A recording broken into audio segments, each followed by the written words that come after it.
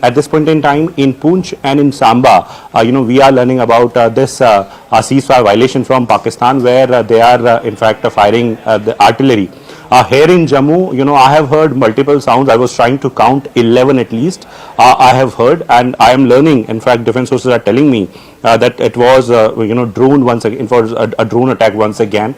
We'll wait for the police to confirm it as well. But I am learning that yesterday it was the airport, and once again it is in the close vicinity, possibly the airport only. And agencies are in fact using the AD systems and AD guns to thwart these attempts. Once again, it is Pakistan trying to attack the infrastructure, and not only in Jammu. We have been learning about these sort of activities in different areas. Tejinder is reporting in fact about Pathankot and Samba as well. We have a colleague Anshul and Anvit in different areas as well. They have been reporting about blackout and sirens. But as far as Jammu is concerned, Zaka, so it is very important. It is the international border though, but it's a very part of the sort of attack that was carried out in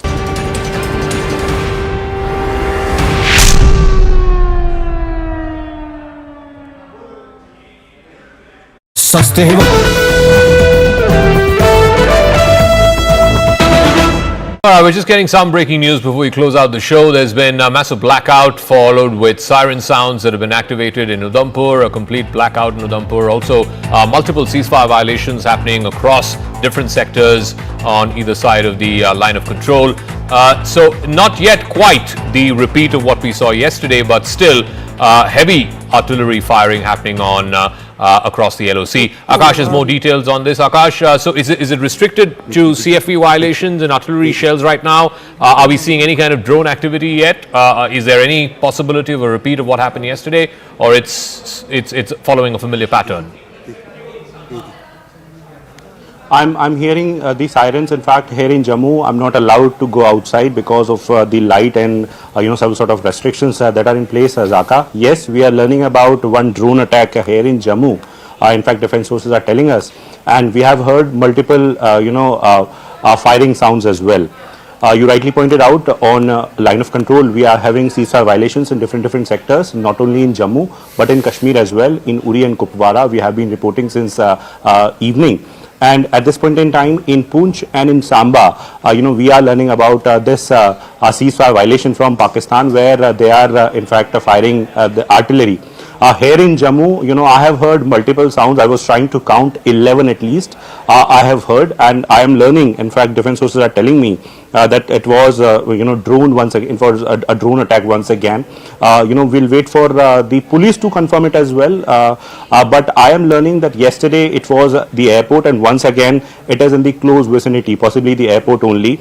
And agencies are in fact using the AD systems and AD guns to thwart these attempts. Once again, it is Pakistan trying to attack the infrastructure, and not only in Jammu. We have been learning about these sort of activities in different areas. Tejinder is reporting in fact about Pathankot and Samba as well. We have a colleague Anshul and Anvit in different areas as well. They have been reporting about blackout and sirens. But as far as Jammu is concerned, Zaka, so it is very important. It is the international border though, but it's a very part of the sort of attack that was carried out. In fact, yesterday it got started with Jammu only, and at around 8 p.m. This evening also, we heard sirens, and soon after that.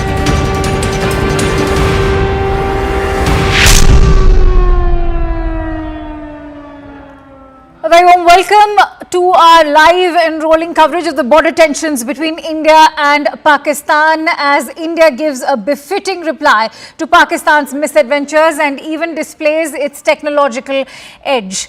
Pakistan continues its drone strikes along the border, targeting several spots in Indian territory. Pakistani forces have unleashed drones in Jaisalmer, Rajouri, Amritsar, Firozpur, Riyasi, Katwa, Samba, Nagrota and even Uri. Ceasefire violations are continuing along the line of control and even the international border, while they are also raising the cost for Pakistan as India continues to retaliate. in the recent IMF meeting. India has also objected to the bailout for Pakistan, saying the funds are being used for terror operations. India has abstained from the vote and the IMF has taken note. That's a big breaking input we are now bringing to you as far as putting or exerting that pressure on behalf of the IMF is concerned. Let's in fact bring you those breaking inputs. Top government sources are telling CNN News 18 that as far as IMF clearing a $1 billion bailout for Pakistan, India has abstained from the recent International Monetary Fund vote. This was with regards to the loan that was being doled out to Pakistan, not because it lacked opposition, but because the fund does not allow member countries to vote no. Otherwise, remember, India was all set to vote and cast a negative vote, but this time around, India has abstained. By choosing to abstain, here's the message. India has sent a strong message of disagreement. It has raised concerns over Pakistan receiving repeated financial support 28 times in the past out of 35 years, including 4 programs in just the last 5, without any meaningful reforms coming from these global economic institutions, primarily the IMF. India has also criticized the Pakistani military's deep role in economic matters and warned that the money could be misused to support cross-border terrorism, posing serious risks to global credibility and values. On that big breaking input, I am joined in by Siddhant Mishra, who will break down that big message that India has sent out while abstaining from that very crucial vote. Siddhant, first of all, many would want to know, why hasn't India cast a no instead of abstaining? This is where India demands reforms at the international institutions. In fact, talking about IMF, if you allow me, then I would like to draw a larger context to this particular development. So there is no vote policy at IMF. Perhaps a country with more economic might has more say, and in fact, decisions are largely taken on the basis of consensus. So India does not, India cannot, or any of the members cannot exercise no to the bailout, and this is the reason that India decided to abstain. Perhaps the IMF has also of India's abstention. And it is kind of a message which India is sending out to the world that India has provided evidence, material, time and again. India has raised this issue that a country which is surviving on IMF bailouts perhaps is spending equal amount of money for its defense budget. Says about the priority of that country, etc., etc. And today again this happened. India, in fact, this issue was raised. India's abstention was also taken note by the IMF. But, as I said before, that again, this is where India demands reforms at the international institutions. Perhaps the terrorist state, which is directly involved in killing 26 innocent people, last month on 22nd of April, perhaps is again getting loans from IMF. In fact, because the bigger countries with the bigger economic might have supported this bailout again. That's very important, Siddhant. I'm going to request you to continue staying with me. In fact, I'm joined in by Professor Brahma Chalani at the moment for more perspective on this. Professor Chalani, thank you for joining in. This is a big development, as Siddhant was highlighting and sharing the reasons why this is an abstention and not a no. Also, break down for us, how do you weigh in on the statement, which is a very sharp and pointed one that's come out from India? First, this IMF bailout approval has followed a staff agreement with Pakistan. So the right time to lobby with IMF was when IMF staff were negotiating with Pakistan. At that time, we did not raise a voice. What happened today was a pro forma approval. Once a staff agreement has been reached with the country, the IMF board normally, unless there is something extraordinary that comes to the notice of the board of the IMF, the board normally approves the staff agreement. So the lobbying should have been done much earlier. at this stage, it was very difficult for India, even with US support, for example, to block the staff agreement with Pakistan. The US administration, the present one, is quite India friendly. They know that Pakistan is deeply involved in terrorism. The right thing to do would have been to lobby in in January or February, to prevent such a staff agreement from being reached. But actually, it goes back to the Biden era. When Joe Biden was the president, he began this bailout process for Pakistan. There was a big bailout that he helped secure for Pakistan, and then soon thereafter he announced a $450 million deal to modernize and upgrade Pakistan's F-16 fleet against India. Look at the irony of it. On one hand, the US under Biden pressed IMF to bail out Pakistan because it was bankrupt or on the verge of defaulting, and then they signed a $450 million deal to modernize Pakistan's F-16 fleet without securing any commitment on counterterrorism. And even at that time, the Indian government did not raise its voice. So, we have a record of only raising a voice when there is a crisis that is facing India. So today, because of this military conflict, we spoke up, but it was too late.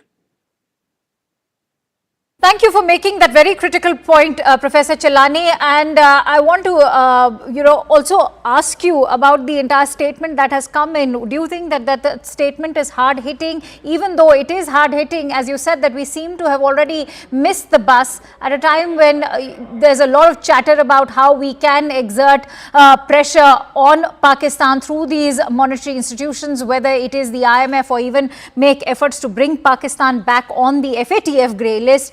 How is this move in your point of view? I think India needs to mount a sustained international campaign to spotlight Pakistan's nexus with terror groups. This tendency in India to speak up when there is an act of Pakistani-sponsored terrorism, or the tensions along the border or the LOC, that's not the right way. You have to do it on a sustained basis. You have to then press each institution. For example, the FATF allowed Pakistan to exit the grey list. At that time, India could have built a coalition. Of course, the Biden administration, along with China, helped Pakistan to exit the FATF grey list, but you have to start building a coalition months ahead, and you can't do it just when FATF is meeting. Similarly, in the case of IMF, you can issue any statements that you wish to make, but to pressure IMF, you have to build a coalition.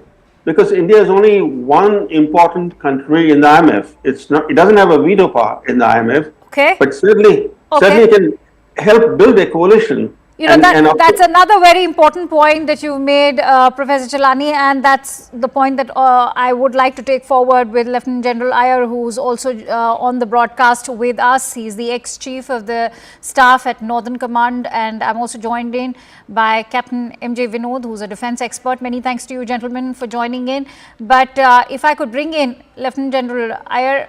Sir, that's an important point that Professor made, and that's why if you go by the consensus, as they say, that unlike the UN over here, as far as the IMF is concerned, the vote goes by the economic power that each country wields, which means that the United States has a significant sizable vote in the IMF. What is one to make at a time when the United States is maintaining consistent engagement with New Delhi? Should we expect or shelve any hopes from the US to play a critical role over here? Firstly, I will take it, Professor Chelani took it back to January. I'll take it back to August, September of last year. Okay. It was around that time when, they got out of the FATF grey. They were one of the major contributors of ammunition to the Ukraine requirements, which was something which Biden administration was pushing. So they were like Biden's gang at that stage of time. And by the time the elections happened in the US and the new administration came in, and it was too late because this IMF bailout had already passed that staff test. Thereafter, also till the month of April, there was no other significant reason for us to start pushing for putting them on a grey list, as well as, getting this bailout out. So to some extent, we have been trying for the last 2 weeks, but 2 weeks is not an adequate amount of time. And let us have trust in the current American administration. They are well abreast with the kind of activity that is happening in Pakistan. I am personally very sure that next time when it comes up for the FATF relisting, Pakistan will find itself into trouble.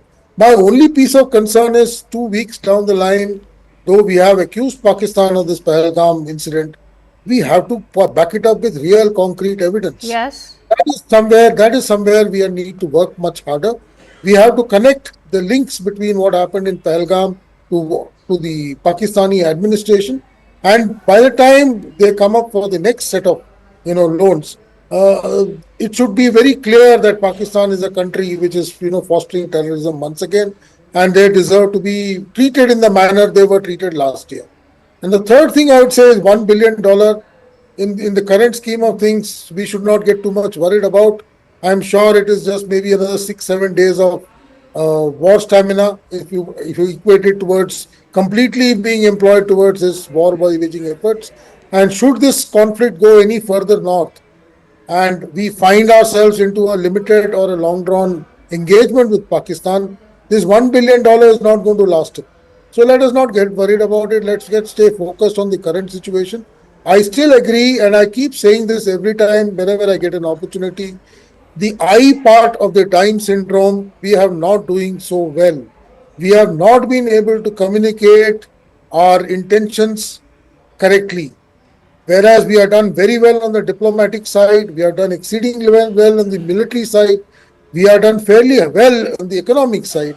Because the communication aspects are not good enough, we are not able to get the kind of results that we should have got by now. No, I agree over there. I agree over there. But where I do disagree is that $1 billion funding, as you're saying, may not result or yield too much of war stamina. But the fact is, it's not just this $1 billion bailout that we are looking at, or an additional funding, which is what they are calling it, because there's been a consistent sort of bailout pattern that's been coming out of IMF, and that goes all the way back to 1958. And that's why I want to bring in Captain Vinod on that note. Sir, there's so much chatter about how the global consensus is standing with India in solidarity. And so when you talk about that global consensus, will that yield any results, especially in a body like IMF, which is governed by consensus? And listen, I mean, without,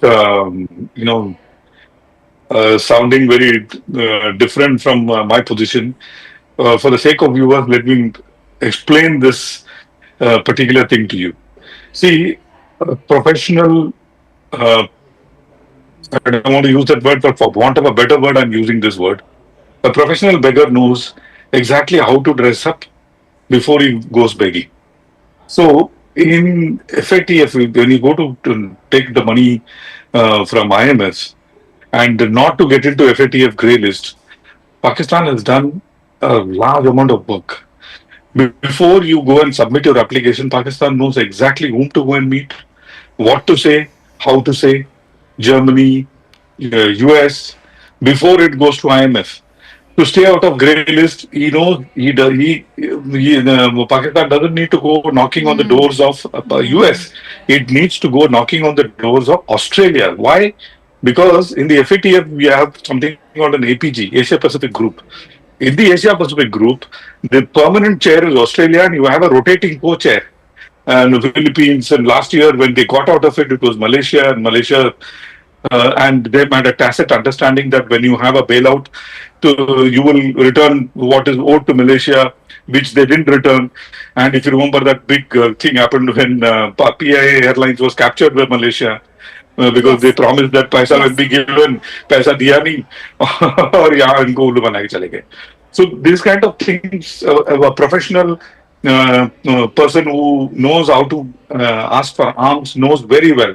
I was not surprised that they will get this money because they have done their homework very, very well. For the next bailout, they have already started their work. And for the next bailout, they have already must be doing their paperwork. So they're extremely professional about it. And like Professor Brahmacharani said, you have to beat them in their game. You cannot be, beating them in their game 1 day to go, 2 day to go. Nothing is going to happen. By calling somebody 1 day before the money is going to be allotted and hoping like hell that the money will not be allotted when professionally he has addressed and plugged all the holes a month ago, impossible to do. But my limited point is, in the last 3-4 days, the amount they have spent is much more than the amount that they may get. And it is not that FSTF sanction, aaj hua hai, you will get money today. No, it takes 1 month, 2 months to come into your account, and when you start spending. So that itself is something Right, which is not going to aid in this particular operations. No, I agree with you that they do their homework and they do it bloody well. But Professor Chelani, I think the example that's been quoted of FATF is living testimony, because remember, they convicted a Sajid Mir or even a Hafiz Saeed only till the time they wanted to get off the grey list of the FATF. Once they did, they were back to their proxy games of terrorism. And that's why I want to bring you in on that point, that why haven't these global monetary institutions like the IMF or the World Bank been able to do much when it comes to addressing terrorism? I can't help but ask that, are they not equally responsible for what we are seeing happen in Kashmir? The thing is that as long as Pakistan does not export terrorism to the West It's okay. is actually not concerned about Pakistan exporting terrorism to India, because then it becomes a regional issue for them. And in the old India-Pakistan problem, where the two have been at loggerheads for decades now. But they all know that over the years, the footprints of many terrorist attacks in the West were traced to Pakistan. The US found Osama bin Laden living next to the Pakistan Military Academy, and other top terrorist leaders that the US wanted, like Khalid Sheikh Mohammed or Abu Zubaydah, they were found living in Pakistan's heartland. But then, under previous US administrations, the Pakistani government, especially the ISI and the army chief, promised to Washington that they have started cleaning up their act, that they will never repeat what happened previously. They pledged that they will not do anything to undermine US or Western security. So with those assurances and pledges, the US, under some administrations, for example under Biden, resumed cozy ties with Pakistan. And we saw how Biden, for example, really helped Pakistan secure the first IMF bailout, then managed to get Pakistan off the FATF grey list, helped modernize Pakistan's F-16 fleet, while we didn't really press our case at that time. We did not.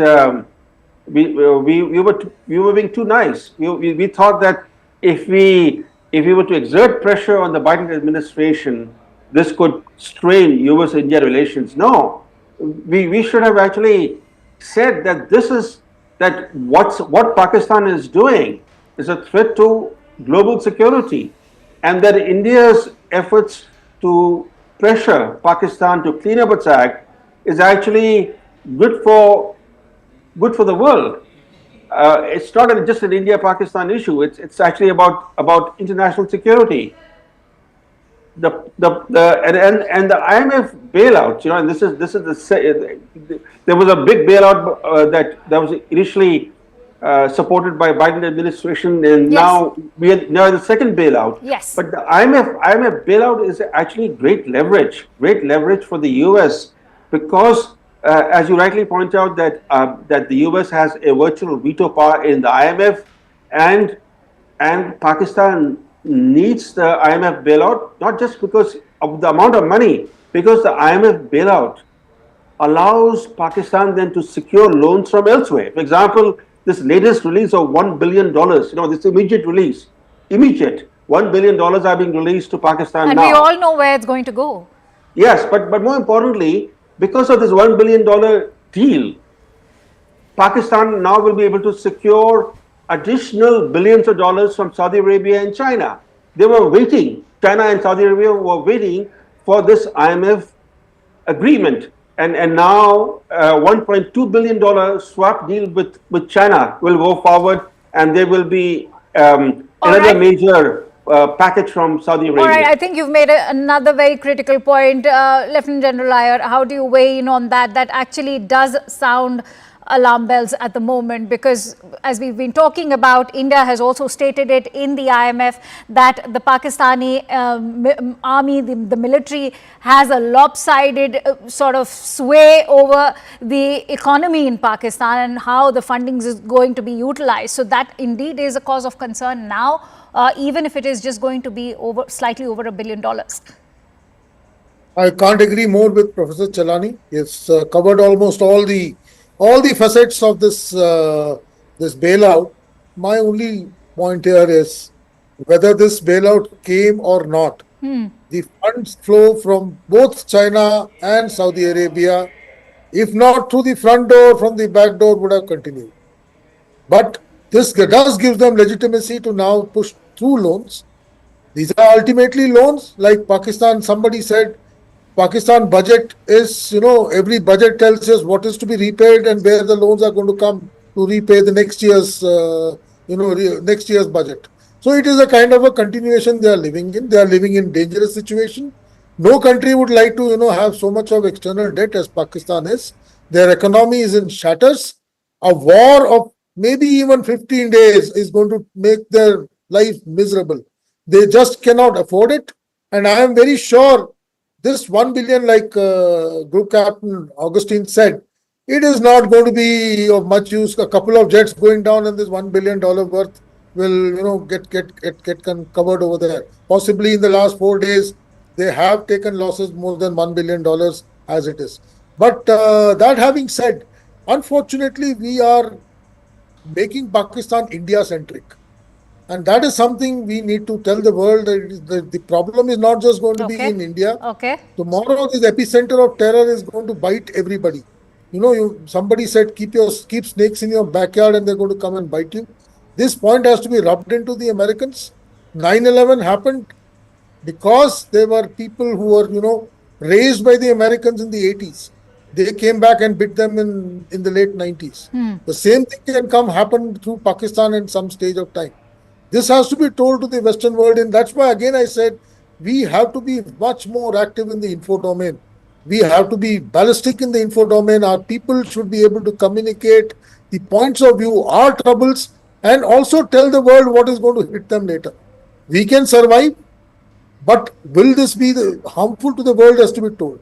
And the last point I would like to add here is possibly in the later half of last year and early part of this year, we were too focused on China. Our entire interest was trying to find a way to de-escalate with China because it was running into the third or fourth year.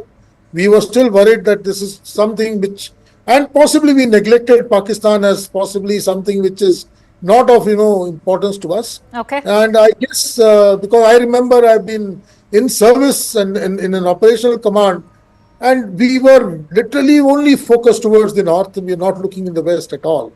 I guess, Captain Vinod, I want to bring you in. Lieutenant General Iyer and Professor Chalani both have highlighted how India's homework should have begun much earlier, and perhaps we had distractions at the LAC as well, which perhaps kept us more focused on China front. But now that the Biden administration is gone, you have an administration which is more serious about tackling terrorism, something that we can stand by with the arrest or the extradition of Tahawoor Rana. What, in your view, could sort of perhaps expedite the US support when it comes to, tackling or exerting greater pressure via institutions like the IMF? Great question. In fact, just tell the viewers, their foreign office this External Affairs Office equivalent of ours, as a separate division which is looking at only IMF loan bailouts and the paperwork and everything. There are a whole lot of people working in that particular department who are only looking at this. Now, let me draw a simile because I'm being a military man. You say you stay across Amritsar, they deploy one division or two divisions of force. Will you keep quiet? You will also deploy one or two divisions of force, isn't it? Similarly, in our external affairs ministry, we should, I mean, maybe they will learn a lesson. We should have a separate division continuously working to get these buggers into grey or blacklist. All the time. Career, officers should be working permanently to get these guys, give the guys what they deserve, which is blacklist. Else, it is going to bite us badly. And like Sir said, a couple of years went by when we lost focus on Pakistan, which is we are paying dearly for it. And I mean, I'm mincing no words. Even today, I think we are not giving it back to them as much as they deserve it. We can and we should, is my feeling. But then there are better brains taking better calls, so I leave it to their judgment. Otherwise, what we are seeing on the screen, we should not be seeing on the second or third day. I agree. Why were we waiting for a 22nd of April for the situation to have arrived to this point? But Professor Chelani, take a moment to weigh in on the reliance that Pakistan has had on the IMF, which goes, I will again say, it's gone over for decades. 1958, I have the entire list of all the bailout fundings that have gone. And it all began in 1958, 8th of December to be precise. And I can't help but say that, if it is about snakes in the backyards, when will they stop, in fact, harboring these snakes in the backyard? You expect better from the Trump administration. Two things stand out. This IMF bailouts for Pakistan began during the Cold War, when Pakistan was a surrogate of Western powers. So it was easy for Pakistan then to secure IMF bailouts.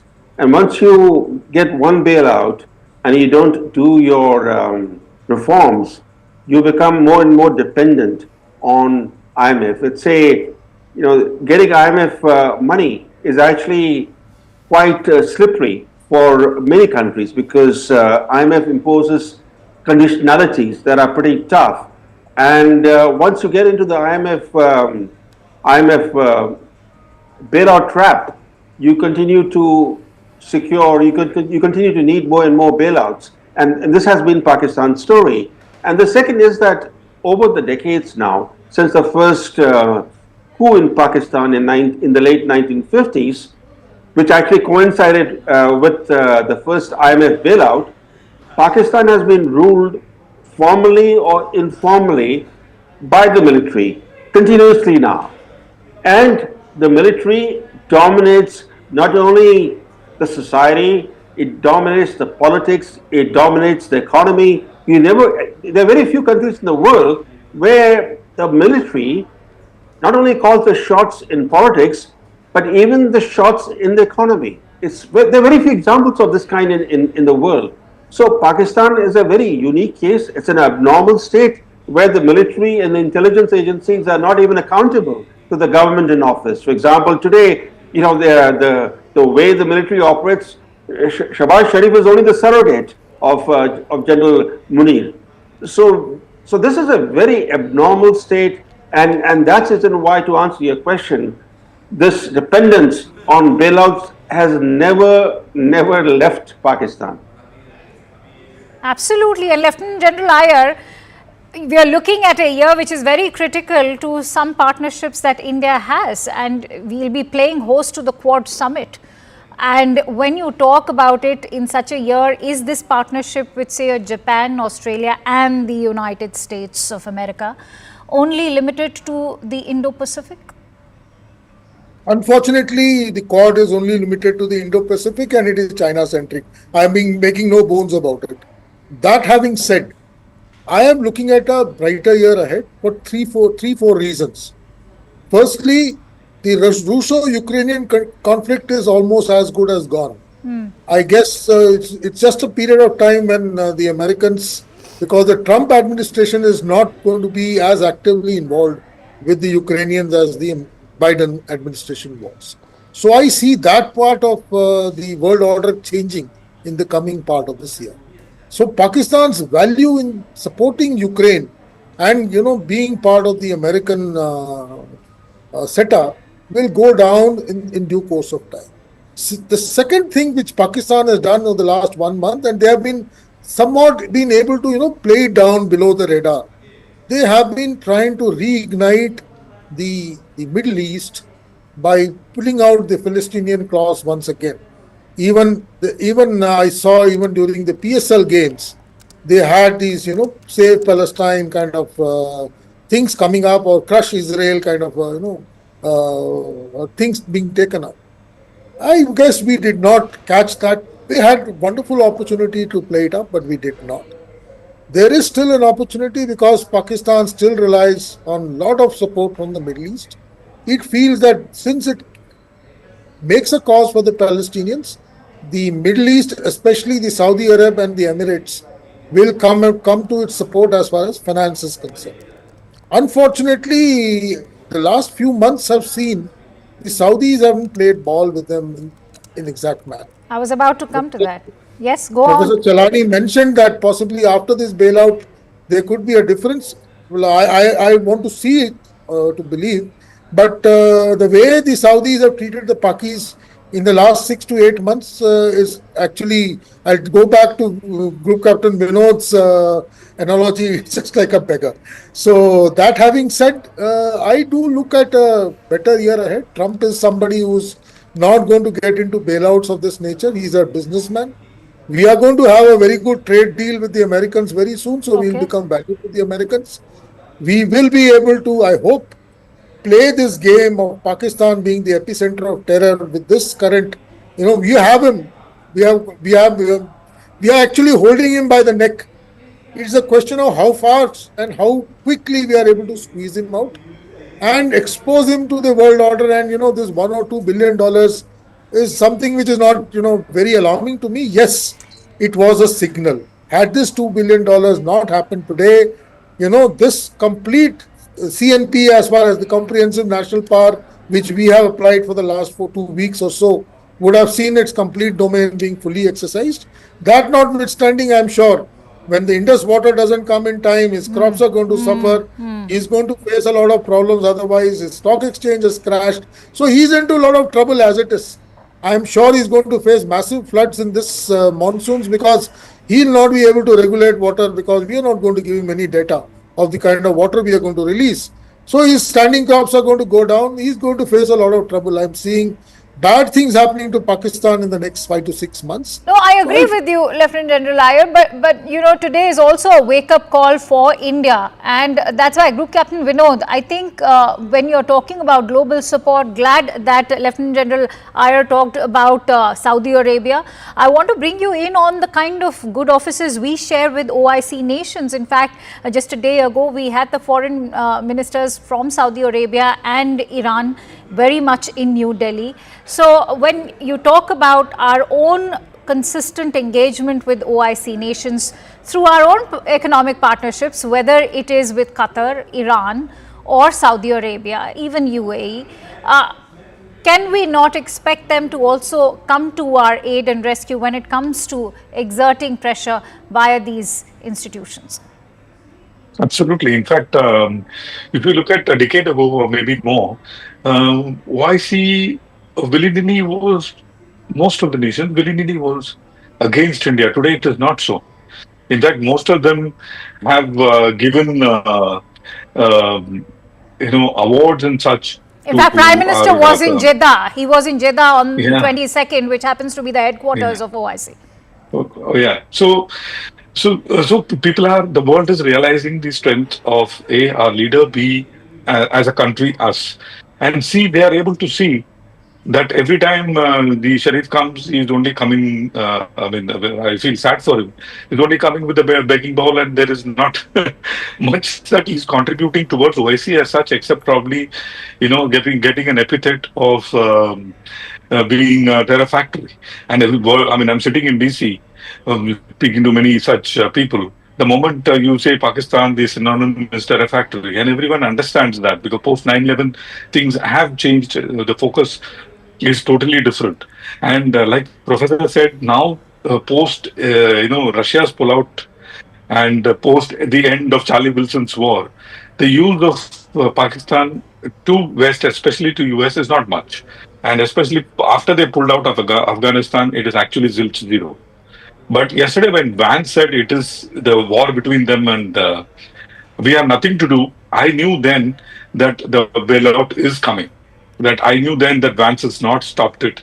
Probably he or his people have given the go ahead for the money. And like General Iyer said, it is a signal, it's not the money. Had we succeeded in blocking this money in for next couple of days, probably things would have been different. Now, on this high that I got the money, maybe it'll continue for 1 or 2 more days. Over to you.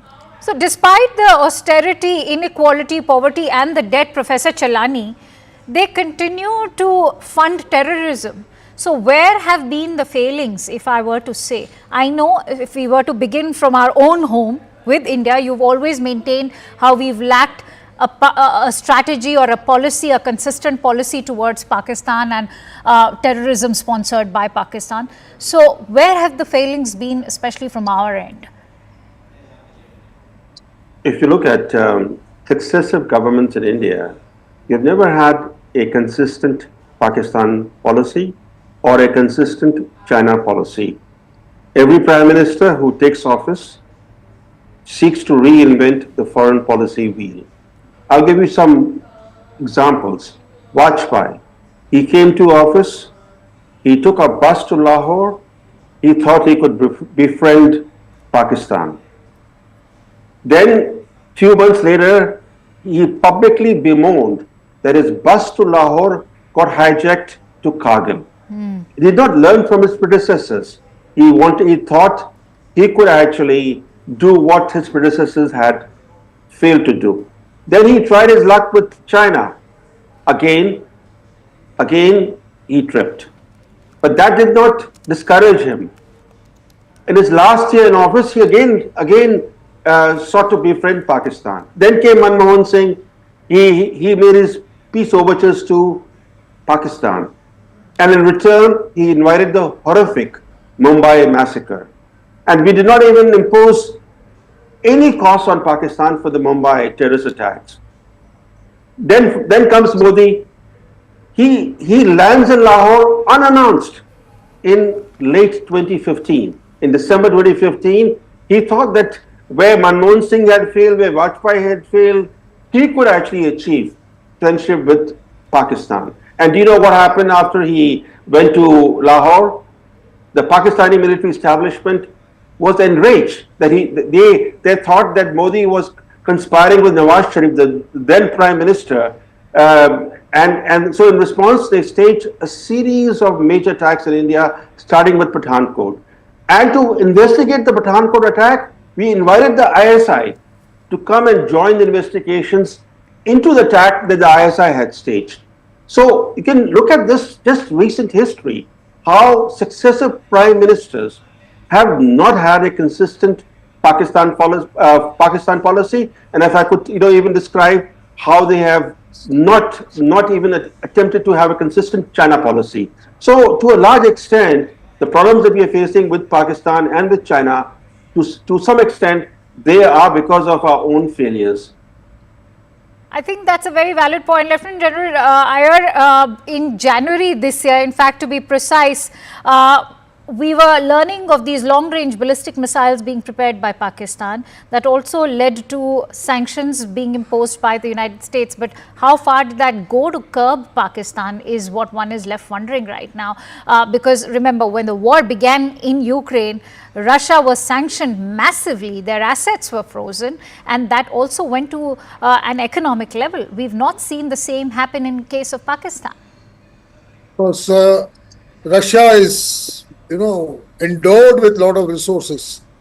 When Russia was sanctioned, there was a feeling that Russian oil and gas will not get sold in the world, and Russia Of course, will be. they didn't get impacted. So they managed to work around the system, and Russia was much stronger a nation than Pakistan. We can't compare sanctions on Pakistan with sanctions on Russia. That is one. Secondly, I don't think but the sanctions. they actually gunned for Russia, which I don't see happening for Pakistan when it's a fact that they are harboring terrorism. Because, like Group Captain Vinod said, Pakistan is not anti-West. You must understand that. Till the time the West feels threatened by Pakistan, they will not go the whole hog. They'll make noises, all right. They'll say, we'll sanction you, we'll cancel your loans, we'll put you on the grey list. In my mind, Pakistan should have been in the blacklist 2 years ago. Pakistan should have been in the blacklist way back in 2011 when Osama bin Laden was found within 10 kilometers of the Pakistan military academy. There was no reason, and it was not that Americans found him one day. They knew about it for more than a year and a half before they actually went in and got him out. So it is something which we have to possibly make a little more noise. We have to not neglect our Western adversary, saying that he doesn't matter to us. Somehow, like I said, in the last 2 years, we became But part that's of the exactly what the US Vice President has said in his interview to one of the leading news channels in the United States, that we are not going to get involved in anybody's war. So my larger point is, you are started by asking, Quad. Quad is totally Indo-Pacific. No, that's true. No, I was saying that this is just, the point behind asking that question was to actually say that this is just to actually use the analogy friends with benefits, because it suits you in the Indo-Pacific, which is why you've partnered with India over there, but it doesn't suit you when it comes to Pakistan. So we are not concerned about this particular conflict. So when I can put my example to it, my last 5 or 6 years in service was since the time, the Quad started shaping up, and suddenly we decided that our, adversary is only in the north. West can be handled at any time. And in that window, possibly Doklam happened, then Ladakh happened, and we got fixated with China for definitely since 2020. And in that period, we have felt that Pakistan is already done and dusted with. Kashmir has been sorted out. We have abrogated Article 370. Normalcy has come into Kashmir. Pakistan has been dried up. They don't have the money to finance terrorists. We have been able to knock off all the militants or terrorists in the valley. Everything is hunky-dory. In fact, last year we were, going gaga about the kind of, tricolors floating everywhere in Kashmir. We actually neglected Pakistan and his hold in some kind of such freak events inside Kashmir. And he's been able to, all the bluff and put us into a position that we are in today. I guess we need to ensure that all our, vulnerabilities are taken care of with equal amount of importance, and we can't just concentrate on one part of the world and be part of a world body just because the world feels that China is the next threat. I feel, yeah. I think you expanded it well.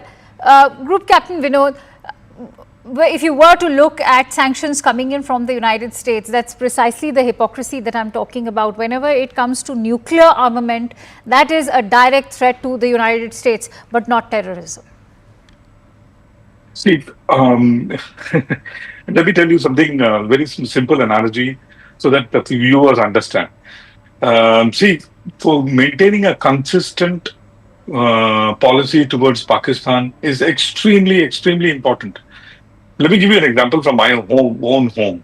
My great-grandfather was Nambudri. Before he converted to Christianity. But before he did so, in our Bhagavati temple, he has written and gone, this is how the marriage padhati jo hai, he has written and gone. Now, everyone may disagree. But down the generation, we had to get married in that mandir, in the procedure that he had written and gone 500, 600 years ago. So that is how it should be. Your presidents and prime ministers can come and go. Your policy has to be consistent because everything else now stems from that particular, selection and maintenance of aim. That is point number one. Point number two, and very important issue is that we need to understand ये जो piece का चूरन जो है ना ये पाकिस्तान के साथ बिकता नहीं है. They have shown it to us umpteen number of times. You can be peaceniks and go them and tell Babar go back 8 times. The 9th time he'll come back and make a Babari Masjid, and that we have seen. And if we have not learned from that lesson, I think there is something seriously wrong in our psyche. We have to, change our thought process that the peaceniks and peace ka churn does not work with Pakistan. Pakistan understand, Garhwali mein wife se Garhwal mein कहावत है, थोड़ा मारे बहुत रोए बहुत मारे चुप. तो इनको ना बहुत मार के चुप कराना पड़ेगा. That's the only way they will learn. There is no other way they will learn. Clearly, because, the financial sort of investments are just a mirage for the global community. And that's why I think I just want to have closing thoughts now. And that's why, Lieutenant General Iyer, I want to ask you, what will end this cyclical nature to the IMF bailouts, which we've seen happen for over 7 decades? Before that, I just want to add one thing to what Group Captain said. When Pakistan lost the 71 war, they never accepted that loss. They have been trying to find at least one small occasion when they can, redeem it. Unfortunately, whatever they tried, whether it was Zia or thereafter it was Musharraf or now this gentleman, they never forget it. It's something I equate it with India beating Pakistan in ICC cricket matches and always beating them in all wars that they have fought with us. They can never win. As far as the IMF bailout is concerned, I felt had this bailout not happened today, he would have had to off-ramp it in a day or two. He had no other choice but to get off the horse. At this state, he could not survive. This particular, victory of sorts which he will claim, yes, I am sure DG ISPR is going to go gaga about it. All his briefings will be talking about, how the world order does not see Pakistan as a terrorist state, that he's been able to get vindicated by getting the bailout. And that's why I was highlighting that it's beyond just $1 billion. There are ramifications to it. The only good thing that happened is we didn't vote against it; we abstained. That was one way of registering our protest, but not because otherwise we would have given even more scope to try and tell people that look who voted against us. Abstaining a vote does not mean that you're necessarily against. I feel next 2 days he's going to have the upper hand and we should be prepared for it. We have to find ways and means to put him down again. It's like a wrestling match. I'll have to leave it at that since I'm running short of time. But many thanks to you, Lieutenant General Iyer and Group Captain Vinod, and also Professor Chalani. It has been a pleasure to have you on this discussion. And before I call it a wrap, CNN News 18's Zaka Jacob spoke to India's former envoy to Pakistan, Satish Chandra, on the internal turmoil inside Pakistan amid the escalating tensions at the border. Can Pakistan afford a war with India? Listen in. I'm now joined by former diplomat and former Deputy National Security Advisor, former High Commissioner, Mr. Satish Chandra, Ambassador Satish Chandra. Thank you very much. You speak very rarely to television channels, so thank you very much for joining us here on CNN News 18. I just laid out the context of what has happened over the last 2 weeks and where we stand as of today. What is your best assessment of what the situation is right now, and more importantly, where do you see it moving over the next 24, 48 hours? Good to be with you, Zaka, on your channel. It's a pleasure to interact with you. Well, actually, what's been happening is a repetition of the playbook over the decades. India has always been extremely restrained, to a fault often, in terms of retaliatory steps. I think all of us are very well aware that we have been targets of terrorist actions by Pakistan, and in most cases we have not retaliated, and I think that's been a fault and perhaps has encouraged Pakistan in the belief that they can literally get away with murder. So what has happened, I think there's been a change since with the Modi government in terms of the actions that it had taken in 2016 and 2019. First the surgical strikes and then Balakot. And this has gone a notch higher in terms of depth at which we have struck across Pakistan in retaliation for the Pahalgam attacks. And it's been nine camps which has been struck, both in some in POK and some in Pakistan, Punjab, most notable being Muridke and Bahawalpur, where the terrorist camps were taken out. But as you mentioned ab initio, and as has been underlined by the government of India, that our action was, the kinetic action, was extremely restrained in terms of the fact that we did not hit the military, the Pakistan military, which many feel perhaps we should have, but we did not in the interest of being extremely restrained. We only went for the proven terrorist hideouts from which terrorists had been attacking India from time to time, and also during the Pahalgam incident. Now, the Pakistani reaction, as you indicated, rightly so, has been escalatory, openly, blatantly escalatory. And I do recall from the times when I was in Pakistan, and in fact it is documented, that then Air Marshal Ashkar Khan had said that all the wars with India by Pakistan were initiated by Pakistan.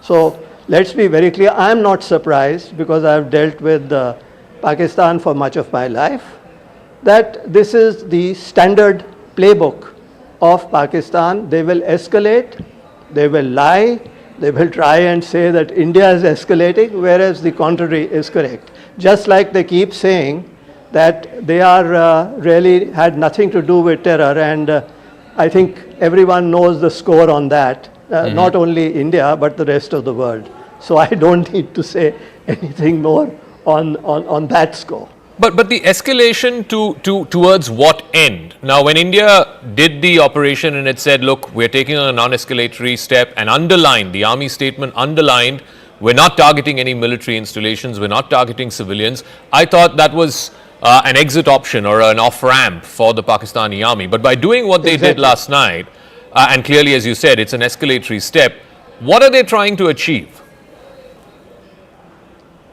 I think you must understand two things that are happening in terms of dynamics in Pakistan as I read it.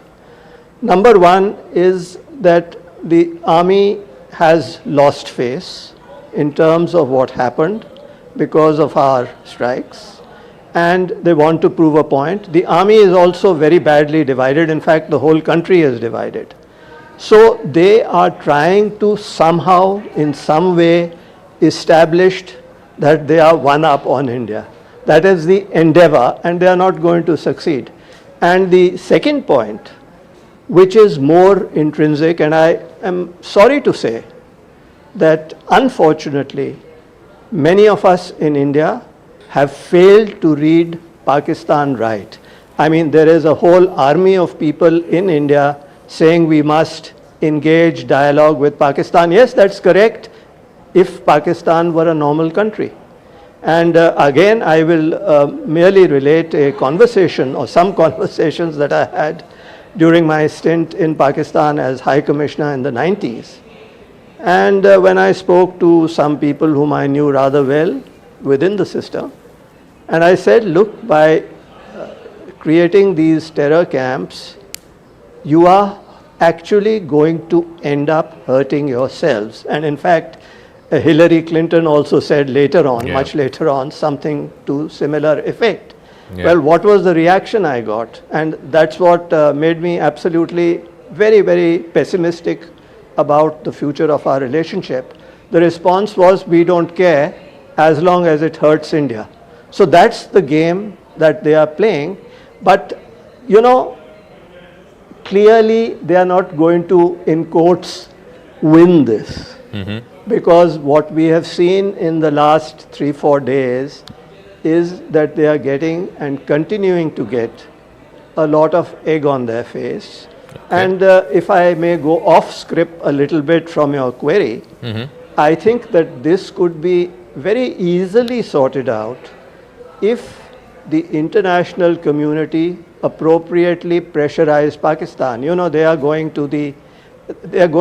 around the world with a begging bowl. Correct. And if assistance was stopped, this Pakistani foolishness would also stop. It would be temporary because this is the use of terror against India is a default option as far as Pakistan is concerned. And Zaka, I'll be prepared to discuss with you on a much longer show as to what really we should be doing over long term with Pakistan. I just want you, since you mentioned international community and the leverage that the international community has on Pakistan, tonight there is the IMF meeting which will decide whether Pakistan gets a tranche of, I think, about a little over $1 billion from the IMF. That is straight up leverage. Why is the international community not saying that, look, we're not going to give you this money until you correct your behavior? You are absolutely right. If this is the 25th time, I believe, that Pakistan has gone to the IMF for bailout. They are living from barely hand to mouth. And it's not only the IMF. It is our friends in the Middle East as well, the Saudis, UAE, and you name it, who are, I'm not going to talk to the Chinese because they have another ball game at play. But the rest of the world, yes. If they were to tell Pakistan, you continue this and you're not going to get $1 more, you'll see this stopping. And, but you know, this is the reality with the international community. That's how they are playing it. It's unfortunate, but this is a reality. And I have always believed that at the end of the day, it is up to India, which will have to sort this out with Pakistan itself. Yes, we should do what we are doing. I know we are also going to be, because we are prominent members in the IMF and the World Bank and so on, and in the international community, and our weight is much, much greater than what it was at the time when I was in Pakistan in the 90s. And so we will have a say, and we must have a say. But I may also add something which people may not have paid so much attention to, which is what I have long advocated, that actually, at the end of the day, we have used our Brahmastra, which is keeping the Indus Waters Treaty in abeyance. This is something which I have been advocating in somewhat similar form over 2 decades plus. And I think that is what will ultimately make Pakistan, in the longer term, even the medium term, bend. They will have to do that because otherwise that country can be destroyed. All right, and just one final word again on the international community and the IMF meeting, because the United States is the single biggest country which has most weightage at the IMF. They have 17%. Anything above 15% means that, you know, they have a veto power. Yes. And today you must have heard what the US Vice President J.D. Vance said. This is not our fight. We're not going to intervene. It's up to India and Pakistan to sort it out. Why do you think the US is taking a sort of hands-off approach? Well, frankly, I didn't see that statement, but what you say, you know, you can interpret it in many ways, which means that we are not going to intervene either against you. And in the past, pressures have been brought on India as well. So I'm not terribly unhappy, frankly. This is my personal view about it. And they have said this, but behind the scenes, it remains to be seen whether they can and they should. In fact, I think they must.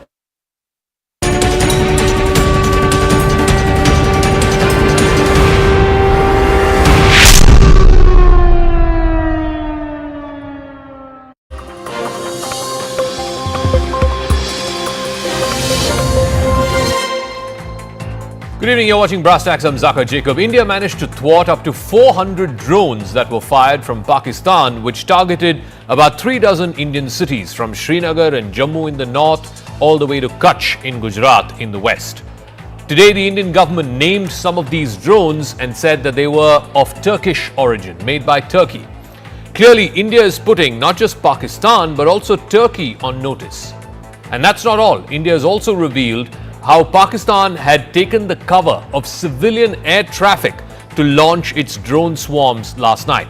In fact, at the press conference jointly addressed by MEA and MOD officials, it was revealed that there was one flight from Dammam which was coming to Lahore, entered Pakistani airspace a little past 8 o'clock in the evening, and then the time that it spent in Pakistani airspace from Karachi to Lahore, where it eventually landed at a little past 9 p.m., that window was used by the Pakistani military to launch these drone swarms across the Western Front.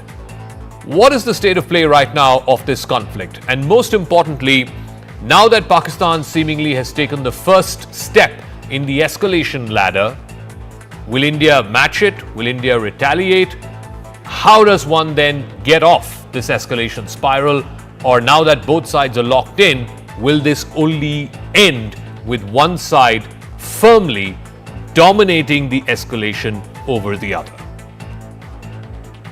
अंतर्राष्ट्रीय सीमा और नियंत्रण रेखा पर लेह से लेकर sir creek तक 36 स्थानों पर 300 से 400 लगभग ड्रोनों का इस्तेमाल घुसपैठ का प्रयास करने के लिए किया गया। ड्रोन के मलबे की फोरेंसिक जांच की जा रही है। प्रारंभिक रिपोर्ट्स से पता चलता है कि वे तुर्की के असीस गार्ड स्ट्रॉन्गर ड्रोन्स हैं। पाकिस्तान का गैर जिम्मेदाराना व्यवहार फिर से सामने आया। 7 मई 2025 को रात 8:30 बजे एक असफल अकारण ड्रोन और मिसाइल हमला करने के बावजूद पाकिस्तान ने अपना नागरिक हवाई क्षेत्र बंद नहीं किया। पाकिस्तान अपने नागरिक विमानों को ढाल के रूप में इस्तेमाल कर रहा है, जबकि उसे अच्छी तरह से पता है कि भारत पर उसके हमले से हवाई रक्षा की तीव्र प्रतिक्रिया होगी। यह भारत और पाकिस्तान के बीच अंतर्राष्ट्रीय सीमा के पास उड़ान भरने वाले अंतर्राष्ट्रीय उड़ानों सहित नागरिक विमानों के लिए सुरक्षित नहीं है।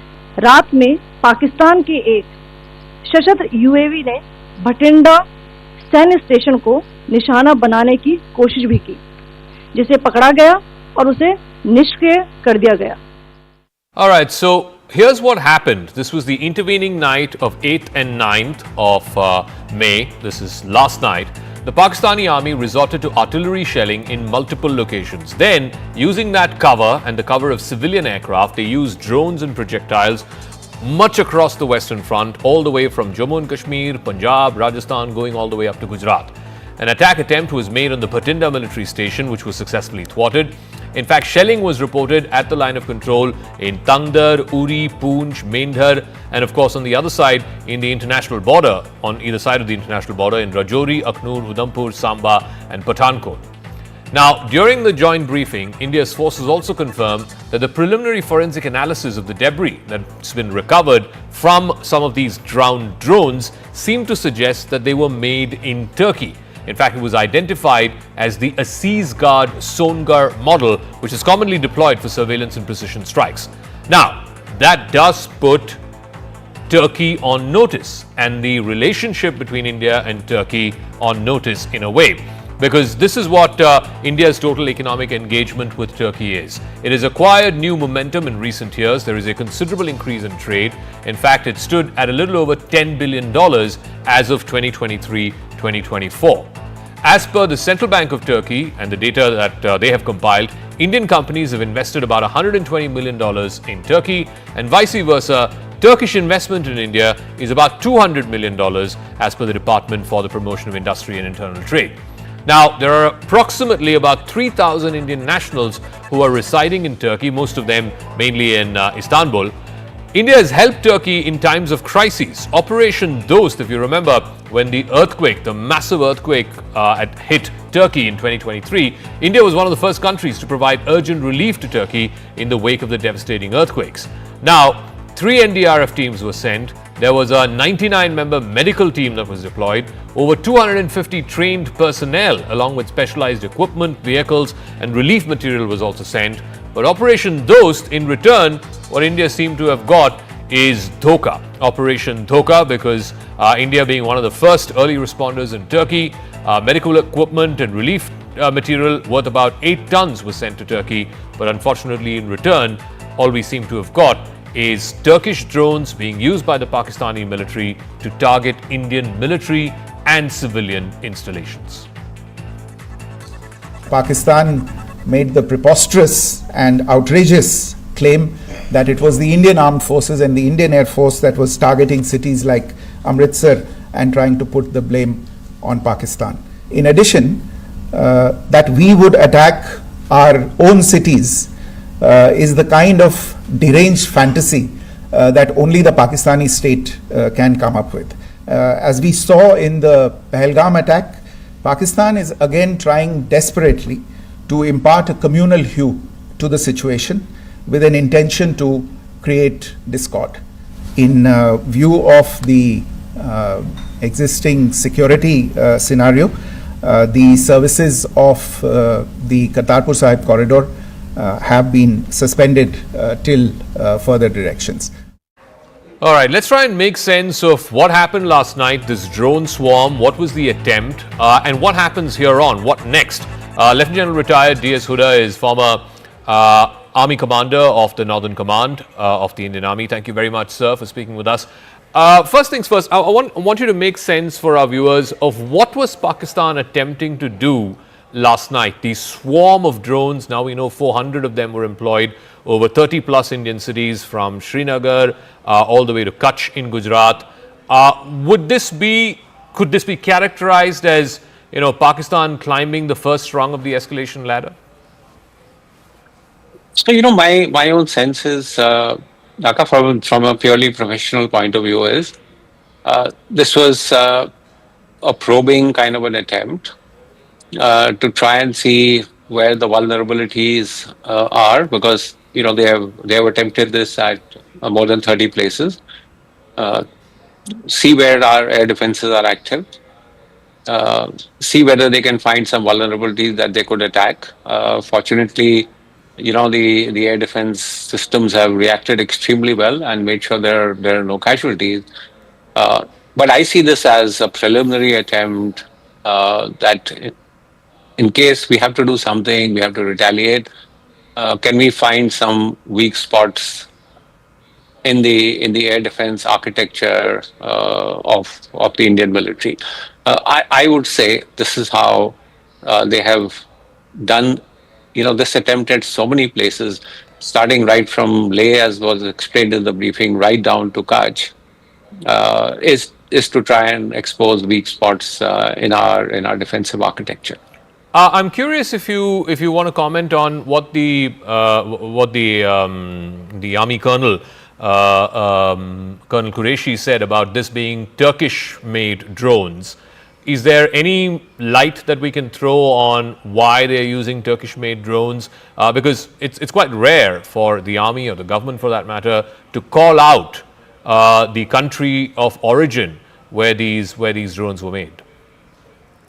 No, so I think the calling out the country has been with a purpose. So we know that much of the drones that Pakistan military possesses are of Turkish origin, and I think if you look at the statements that have come out, after Pahalgam and after India carried out Operation Sindoor, two countries stand out for their sort of unequivocal support to Pakistan. One is China, which I think has still been measured in their statements. But Turkey has come out very, very openly in support of Pakistan.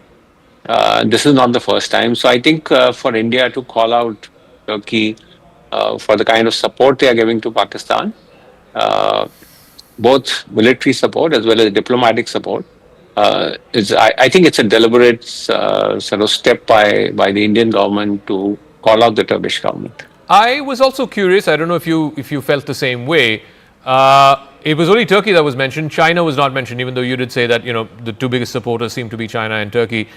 Despite the fact that both yesterday, I think in Amritsar, today in Hoshiarpur, some of the remnants of the wreckage that we had from these drones and some of these projectiles that came over clearly seem to have Chinese letters on it. I think some of them have been identified as, I think, the P-15. Any thoughts on why, why the briefing did not mention about Chinese weaponry, even though we know that almost 80% of Pakistani arms currently have either a Chinese origin or jointly made with China? So you're spot on. Over the last 15 years or so, about 80% of what Pakistan is getting from equipment that they're getting is from China. Why did the government not sort of call out the Chinese government for this? Perhaps given the nature of relations and how the situation at the LAC has just got calmed down, we are trying to improve our diplomatic relations. The Kailash Mansarovar Yatra is about to start. Perhaps, those are the reasons. But as I said, Turkey has come out very strongly, very openly in support of Pakistan, and I think it's right for the government to call out the Turkish government on that. So General Huda, I want to know what your thoughts are on what happens next. Now, yesterday was this drone swarm, like you said, it was some kind of a probing mission, some kind of an expedition to see, if there are any weaknesses in India's air defenses. Clearly, Pakistan got a bloody nose for that. But these were all drones or projectiles without any explosives, without any kind of warheads attached to them or explosives attached to them. Is the next step going to be that they will have projectiles or drones with explosives, and then what happens after that? Do we progressively go up the ladder? You have short range rockets and missiles, and then eventually start scrambling fighter jets and so on. Is that the trajectory? See, I see that as the trajectory. If we think that what Pakistan has done last night and the fact that we've countered them is an attempt to sort of de-escalate the situation, I would sort of be cautious about making that assessment. I do see, and we should be prepared for further action from the Pakistan military. Now, what form and shape it takes, whether armed drones are used, and they could well be used in a standoff role, or Pakistan attempts to use aerial power. We are already seeing extremely heavy firing that's happening on the line of control. So my own sense, and I could be proved wrong, is that it's going to heat up a little more before it cools down. So how far up the chain can they go? I stopped at scrambling jets, but what after that? Do they start moving your mechanized divisions, your armored divisions? Eventually, do they start moving infantry? At what point of this ladder do both sides get off? And what does it take for Pakistan to get off? Because I think it's clear that, at least from whatever publicly the Indian government officials are saying, we are only responding to what they're doing. Absolutely. We've said that we do not wish to escalate this. However, the Pakistan military would be under tremendous pressure to show some success. They have been struck in their heartland, which is Punjab, and they would be under tremendous pressure that how are you going to respond to that? Having said that, I also think they'll be cautious about, look, we don't want this to escalate to such an extent, which could lead to what is an absolute ruinous war for them.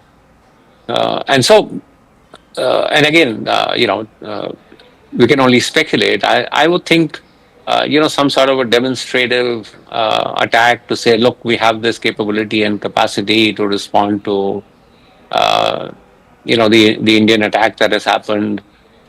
We have not just quietly stood by and accepted what India has done. You could see some demonstrative kind of a strike, a demonstrative kind of an attack to say, look, this is what we can do. Does that provide an off-ramp, for both countries?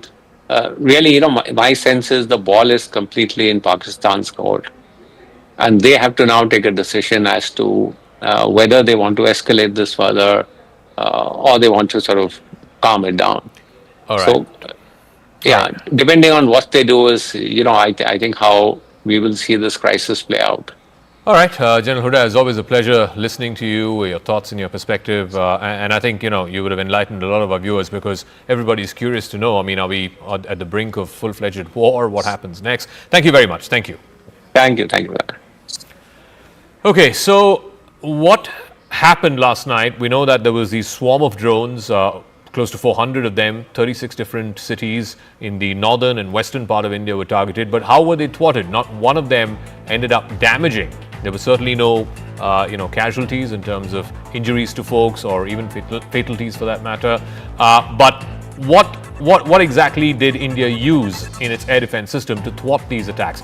India, of course, has a huge edge over Pakistan when it comes to the air defense system.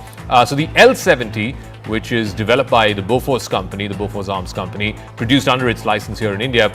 It's a 40mm gun. It's modernized with radars, electro-optical sensors. It also has an auto-tracking system. And at one given point of time, in a minute, it can fire anywhere between 250 and 300 rounds. It's got a range of up to 4,000 meters, that's 4 kilometers. The L-70 also excels in anti-drone warfare, saturating the sky with predictive fire, and making it effective against exactly what we saw last night, these drone swarm attacks. Then you have the Shilka, which is a self-propelled system. It's like a self-propelled gun, like your SH howitzers. It's got 4 23mm autocannons that are guided by radar detecting targets. It can detect targets up to 20 kilometers away. It can unleash up to 4,000 rounds per minute. So it's like almost cluster ammunition. Now it's been upgraded with proximity fuse ammunition, and it's got advanced fire control systems. So basically, again, what it does is a counter swarm to a swarm of drones. The Shilka's rapid fire and radar precision make it lethal against UAVs, helicopters, and light armored vehicles. It's also a weapon of last resort, if you will, against, for protecting air bases, moving convoys, as well as sensitive installations. Now, the big question that's being asked is, can Pakistan, and clearly it's Pakistan that's climbing up the escalatory ladder, but how far can they go? And can they afford to do this economically? The last few nights have witnessed heavy artillery shelling. It's in fact happening right now across the line of control. In fact, the last few days it was both the line of control as well as the international border. Pakistan seems to be in no mood to fall back, but their economy cannot handle the strain of war, certainly not beyond a few days. It's been battered by inflation, there is massive debt, there's dependency, of course, on the IMF, and right now, even as we speak, they've gone to the IMF with a begging bowl. Another tranche of over $1 billion is due right now in Washington. So the question is, the ongoing tensions that have been amplified by Operation Sindoor, the Indus water treaties put in abeyance, all of this has hugely disrupted trade and investor confidence in Pakistan. It is almost an economic existential risk. It's a very small economy, just barely $350 billion. India, on the other hand, is a $4 trillion economy, more than 10 times the size. So a $350 billion economy does not have the shock absorption capacity, whether it's kinetic action or whether it is these trade bans and water shortages. India, like I said, is now the 5th largest economy, poised to become the 4th very soon. It's positioned to absorb the cost of the conflict much, much more. It's got $680 billion in forex reserves, which is twice of the size of the Pakistan economy. There is very, very little reliance on Pakistani trade or India-Pakistani trade. In fact, the forex reserves in Pakistan are just 15 billion. So India has, again, like I said, almost 9 times that. Now, the question also is that Pakistan's reserves would cover barely 2 months of imports. The IMF has a recommendation of 3 months, the threshold. And like I said, right now they're discussing with the IMF, negotiating with the IMF for the next tranche of $1 billion in what was a $7 billion allocation that's been given to them. It's an aid. Now, if tensions escalate into a full-scale war, then Pakistan's economy could collapse. A 3-month-long conflict would put the cost of something to the tune of $10 to $15 billion. Now, this is based on inflation that's been adjusted for the costs compared to what the Kargil War was. The Kargil War was 25 years ago. It was a 3-month war between May and July. If we were to have a same 3-month war today, Pakistan's entire forex reserves would be wiped out. Pakistan would necessitate emergency loans from either allies like China, which is not interested in turning over these loans. In fact, China has refused to change the terms of repayment of these loans. The IMF, of course, like I said, right now they're having a meeting for the next tranche of money. Also, a naval blockade, for example, of Karachi. There was a lot of fake news doing the rounds yesterday that the Indian Navy has hit the Karachi port and that there is a blockade of the Karachi port, etc. But if that were to happen, then that would choke again Pakistan's $30 billion of export, particularly textiles. And textiles make up for about 60% of Pakistani exports. Currently, the Indus Waters Treaties is in abeyance, so if there is a full suspension, that could slash agricultural output by 40%. It would push 15 million rural workers into poverty and drive up food prices by 50%. And that is something that ordinary Pakistanis cannot afford. Foreign direct investment, up to 20% of the $1.8 billion in the first half of FY25 would completely vanish. A war could also displace, and this is the human cost, anywhere between 5 to 10 million people, particularly those in the border regions, and that would strain Pakistan's annual $10 billion social welfare budget. And yet, we have Pakistan's defense minister resorting to blatant warmongering. अगर table पे बात नहीं होती तो क्या अगली बात बंदूक पे होगी, बंदूक के जरिए होगी? जी बिल्कुल, then that is the only option left to us. We do not have the luxury of waiting for days. मैंने plural इस्तेमाल किया. We do not have the luxury to wait. This patience will cost us. So we have to stop them right now in the tracks. कि ये चीज जो acceptable नहीं है. All right, let me go across to Mr. Mukesh Aghi. He's the founder, of course, of the US-India Strategic Partnership Forum. Thank you very much, Mr. Aghi, for joining us. The US seems to be watching from the sidelines right now. We had comments from President Trump, a few days back saying this is between India and Pakistan. They've been fighting for 1,000 years. J.D. Vance yesterday, in his latest remarks, said this is none of America's business. How do you view that? Why is America taking this sort of hands-off-ish approach? Well, you have to understand that when you have a cross-border terrorism, there has to be a zero tolerance by any nation. And we saw that in the October 7th happened between Gaza and Israel itself. And India has every right to respond and protect his civilian population. Now, as far as the current situation goes, we believe that India has given a response to that terror aggression. And it's up to Pakistan now to have some kind of an exit ramp to be able to manage the current situation. Because a long-term war is not sustainable for Pakistan economy, whereas India, yes, can sustain this up to certain length itself. And the view in the Washington, D.C. is this is not our dog in the fight between India and Pakistan. They should be able to manage this. And that's what the position the U.S. government has taken for time being. I'm curious about that because this position that America has taken that America does not have a dog in this fight. But if you look at past conflicts, Kargil, even 2019 Balakot, America played a very, very important mediatory kind of role, if not an interventory kind of role, to try and diffuse the situation. This time around, it's a bit hands-off-ish. I talked about what President Trump said, what Vice President Vance said. It's basically the message that seems to be coming out of Washington is their fight, let them figure it out. No, I don't think so. I think you have to understand, earlier it was the US which would intervene and bail out Pakistan. At this stage, I think India is, I call, fed up with cross-border terrorism. And, earlier it should be okay. India would punch, Pakistan would punch back. And then there will be exit ramp for both countries, and we manage that. But now I think India is saying enough is enough, and we have to stop this. This can't continue going on. And Washington seems to agree from that perspective, saying, okay, guys, you manage it. So while US may not be able to influence so much, but the Chinese, the Turks, the Persians, the Saudis, can play a pivotal role trying to counsel Pakistan. This is the wrong direction to go, both from a global perspective and from a regional economic perspective also. One of the things that, India has been talking about, and right now they are meeting in Washington, D.C., the IMF will be negotiating with Pakistan, or the other way around, Pakistan will be negotiating with the IMF to release its next tranche of $1 billion. And a question that begs to be asked, and has been asked here in India for a number of years, why does the West, and why does America in particular, because it has veto powers there, effectively veto powers in the IMF, tell Pakistan that, look, you can't continue encouraging all of these terror organizations and expect monies from the IMF? Why are they not making that loan or monies conditional on good behavior by Pakistan? No, absolutely. I think US should leverage the IMF, not only just from holding on the loan itself, but also look at Pakistan putting back on the grey list. I think it's important to understand that in a global order, you cannot just go across the border and kill innocent people and walk away without any punitive actions itself. I think that era is gone.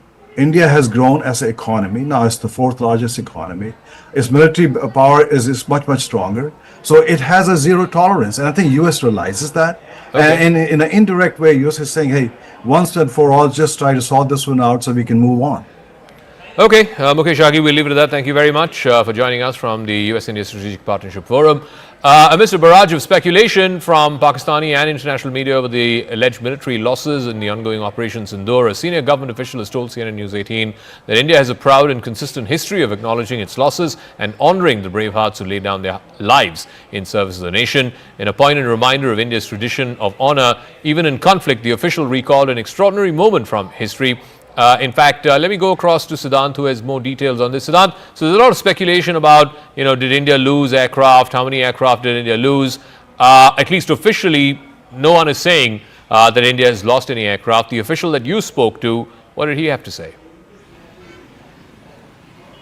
Well, that's right, Zaka. In fact, we are going door to door here in the national capital, perhaps to dig more about Operation Sindoor. And in fact, we have spoken to many officers in the government, in the armed forces, at the Ministry of External Affairs office. And perhaps, there is indeed chatter. And in fact, amidst speculation and the claims that Pakistan has made about India's military loss in Operation Sindoor, perhaps, there is a lot of criticism also that Indian forces are not owning up, etc., etc.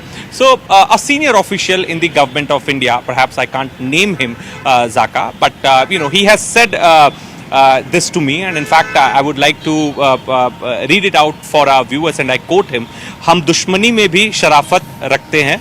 And he went on to remind me that how Pakistan's captain, Colonel Sher Khan, was awarded the Nishan-e-Haider on the recommendation of an Indian officer. Perhaps he says that India has a proud and consistent history of acknowledging its losses and honoring the brave hearts who lay down their lives in the service of the nation. In fact, Operation Sindoor is ongoing. As always, we will provide verified details at an appropriate time. Zaka, I have spoken to other officers also. In fact, what they are telling me is that this is not a right time. But any minor detail perhaps going out in media about the operations could affect the future,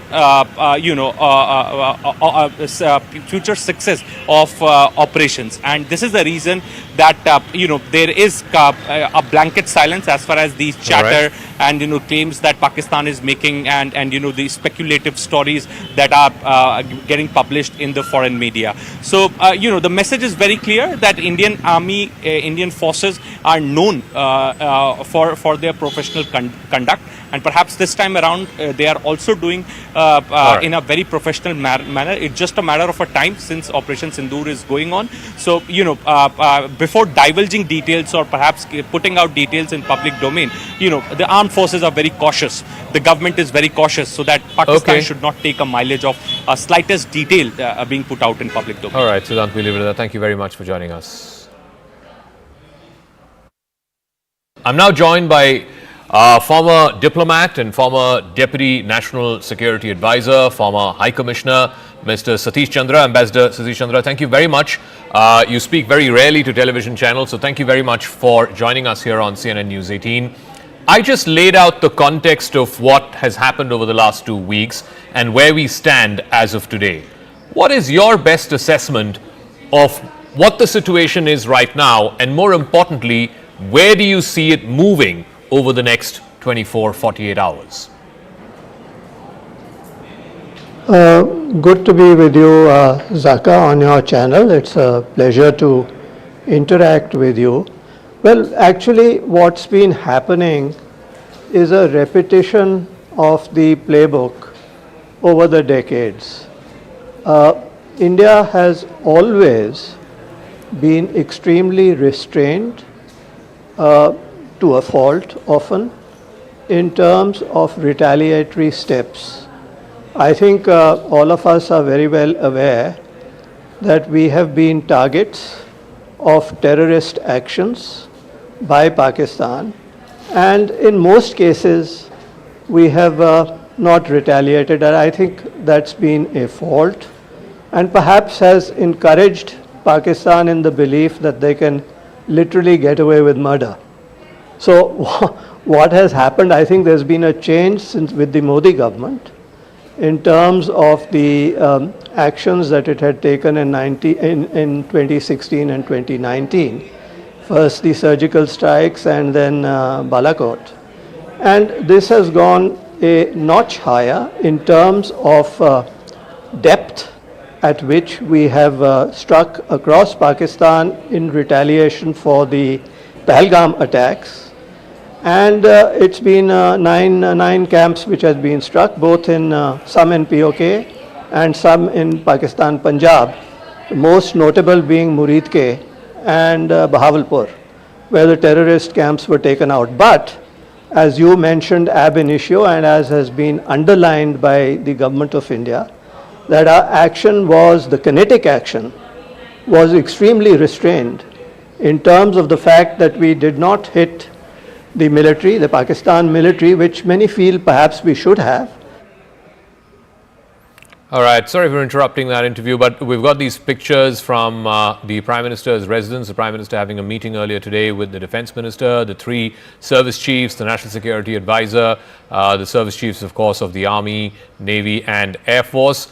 There seems to be, of course, the body language, of course, everyone seems to be in a slightly more relaxed frame of mind. It was very different from the images that we had a couple of days ago, which the Prime Minister had met with the service chiefs as well as the National Security Advisor and the Defence Minister. I want to go across to our political editor Aman Sharma, who has more on this. Aman, so this is from the meeting that the Prime Minister had earlier.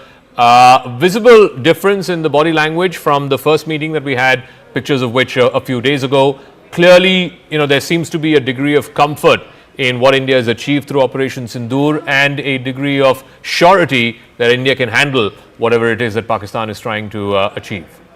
Absolutely, Zaka. These pictures show that the Prime Minister is extremely happy with the performance of the armed forces, not just during Operation Sindur, but also yesterday, earlier today, in the wee hours when we have repulsed all these 300 to 400 drones fired at 36 locations of India, right from Leh till Sir Creek, as the details were given in the press conference earlier. It seems that the Prime Minister and the Defence Minister are extremely happy with the performance of our armed forces of repulsing, such a massive attack. And earlier in the day, we also saw the Defence Minister meeting the chiefs of the armed forces and the CDS, and where also the body language seemed far more comfortable, far more easy.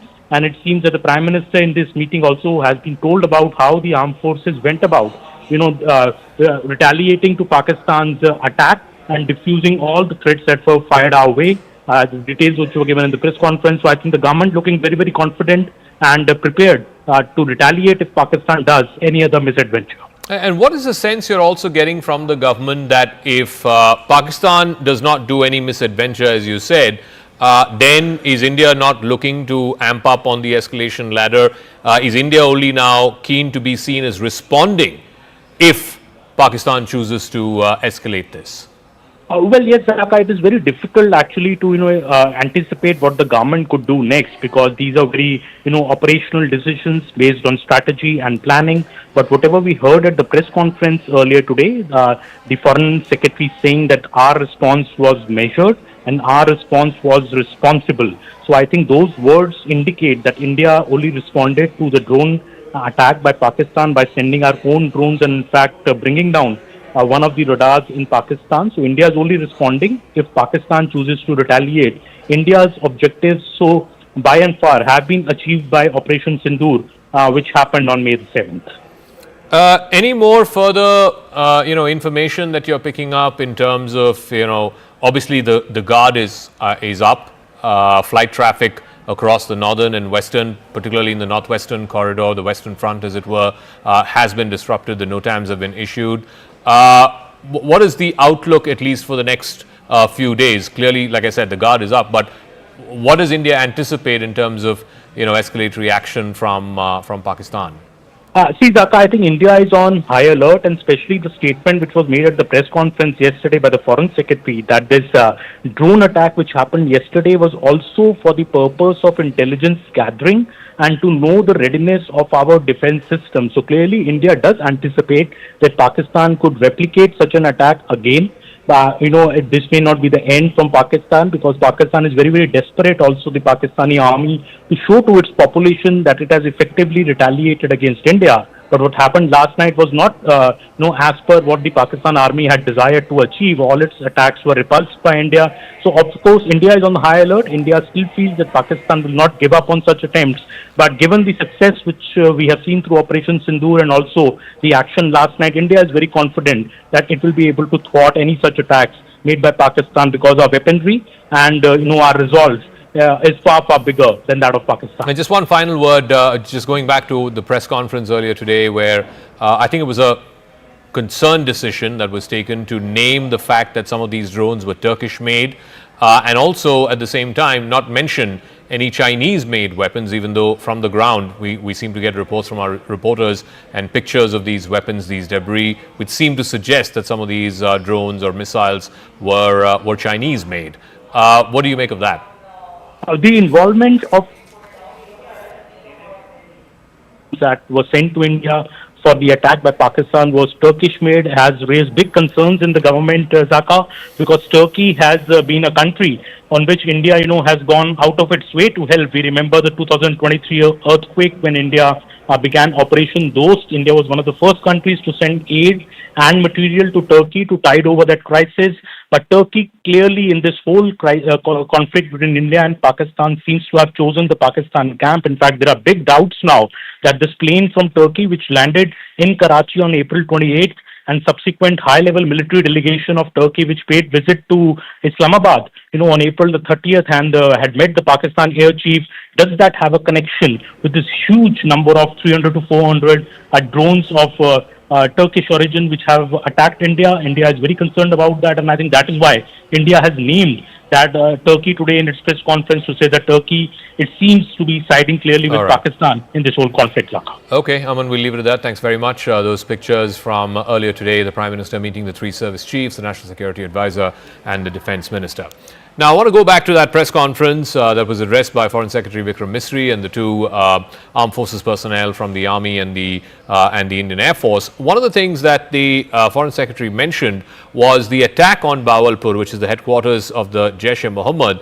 There's a lot of speculation around whether Rauf Azhar, who was one of the key members of the Jaish-e-Mohammed, the brother of the founder of the Jaish-e-Mohammed, Masood Azhar, whether he was eliminated, whether he was killed in that attack that happened a couple of nights ago on Operation Sindur. Now, Rauf Azhar was the person who was responsible for luring American journalist, the Wall Street Journal reporter Daniel Pearl, and taking him to Omar Sheikh, who then killed him. This was, of course, a case from many, many years ago. I want to first play out what the Foreign Secretary said. He didn't name Rauf Azhar, but of course, like I said, this speculation has been doing the rounds for the last 24 hours that one of the high-value targets, one of the high-value hits in the Operation Sindur happened to be Rauf Azhar. Let's listen into what the Foreign Secretary said, and then I'll go across to a friend of Daniel Pearl's to try and get some perspective on that. You brought up the connection with the tragic death or killing of Daniel Pearl of the Wall Street Journal. The Jaish-e-Mohammed was in some way directly or indirectly responsible for the death of Daniel Pearl. But the real connection is through Ahmad Omar Saeed Sheikh, the British Pakistani jihadi who was held in India but was finally released in 2000, and he was the person who lured Daniel Pearl to his eventually leading to his murder. So these are all obviously connected figures, connected individuals, connected institutions, and the attack on Bahawalpur, on that facility of the Jaish-e-Mohammed in Bahawalpur is, I would imagine, a fitting part of this unfortunate incident. I stand corrected. It was Omar Sheikh who lured Daniel Pearl and eventually, of course, to his tragic killing. Asra Nomani is an Indian-American journalist and a former colleague of Daniel Pearl's. She now joins us. Asra, thank you very much for speaking with us. I know there's been a lot of speculation around whether Rauf Azhar was killed or not, but the Bahawalpur headquarters of the Jaish-e-Mohammed has been reduced to rubble. When you saw those pictures, when you heard that news, what did you feel? What went through your mind? It was haunting for me to see Bahawalpur on the map, because Bahawalpur has been on my map for 23 years. It was where Daniel Pearl went in December 2001, when he was on the trail of the jihadis that have caused so much violence in the world, from India to the United States to the Europe. And so Danny went to Bahawalpur. He knocked on the door of Jaish-e-Mohammed, and he saw that despite the claims of General Pervez Musharraf, it was open for business. And what Danny discovered was what we all have known for these decades, that Pakistan has been fomenting a terrorism industry with a headquarters in Bahawalpur. So it was haunting to see Bahawalpur on the map now as one of the places where India struck.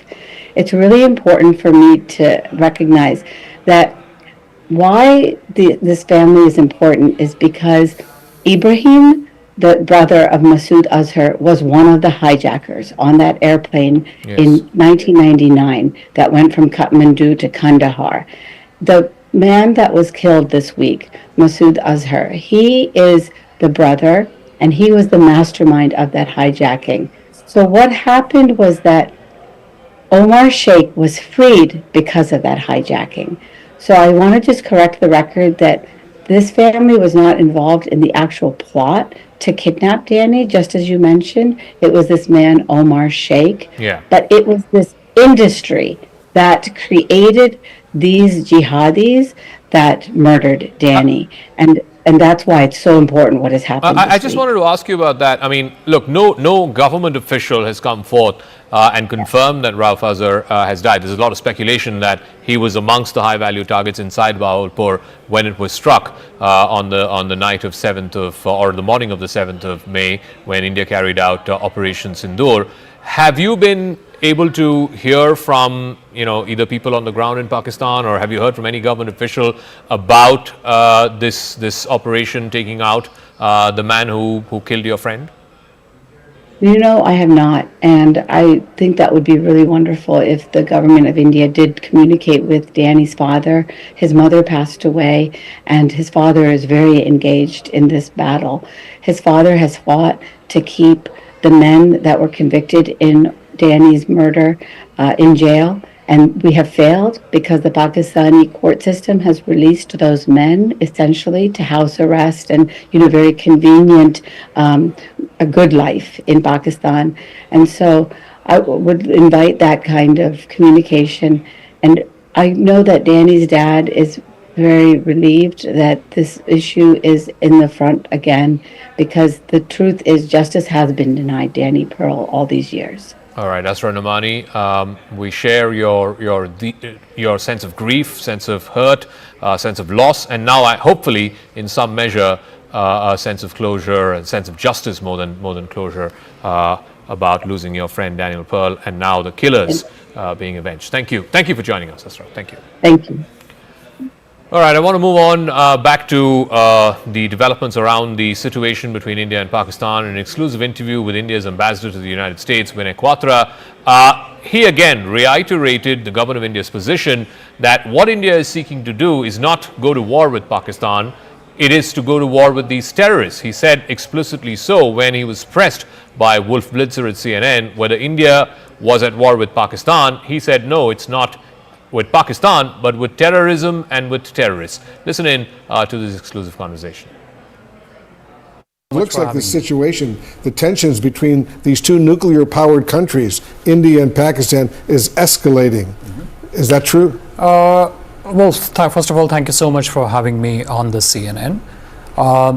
When you talk of tensions and when you talk of escalation, what I would say is that the original escalation or the original breakout of tension happened on 22nd of April, when you had 4 terrorists backed by Pakistan carried out killings, brutal killings, subhuman, monstrous kind of killings of 26 civilians. Indian civilians. 25 of them Indian nationals, 1 of them Nepali national. And the brutality of the killings, they essentially kill them in front of their innocent wives, in front of their innocent children. They gave them headshots, and they did so on the basis of religion. So they killed all non-Muslims who were there in the group. They identified their religion, and then they went on to proceed to kill them. So what we did day before yesterday was essentially our response to terror, our response to these subhuman.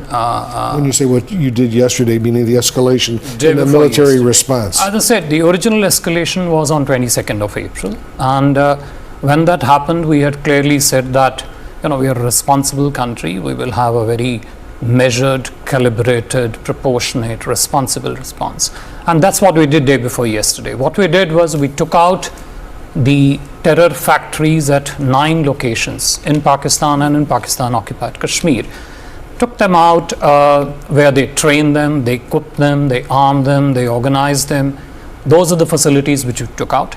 We were very careful in excluding the military establishment, the social structures, and economic infrastructure. We were very, very cautious, careful in keeping our targets only to those people and their backers who carried out these dastardly killings on the 22nd.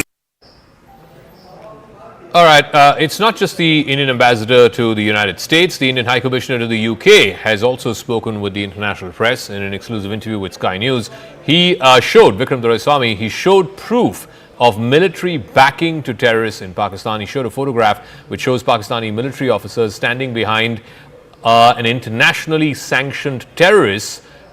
Let's play out what that interview was all about and who is this internationally sanctioned terrorist that Vikram Doraiswamy was alluding to. High Commissioner, I just have a minute left, but I've spoken to a retired general who in Pakistan who referenced India funding and backing the Baluch Liberation Army. They've said that they have done that for years, and when I asked him about Masood Azhar, he said, well, their family members were targeted. Should we be doing the same to, the high-level militants from the BLA, the Baluch Liberation Army, that are seen and operate within Delhi? Well, look, let me show you this photograph of yesterday, I believe it is, to your viewers. This person here is a sanctioned terrorist under the American sanctions regime. His name is Hafiz Abdurrauf. He's a brother of the founder of the terrorist groups that you're mentioning. Look who's behind him, Pakistani military. Look at the coffins there. They have the Pakistani national flag. If you're going to be giving terrorists state funerals, what does that make of your system? And everybody knows that for the last 30 years, Pakistan has used this as a means of subcritical warfare against India. If the international community really wants to be able to look at this and worry about it, the simple solution is to tell Pakistan it has an opportunity for an off-ramp. These are things that the world should have compelled Pakistan to do 30 years ago, and to compel them to implement their promises about taking down this infrastructure. It has not done so. There is an information warfare that's taking place, and independent journalists can't seem to get access to either side. Well, look, it is a fluid situation out there. I don't know how helpful it would be to have independent journalists or any kind of journalists wandering around in an area where there is active military operations happening. The logical solution would be, as we've said repeatedly, for Pakistan to take the opportunity of an off-ramp, which we have made abundantly clear, including this morning, that if Pakistan stops attacking our military facilities, the matter ends there. But it is for them to decide. All right, we're just getting some breaking news before we close out the show. There's been a massive blackout followed with siren sounds that have been activated in Udhampur, a complete blackout in Udhampur. Also, multiple ceasefire violations happening across different sectors on either side of the line of control. So not yet quite the repeat of what we saw yesterday, but still heavy artillery firing happening on across the LOC. Akash has more details on this. Akash, so is it restricted to CFV violations and artillery shells right now? Are we seeing any kind of drone activity yet? Is there any possibility of a repeat of what happened yesterday, or it's following a familiar pattern? I'm hearing the sirens. In fact, here in Jammu, I'm not allowed to go outside because of the light and some sort of restrictions that are in place, Zaka. Yes, we are learning about one drone attack here in Jammu. In fact, defense sources are telling us, and we have heard multiple firing sounds as well.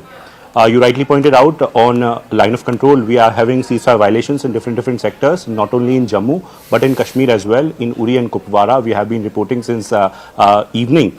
And at this point in time, in Poonch and in Samba, we are learning about this ceasefire violation from Pakistan, where they are in fact firing the artillery.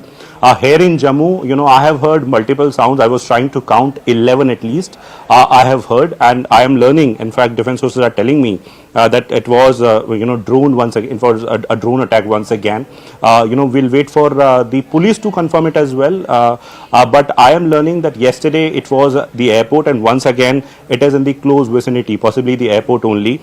And and agencies are in fact using the AD systems and AD guns to thwart these attempts. Once again, it is Pakistan trying to attack the infrastructure, and not only in Jammu. We have been learning about these sort of activities in different areas. Tejinder is reporting in fact about Pathankot and Samba as well. We have a colleague Anshul and Anvit in different areas as well. They have been reporting about blackout and sirens. But as far as Jammu is concerned, Zaka, so it is very important. It is the international border though, but it's a very part of the sort of attack that was carried out. In fact, yesterday it got started with Jammu only, and at around 8 p.m.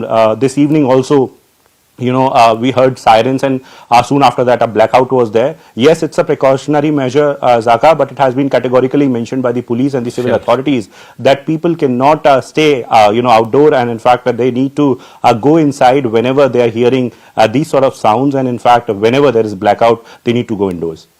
Okay, Akash, we'll leave it at that. Thank you very much. So yes, ceasefire violations are happening in Samba, in Uri, in Tangdar, all across the line of control.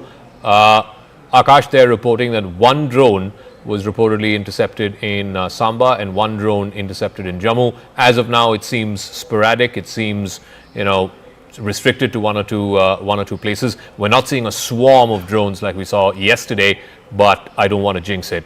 We'll leave it at that. Rahul Shivshankar, my colleague, will take it forward.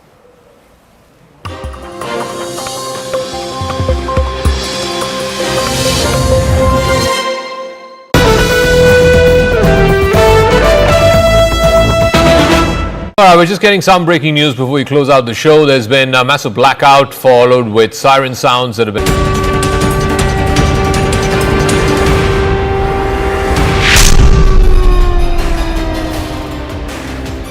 Hello and welcome to the continuous coverage of the border tensions between India and Pakistan as Bharat gives a befitting reply to the terror state. I'm Ayushman Singh Jamwal.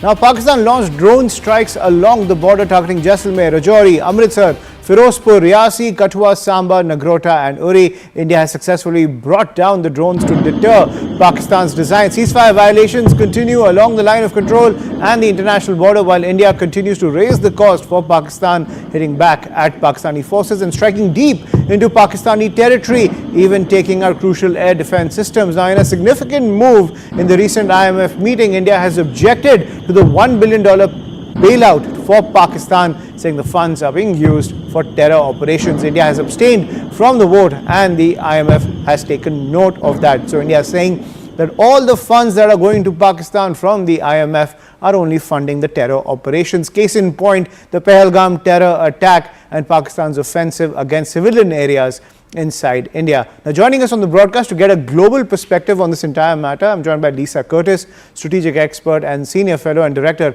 of the Indo-Pacific Security Program at CNAS. Thank you, Ms. Curtis, for joining us on CNN News 18. How do you see these developments coming in between India and Pakistan as the border tends to remain hot and Pakistan continues its offensive against India in the wake of the Pahalgam terror attack, even though several nations have backed India's stand as well as offensive in taking out the terror infrastructure inside Pakistan? Well, I think we're in a very dangerous situation. The situation is escalating. And, you know, on Wednesday, the hope was that after we saw the Indian retaliation for the April 22nd terrorist attack against the terrorist infrastructure inside Pakistan, and Pakistan claimed that it had downed 5 Indian aircraft. The hope was that things would de-escalate, that the two sides would find a way to walk down the escalation ladder and establish dialogue, establish contact with one another, and establish dialogue to be able to walk back from the brink of conflict. However, yesterday, the action across the line of control continued with drone strikes, with missile strikes. There's an unclear situation exactly what's happening at the moment, because there's a lot of misinformation circulating on social media, and there's a lot of different statements coming from each side. So the hope is that we start to get some clarity from each side on what is exactly happening and how the two sides can stop the exchange of military action that's happening, and how we can establish peace and calm in the region. This is the utmost need of the hour. Right, but Ms. Curtis, given the current defense paradigm and the skirmishes between the two sides and the significant technological as well as the big difference in defense capabilities between the two sides, how do you see it play out given India's technological edge over Pakistan, be it air defense or be it even striking deep within Pakistani territory? So India exercised its right to self-defense when it struck Pakistani infrastructure on Wednesday. What has been happening since then in the last 36, 48 hours is very unclear, because Pakistan has claimed it's downed 5 Indian aircraft. India has not acknowledged this. India has claimed that Pakistan has struck military installations inside India, or has attempted to do so. And that is why India said that it retaliated by targeting Pakistani military sites inside Pakistan. Right. So again, the situation is escalating. It's getting out of control. We're in the most serious situation, I would say, that we have been since the Kargil border conflict in 1999. So I think that right now the sense is both sides need to find a way to engage with one another and find ways to stop the military activity that's happening and reestablish calm in the region. And, the U.S. does have a role and a responsibility to play in this situation. The U.S. should be on the phones talking to the leadership, talking to the Chief of Army Staff, Asim Munir in Pakistan, and talking to the Indian leadership in India, the National Security Advisor in India. So my hope is that we see somebody like Secretary of State Marco Rubio working the phones, trying to de-escalate this situation, because nobody wants to see an all-out war in the country, that could potentially go nuclear. Right, and Marco Rubio has been in contact with the leadership on both sides, Ms. Curtis. But I want to press you on that point you just ended on. How real is the nuclear paradigm between India and Pakistan, given the fact that Pakistani leaders have only been saber-rattling using the nuclear weapons narrative against India, saying, even warning India as well as the world, where the defense minister even went on to say that either Pakistan exists or the whole world gets destroyed? Well, I think it is real. Look, anytime two nuclear-armed states enter a conflict, one has to be concerned about one using those nuclear weapons.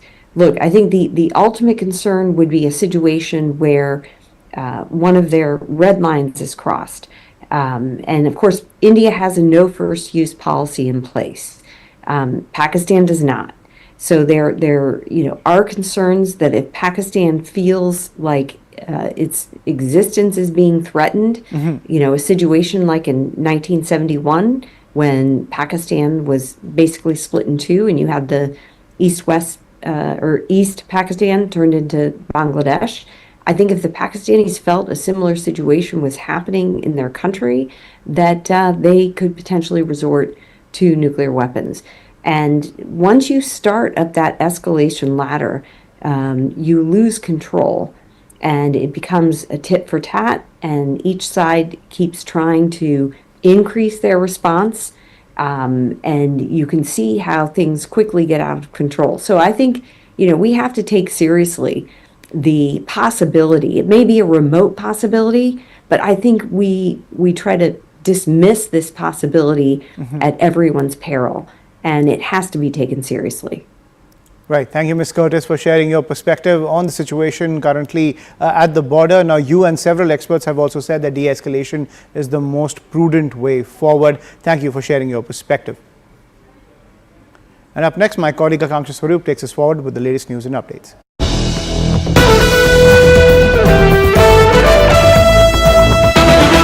All right, we're just getting some breaking news before we close out the show. There's been a massive blackout followed with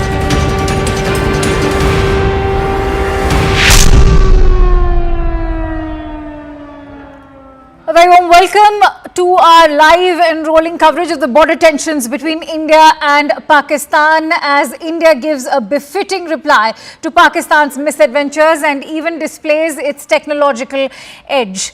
Pakistan continues its drone strikes along the border, targeting several spots in Indian territory. Pakistani forces have unleashed drones in Jaisalmer, Rajouri, Amritsar, Firozpur, Riyasi, Katwa, Samba, Nagrota and even Uri. Ceasefire violations are continuing along the line of control and even the international border, while they are also raising the cost for Pakistan as India continues to retaliate.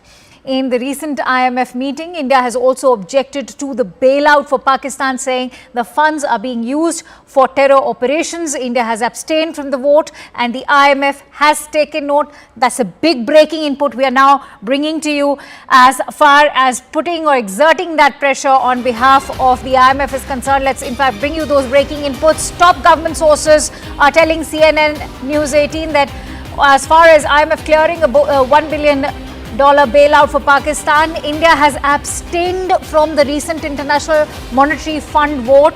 This was with regards to the loan that was being doled out to Pakistan, not because it lacked opposition, but because the fund does not allow member countries to vote no.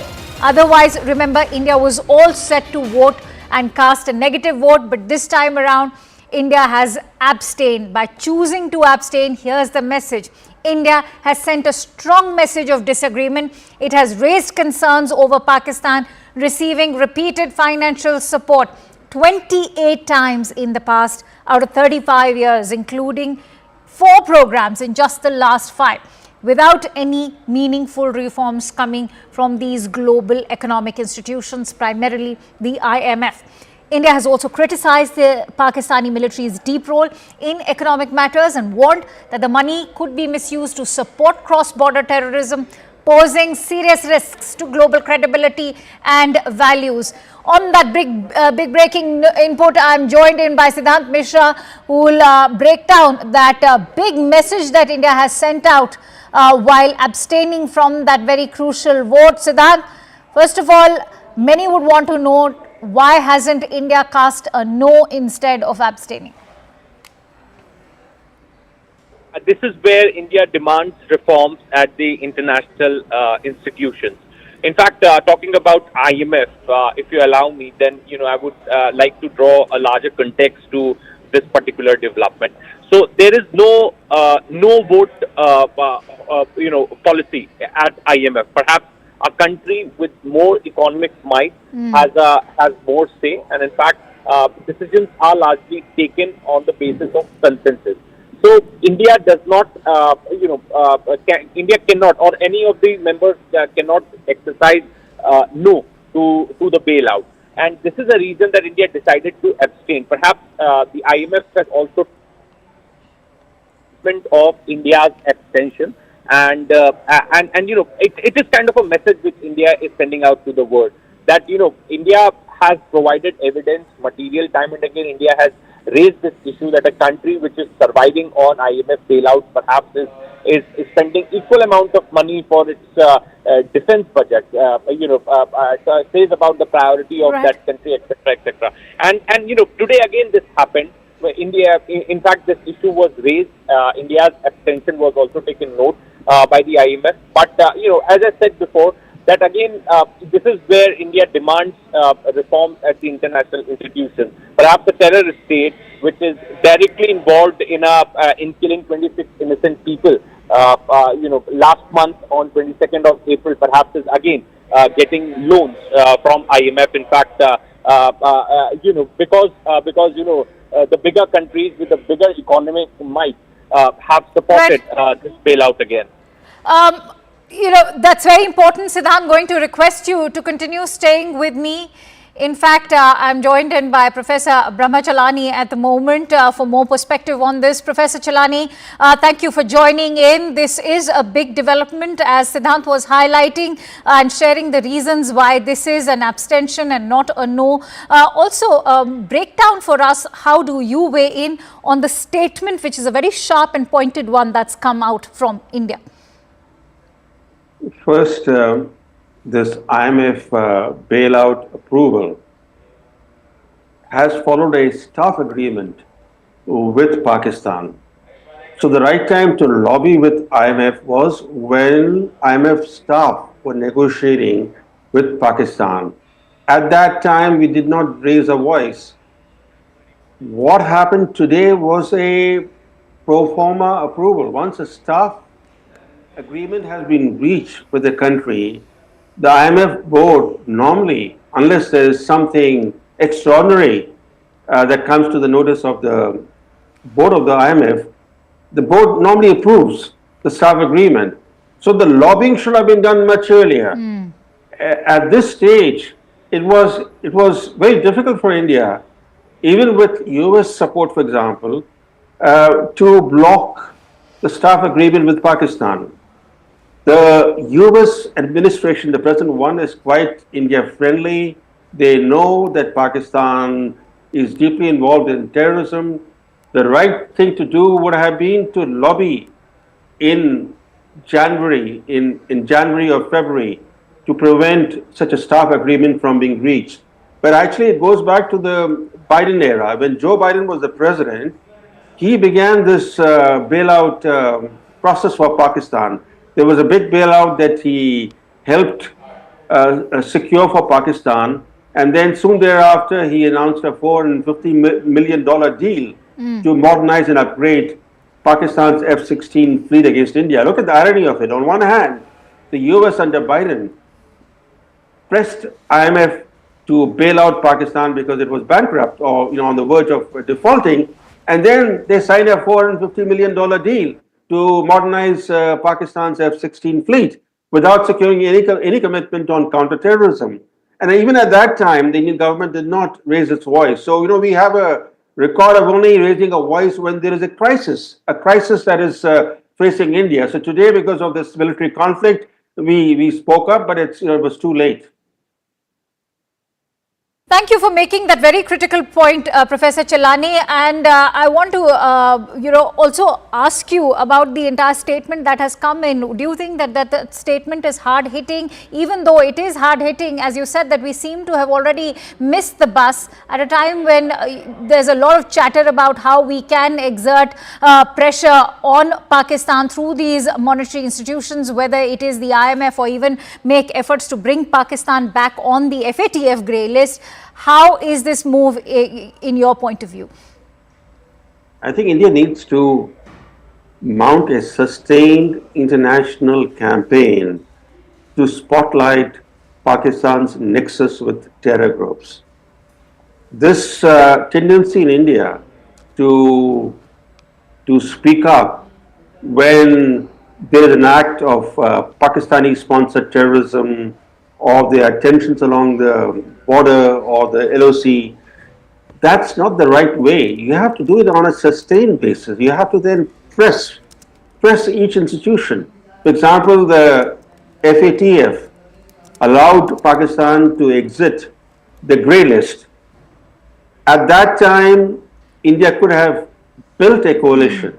Of course, the Biden administration, along with China, helped Pakistan to exit the FATF grey list. But you have to start building a coalition months ahead. And you can't do it just when FATF is meeting. Similarly, in the case of IMF, you can issue any statements that you wish to make. But to pressure IMF, you have to build a coalition. Because India is only one important country in the IMF. It doesn't have a veto power in the IMF. Okay. But certainly can help build a coalition. That's another very important point that you made, Professor Chelani, and that's the point that I would like to take forward with Lieutenant General Iyer, who's also on the broadcast with us. He's the ex-chief of the staff at Northern Command, and I'm also joined in by Captain M.J. Vinod, who's a defense expert. Many thanks to you, gentlemen, for joining in. But if I could bring in Lieutenant General Iyer. Sir, that's an important point that Professor made, and that's why if you go by the consensus, as they say, that unlike the UN over here, as far as the IMF is concerned, the vote goes by the economic power that each country wields, which means that the United States has a significant sizable vote in the IMF. What is one to make at a time when the United States is maintaining consistent engagement with New Delhi? Should we expect or shelve any hopes from the US to play a critical role over here? Firstly, I will take it, Professor Chelani took it back to January. I'll take it back to August, September of last year. Okay. It was around that time when, they got out of the FATF grey. They were one of the major contributors of ammunition to the Ukraine requirements, which was something which Biden administration was pushing. So they were like Biden's gang at that stage of time. And by the time the elections happened in the US and the new administration came in, and it was too late because this IMF bailout had already passed that staff test. Thereafter also, till the month of April, there was no other significant reason for us to start pushing for putting them on a grey list, as well as, getting this bailout out. So to some extent, we have been trying for the last 2 weeks, but 2 weeks is not an adequate amount of time. And let us have trust in the current American administration. They are well abreast with the kind of activity that is happening in Pakistan.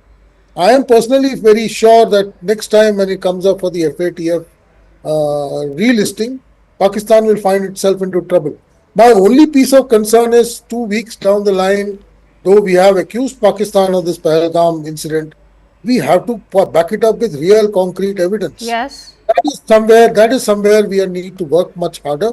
We have to connect the links between what happened in Pahalgam to the Pakistani administration. And by the time they come up for the next set of, loans, it should be very clear that Pakistan is a country which is, fostering terrorism once again, and they deserve to be treated in the manner they were treated last year. And the third thing I would say is $1 billion. In the current scheme of things, we should not get too much worried about. I'm sure it is just maybe another 6-7 days of war stamina if you equate it towards completely being employed towards this war waging efforts.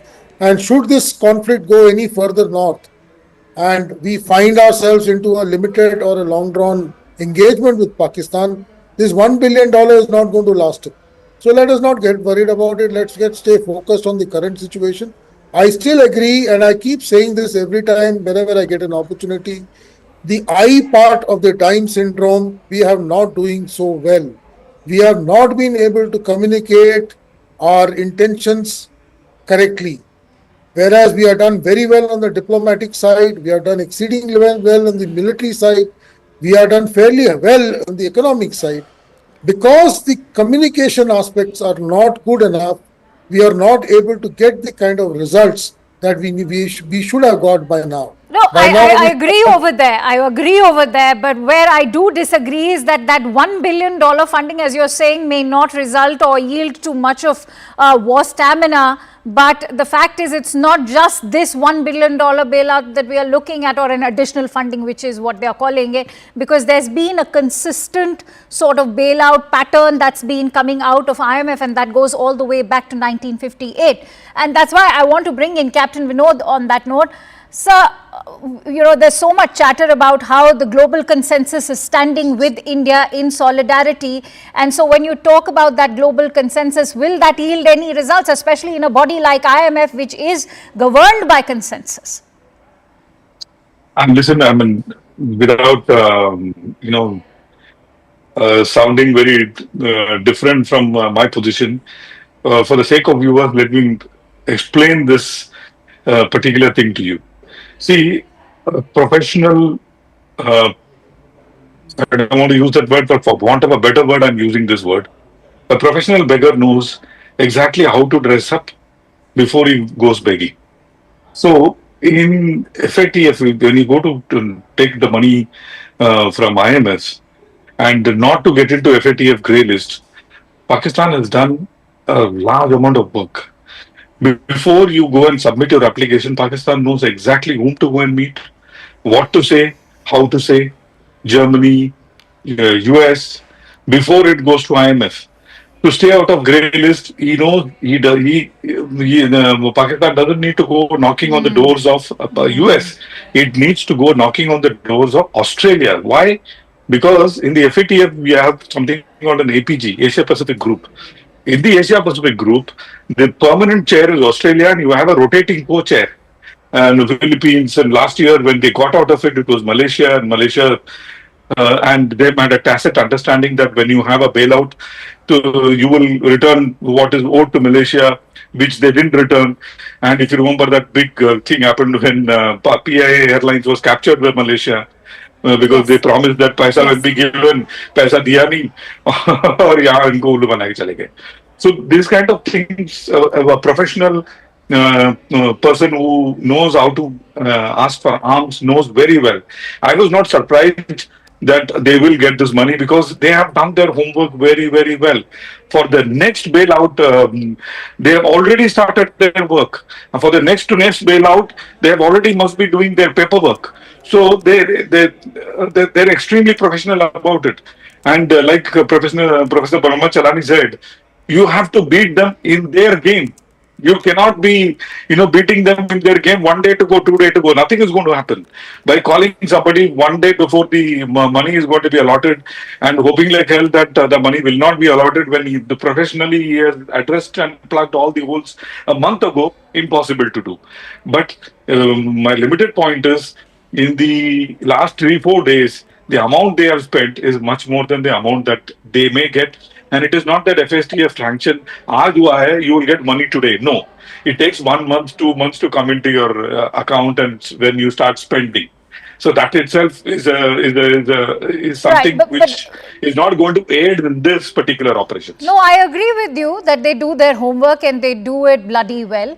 But Professor Chelani, I think the example that's been quoted of FATF is living testimony, because remember, they convicted a Sajid Mir or even a Hafiz Saeed only till the time they wanted to get off the grey list of the FATF. Once they did, they were back to their proxy games of terrorism. And that's why I want to bring you in on that point, that why haven't these global monetary institutions like the IMF or the World Bank been able to do much when it comes to addressing terrorism? I can't help but ask that, are they not equally responsible for what we are seeing happen in Kashmir? The thing is that as long as Pakistan does not export terrorism to the West is actually not concerned about Pakistan exporting terrorism to India, because then it becomes a regional issue for them. And in the old India-Pakistan problem, where the two have been at loggerheads for decades now. But they all know that over the years, the footprints of many terrorist attacks in the West were traced to Pakistan. The US found Osama bin Laden living next to the Pakistan Military Academy, and other top terrorist leaders that the US wanted, like Khalid Sheikh Mohammed or Abu Zubaydah, they were found living in Pakistan's heartland. But then under previous US administrations, the Pakistani government, especially the ISI and the army chief, promised to Washington that they have started cleaning up their act, that they will never repeat what happened previously. They pledged that they will not do anything to undermine US or Western security.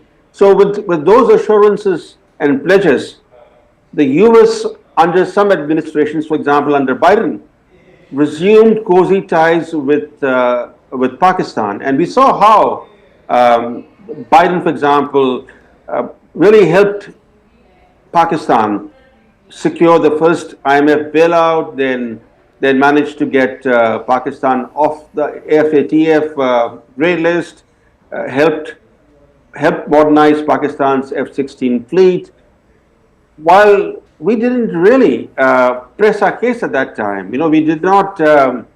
We were being too nice. We thought that if we were to exert pressure on the Biden administration, this could strain US-India relations. No, we should have actually said that what Pakistan is doing is a threat to global security, and that India's efforts to pressure Pakistan to clean up its act is actually good for the world. It's not just an India-Pakistan issue. It's actually about international security. The IMF bailout, and there was a big bailout that was initially supported by Biden administration, and now we are now the second bailout. Yes. But the IMF bailout is actually great leverage for the US, because as you rightly point out that the US has a virtual veto power in the IMF, and Pakistan needs the IMF bailout, not just because of the amount of money, because the IMF bailout allows Pakistan then to secure loans from elsewhere. For example, this latest release of $1 billion, this immediate release, $1 billion are being released to Pakistan and now. And we all know where it's going to go. Yes, but more importantly, because of this $1 billion deal, Pakistan now will be able to secure additional billions of dollars from Saudi Arabia and China. They were waiting, China and Saudi Arabia were waiting for this IMF agreement. And now $1.2 billion swap deal with China will go forward, and there will be another major package from Saudi Arabia. All right, I think you've made another very critical point. Lieutenant General Iyer, how do you weigh in on that? That actually does sound alarm bells at the moment, because as we've been talking about, India has also stated it in the IMF that the Pakistani army, the military, has a lopsided sort of sway over the economy in Pakistan and how the funding is going to be utilized. So that indeed is a cause of concern now, even if it is just going to be slightly over $1 billion. I can't agree more with Professor Chalani. It's covered almost all the facets of this bailout. My only point here is whether this bailout came or not. The funds flow from both China and Saudi Arabia. If not through the front door, from the back door, would have continued. But this does give them legitimacy to now push through loans. These are ultimately loans. Like Pakistan, somebody said, Pakistan budget is, every budget tells us what is to be repaid and where the loans are going to come to repay the next year's, next year's budget. So it is a kind of a continuation they are living in. They are living in dangerous situation. No country would like to, have so much of external debt as Pakistan is. Their economy is in shatters.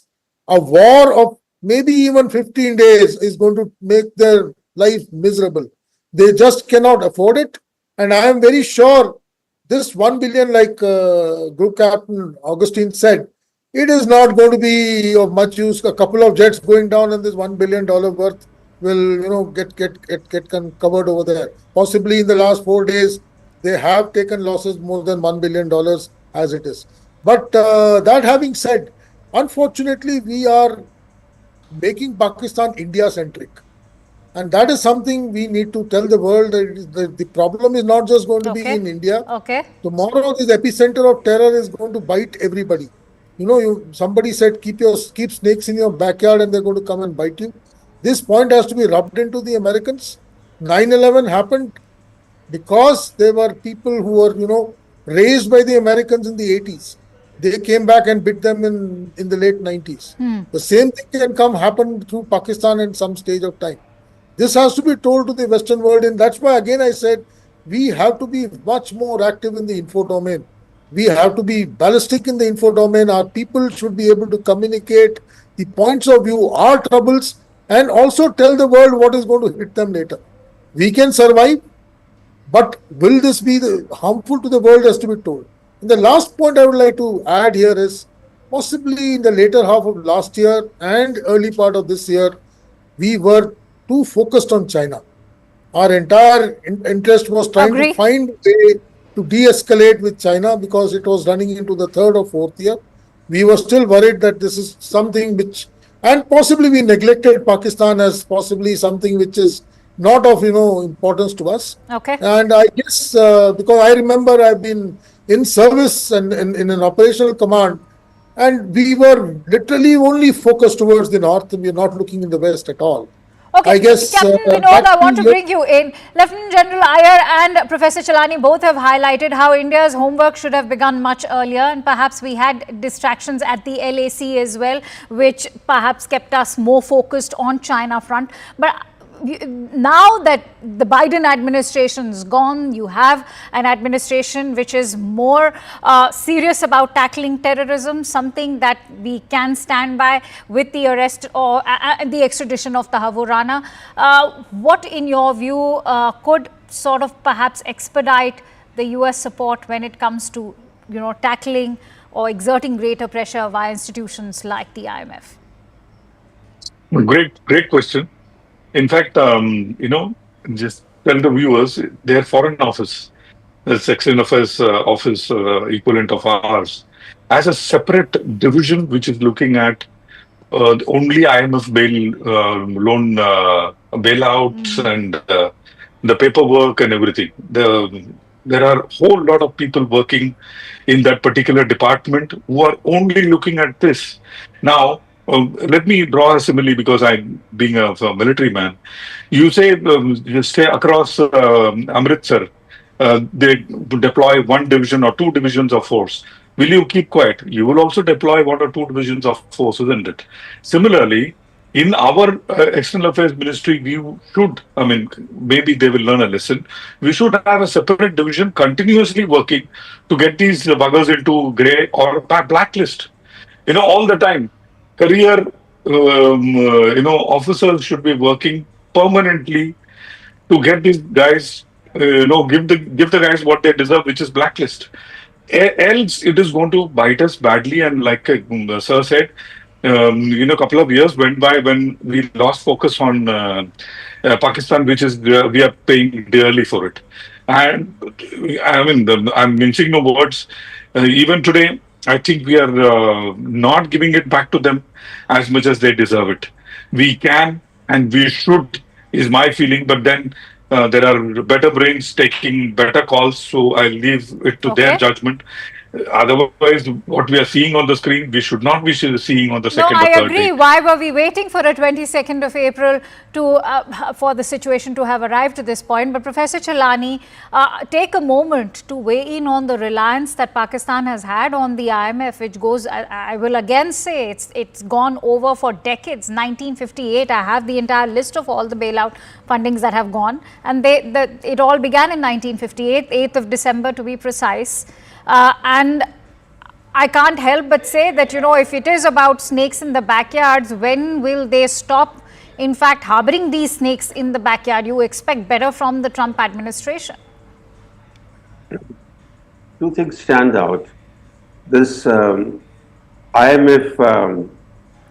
bailouts for Pakistan began during the Cold War, when Pakistan was a surrogate of Western powers. So it was easy for Pakistan then to secure IMF bailouts. And once you get one bailout and you don't do your reforms, you become more and more dependent on IMF. It's getting IMF money is actually quite slippery for many countries, because IMF imposes conditionalities that are pretty tough. And once you get into the IMF bailout trap, you continue to you continue to need more and more bailouts. And this has been Pakistan's story. And the second is that over the decades now, since the first coup in Pakistan in the late 1950s, which actually coincided with the first IMF bailout, Pakistan has been ruled formally or informally by the military continuously now. And the military dominates not only the society, it dominates the politics, it dominates the economy. There are very few countries in the world where the military not only calls the shots in politics, but even the shots in the economy. There are very few examples of this kind in the world. So Pakistan is a very unique case. It's an abnormal state where the military and the intelligence agencies are not even accountable to the government in office. For example, today, the way the military operates, Shahbaz Sharif is only the surrogate of General Munir. So this is a very abnormal state, and that's the reason why, to answer your question, this dependence on bailouts has never left Pakistan. Absolutely. And Lieutenant General Iyer, we are looking at a year which is very critical to some partnerships that India has, and we'll be playing host to the Quad Summit. And when you talk about it in such a year, is this partnership with, say, Japan, Australia and the United States of America only limited to the Indo-Pacific? Unfortunately, the Quad is only limited to the Indo-Pacific, and it is China-centric. I am making no bones about it. That having said, I am looking at a brighter year ahead for three, four reasons. Firstly, the Russo-Ukrainian conflict is almost as good as gone. I guess it's just a period of time when the Americans, because the Trump administration is not going to be as actively involved with the Ukrainians as the Biden administration was. So I see that part of the world order changing in the coming part of this year. So Pakistan's value in supporting Ukraine and being part of the American setup will go down in due course of time. The second thing which Pakistan has done over the last 1 month, and they have been somewhat been able to play it down below the radar. They have been trying to reignite the Middle East by pulling out the Palestinian clause once again. Even I saw even during the PSL games, they had these, save Palestine kind of things coming up, or crush Israel kind of, things being taken up. I guess we did not catch that. They had wonderful opportunity to play it up, but we did not. There is still an opportunity because Pakistan still relies on a lot of support from the Middle East. It feels that since it makes a cause for the Palestinians, the Middle East, especially the Saudi Arab and the Emirates, will come to its support as far as finance is concerned. Unfortunately, the last few months have seen the Saudis haven't played ball with them in exact manner. I was about to come to that. Yes, go Professor on. Chalani mentioned that possibly after this bailout, there could be a difference. Well, I want to see it to believe. But the way the Saudis have treated the Pakis in the last 6 to 8 months is actually, I'll go back to Group Captain Vinod's analogy, it's just like a beggar. So that having said, I do look at a better year ahead. Trump is somebody who's not going to get into bailouts of this nature. He's a businessman. We are going to have a very good trade deal with the Americans very soon, so we'll become valuable to the Americans. We will be able to, I hope, play this game of Pakistan being the epicenter of terror with this current, we have him. We are actually holding him by the neck. It's a question of how far and how quickly we are able to squeeze him out and expose him to the world order. And, this $1 or $2 billion is something which is not, very alarming to me. Yes, it was a signal. Had this $2 billion not happened today, this complete CNP, as far as the comprehensive national power, which we have applied for the last 2 weeks or so, would have seen its complete domain being fully exercised. That notwithstanding, I'm sure, when the Indus water doesn't come in time, his crops are going to suffer. He's going to face a lot of problems otherwise. His stock exchange has crashed. So he's into a lot of trouble as it is. I'm sure he's going to face massive floods in this monsoons because he'll not be able to regulate water because we are not going to give him any data of the kind of water we are going to release. So his standing crops are going to go down. He's going to face a lot of trouble. I'm seeing bad things happening to Pakistan in the next 5 to 6 months. No, I agree with you, Lieutenant General Iyer, but today is also a wake-up call for India, and that's why Group Captain Vinod, I think when you're talking about global support, glad that Lieutenant General Iyer talked about Saudi Arabia. I want to bring you in on the kind of good offices we share with OIC nations. In fact, just a day ago, we had the foreign ministers from Saudi Arabia and Iran very much in New Delhi. So when you talk about our own consistent engagement with OIC nations through our own economic partnerships, whether it is with Qatar, Iran or Saudi Arabia, even UAE, can we not expect them to also come to our aid and rescue when it comes to exerting pressure via these institutions? Absolutely. In fact, if you look at a decade ago or maybe more, YC willy-nilly was, most of the nations willy-nilly was against India. Today it is not so. In fact, most of them have given awards and such. In fact, Prime Minister was in Jeddah. He was in Jeddah on 22nd, which happens to be the headquarters of OIC. Oh, yeah. So the world is realizing the strength of A, our leader, B, as a country, us. And C, they are able to see that every time the Sharif comes, he's only coming, I feel sad for him. He's only coming with a begging bowl, and there is not much that he's contributing towards OIC as such, except probably, getting an epithet of being a terror factory. And I'm sitting in DC, speaking to many such people. The moment you say Pakistan, the synonym is terror factory, and everyone understands that because post 9/11 things have changed. The focus is totally different, and like Professor said, now post Russia's pullout and post the end of Charlie Wilson's war, the use of Pakistan to West, especially to US, is not much, and especially after they pulled out of Afghanistan, it is actually zilch zero. But yesterday when Vance said it is the war between them and we have nothing to do, I knew then that the bailout is coming. that I knew then that Vance has not stopped it. Probably he or his people have given the go-ahead for the money. And like General Iyer said, it is a signal, it's not the money. Had we succeeded in blocking this money in for next couple of days, probably things would have been different. Now, on this high that I got the money, maybe it'll continue for 1 or 2 more days. Over to you. So, despite the austerity, inequality, poverty and the debt, Professor Chalani, they continue to fund terrorism.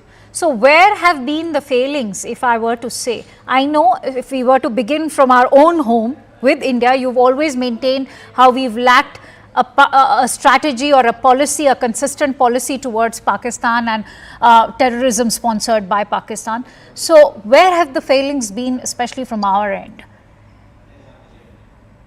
If you look at successive governments in India, you've never had a consistent Pakistan policy or a consistent China policy. Every prime minister who takes office seeks to reinvent the foreign policy wheel. I'll give you some examples. Vajpayee, he came to office, he took a bus to Lahore, he thought he could befriend Pakistan. Then, few months later, he publicly bemoaned that his bus to Lahore got hijacked to Kargil. He did not learn from his predecessors. He thought he could actually do what his predecessors had failed to do. Then he tried his luck with China. Again, he tripped. But that did not discourage him. In his last year in office, he again sought to befriend Pakistan. Then came Manmohan Singh. He made his peace overtures to Pakistan. And in return, he invited the horrific Mumbai massacre. And we did not even impose any cost on Pakistan for the Mumbai terrorist attacks. Then comes Modi. He lands in Lahore unannounced in late 2015. In December 2015, he thought that where Manmohan Singh had failed, where Vajpayee had failed, he could actually achieve friendship with Pakistan. And do you know what happened after he went to Lahore? The Pakistani military establishment was enraged that they thought that Modi was conspiring with Nawaz Sharif, the then Prime Minister. And so in response, they staged a series of major attacks in India, starting with Pathankot. And to investigate the Pathankot attack, we invited the ISI to come and join the investigations into the attack that the ISI had staged. So you can look at this just recent history, how successive prime ministers have not had a consistent Pakistan policy, and if I could even describe how they have not even attempted to have a consistent China policy. So to a large extent, the problems that we are facing with Pakistan and with China, to some extent, they are because of our own failures. I think that's a very valid point. Lieutenant General Iyer, in January this year, in fact, to be precise, we were learning of these long-range ballistic missiles being prepared by Pakistan. That also led to sanctions being imposed by the United States. But how far did that go to curb Pakistan is what one is left wondering right now. Because remember, when the war began in Ukraine, Russia was sanctioned massively, their assets were frozen, and that also went to an economic level. We've not seen the same happen in case of Pakistan. Because Russia is, endowed with a lot of resources. When Russia was sanctioned, there was a feeling that Russian oil and gas will not get sold in the world, and Russia of course, will be. They didn't get impacted. So they managed to work around the system. And Russia was much stronger a nation than Pakistan. We can't compare sanctions on Pakistan with sanctions on Russia. That is one. Secondly, I don't think the sanctions... they actually gunned for Russia, which I don't see happening for Pakistan when it's a fact that they are harboring terrorism. Because like Group Captain Vinod said, Pakistan is not anti-West. You must understand that. Till the time the West feels threatened by Pakistan, they will not go the whole hog. They'll make noises, all right. They'll say, we'll sanction you, we'll cancel your loans, we'll put you on the grey list. in my mind, Pakistan should have been in the blacklist 2 years ago. Pakistan should have been in the blacklist way back in 2011 when Osama bin Laden was found within 10 kilometers of the Pakistan military academy. There was no reason, and it was not that Americans found him one day. They knew about it for more than a year and a half before they actually went in and got him out. So it is something which we have to possibly make a little more noise. We have to not neglect our Western adversary, saying that he doesn't matter to us. Somehow, like I said, in the last 2 years, we became But part that's of the exactly what the US Vice President has said in his interview to one of the leading news channels in the United States. That we are not going to get involved in anybody's war. So my larger point is, you are started by asking, Quad. Quad is totally Indo-Pacific. No, that's true. That's true. No, I was saying that this is just the point behind asking that question was to actually say that this is just to actually use the analogy friends with benefits, because it suits you in the Indo-Pacific, which is why you've partnered with India over there, but it doesn't suit you when it comes to Pakistan. So we are not concerned about this particular conflict. So when I can put my example to it, my last 5 or 6 years in service was since the time, the Quad started shaping up, and suddenly we decided that our, adversary is only in the north. West can be handled at any time. And in that window, possibly Doklam happened, then Ladakh happened, and we got fixated with China for definitely since 2020. And in that period, we have felt that Pakistan is already done and dusted with. Kashmir has been sorted out. We have abrogated Article 370. Normalcy has come into Kashmir. Pakistan has been dried up. They don't have the money to finance terrorists. We have been able to knock off all the militants or terrorists in the valley. Everything is hunky-dory. In fact, last year we were, going gaga about the kind of, tricolors floating everywhere in Kashmir. We actually neglected Pakistan and his hold in some kind of such freak events inside Kashmir. And he's been able to, call the bluff and put us into a position that we are in today. I guess we need to ensure that all our, vulnerabilities are taken care of with equal amount of importance, and we can't just concentrate on one part of the world and be part of a world body just because the world feels that China is the next threat. I think you expanded it well. Group Captain Vinod, if you were to look at sanctions coming in from the United States, that's precisely the hypocrisy that I'm talking about. Whenever it comes to nuclear armament, that is a direct threat to the United States, but not terrorism. See, let me tell you something, very simple analogy so that the viewers understand. See, for maintaining a consistent policy towards Pakistan is extremely, extremely important. Let me give you an example from my own home. My great-great-grandfather was Nambudri. Before he converted to Christianity. But before he did so, in our Bhagavati temple, he has written and gone, this is how the marriage, padati jo hai, he has written and gone. Now, everyone may disagree. But down the generation, we had to get married in that mandir, in the procedure that he had written and gone 500, 600 years ago. So that is how it should be. Your presidents and prime ministers can come and go. Your policy has to be consistent, because everything else now stems from that particular, selection and maintenance of aim. That is point number one. Point number two, and very important issue is that we need to understand ये जो peace का चूरन जो है ना, ये पाकिस्तान के साथ बिकता नहीं है. They have shown it to us umpteen number of times. You can be peaceniks and go them and tell Babar, go back 8 times. The 9th time he'll come back and make a Babari Masjid. And that we have seen. And if we have not learned from that lesson, I think there is something seriously wrong in our psyche. We have to, change our thought process that the peaceniks and peace ka churan does not work with Pakistan. Pakistan, understand, Garhwali mein, wife is a Garhwal mein kahavat hai. थोड़ा मारे बहुत रोए बहुत मारे चुप, तो इनको ना बहुत मार के चुप कराना पड़ेगा. That's the only way they will learn. There is no other way they will learn. Clearly, because the financial sort of investments are just a mirage for the global community, and that's why I think I just want to have closing thoughts now. And that's why, Lieutenant General Iyer, I want to ask you, what will end this cyclical nature to the IMF bailouts which we've seen happen for over 7 decades? Before that, I just want to add one thing to what Group Captain said.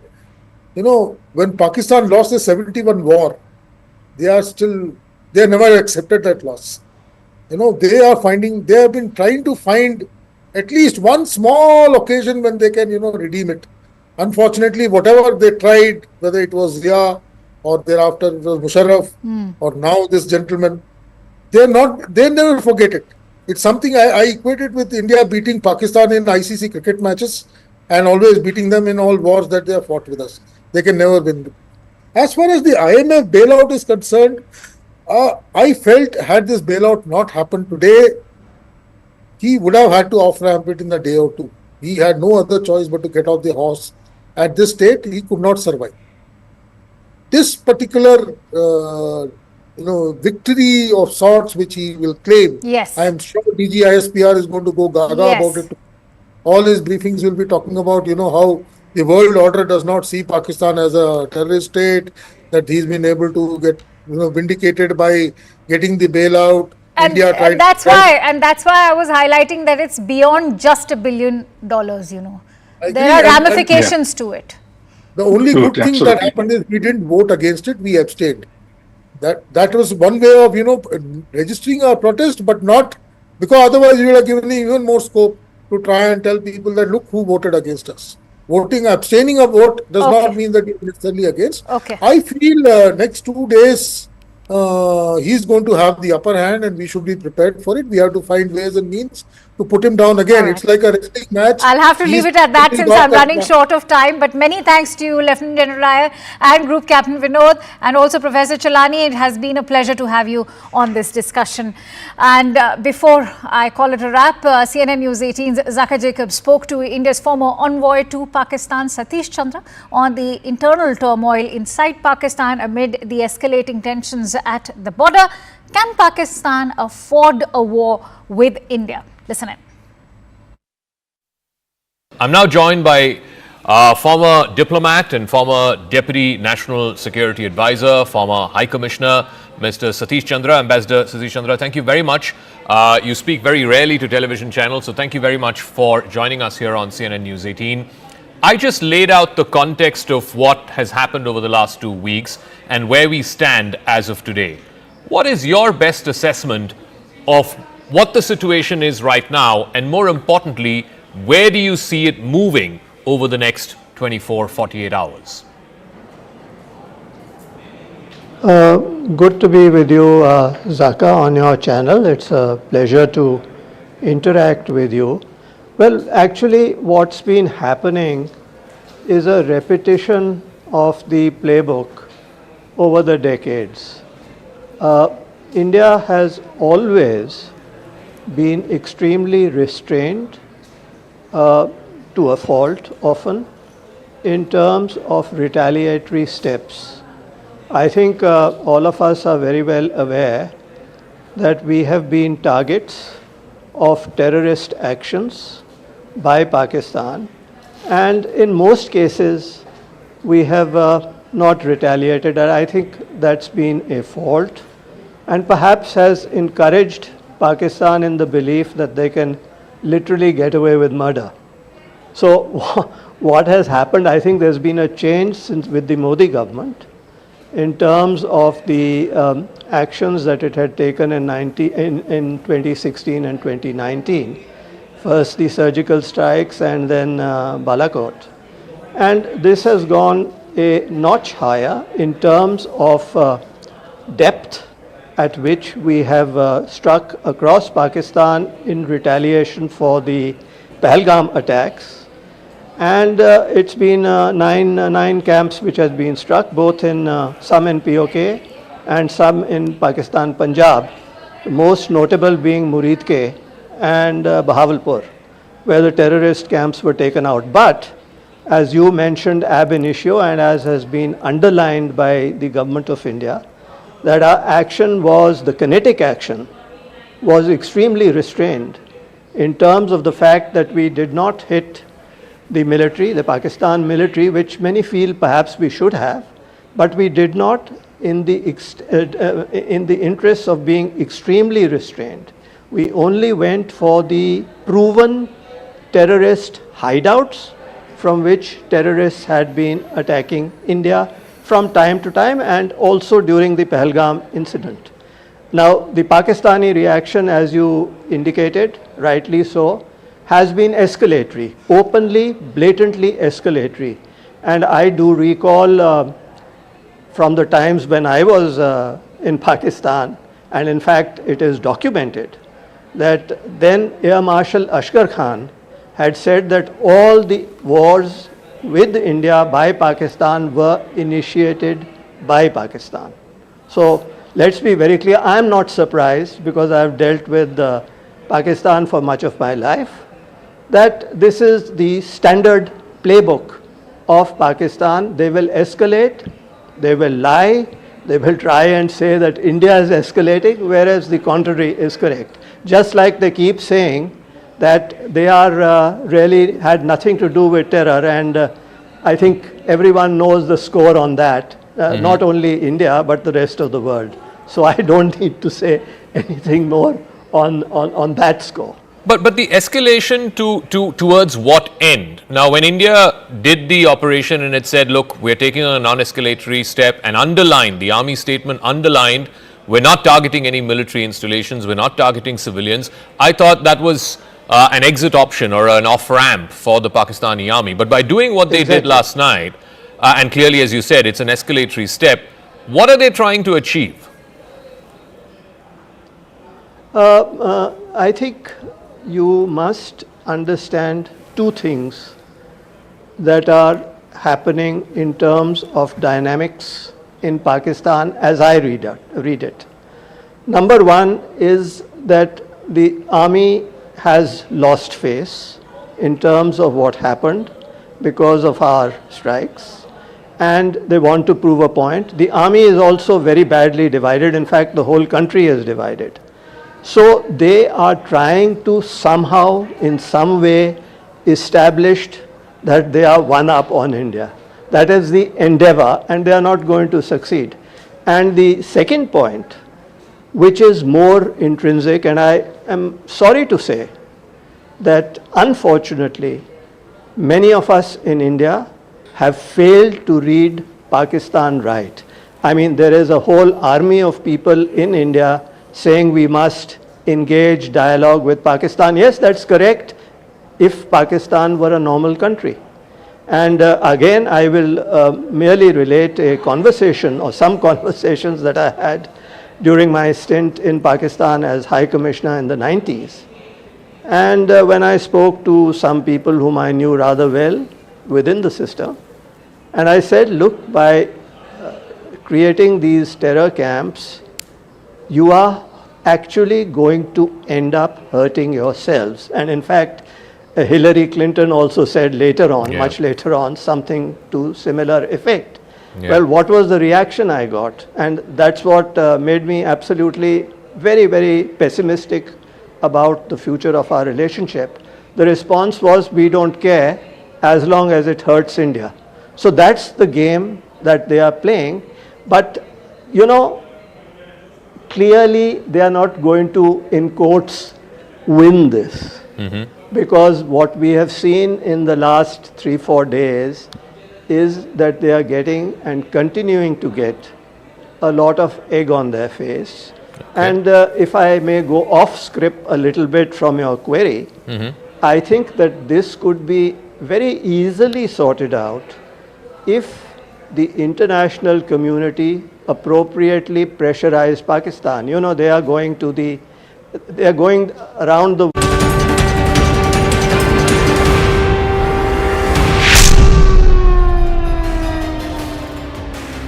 With a live and continuous coverage on India and Pakistan, we're getting in breaking inputs. In fact, what we are learning is that India has fired multiple drones at Pakistan in their Punjab province, and a big blast was also reported in Pakistan's Rawalpindi, and Indian drones have been spotted in Lahore, even Sheikhupura. Meanwhile, defense sources are telling CNN News 18 that India has intensified firing at the Sialkot and Narowal border areas after Pakistan violated the ceasefire. These are breaking inputs brought to us by our Security Affairs Editor, Mr. Manoj Gupta. And what we are right now learning is that India has fired multiple drones at Pakistan in the Punjab province, to be specific. In fact, a massive blast has also been reported in Rawalpindi. Indian drones have been spotted in Lahore and Shekhipura. Meanwhile, defense sources are also telling us that India has also intensified its firing at Sialkot, even the Narowal area as far as the border areas are concerned. Remember, Pakistan began to violate the ceasefire, has been doing so for quite a few days now, but as far as the shelling is concerned, it began yet again in the evening. And it spiked on Friday evening as Pakistan resumed heavy shelling and unprovoked firing along the line of control. We've seen that is continuing to happen in various sectors, whether it is Pathankot, even Uri, Poonch. The latest escalation comes after there was a lull for over 11 hours, marking another day of relentless ceasefire violations by Pakistan.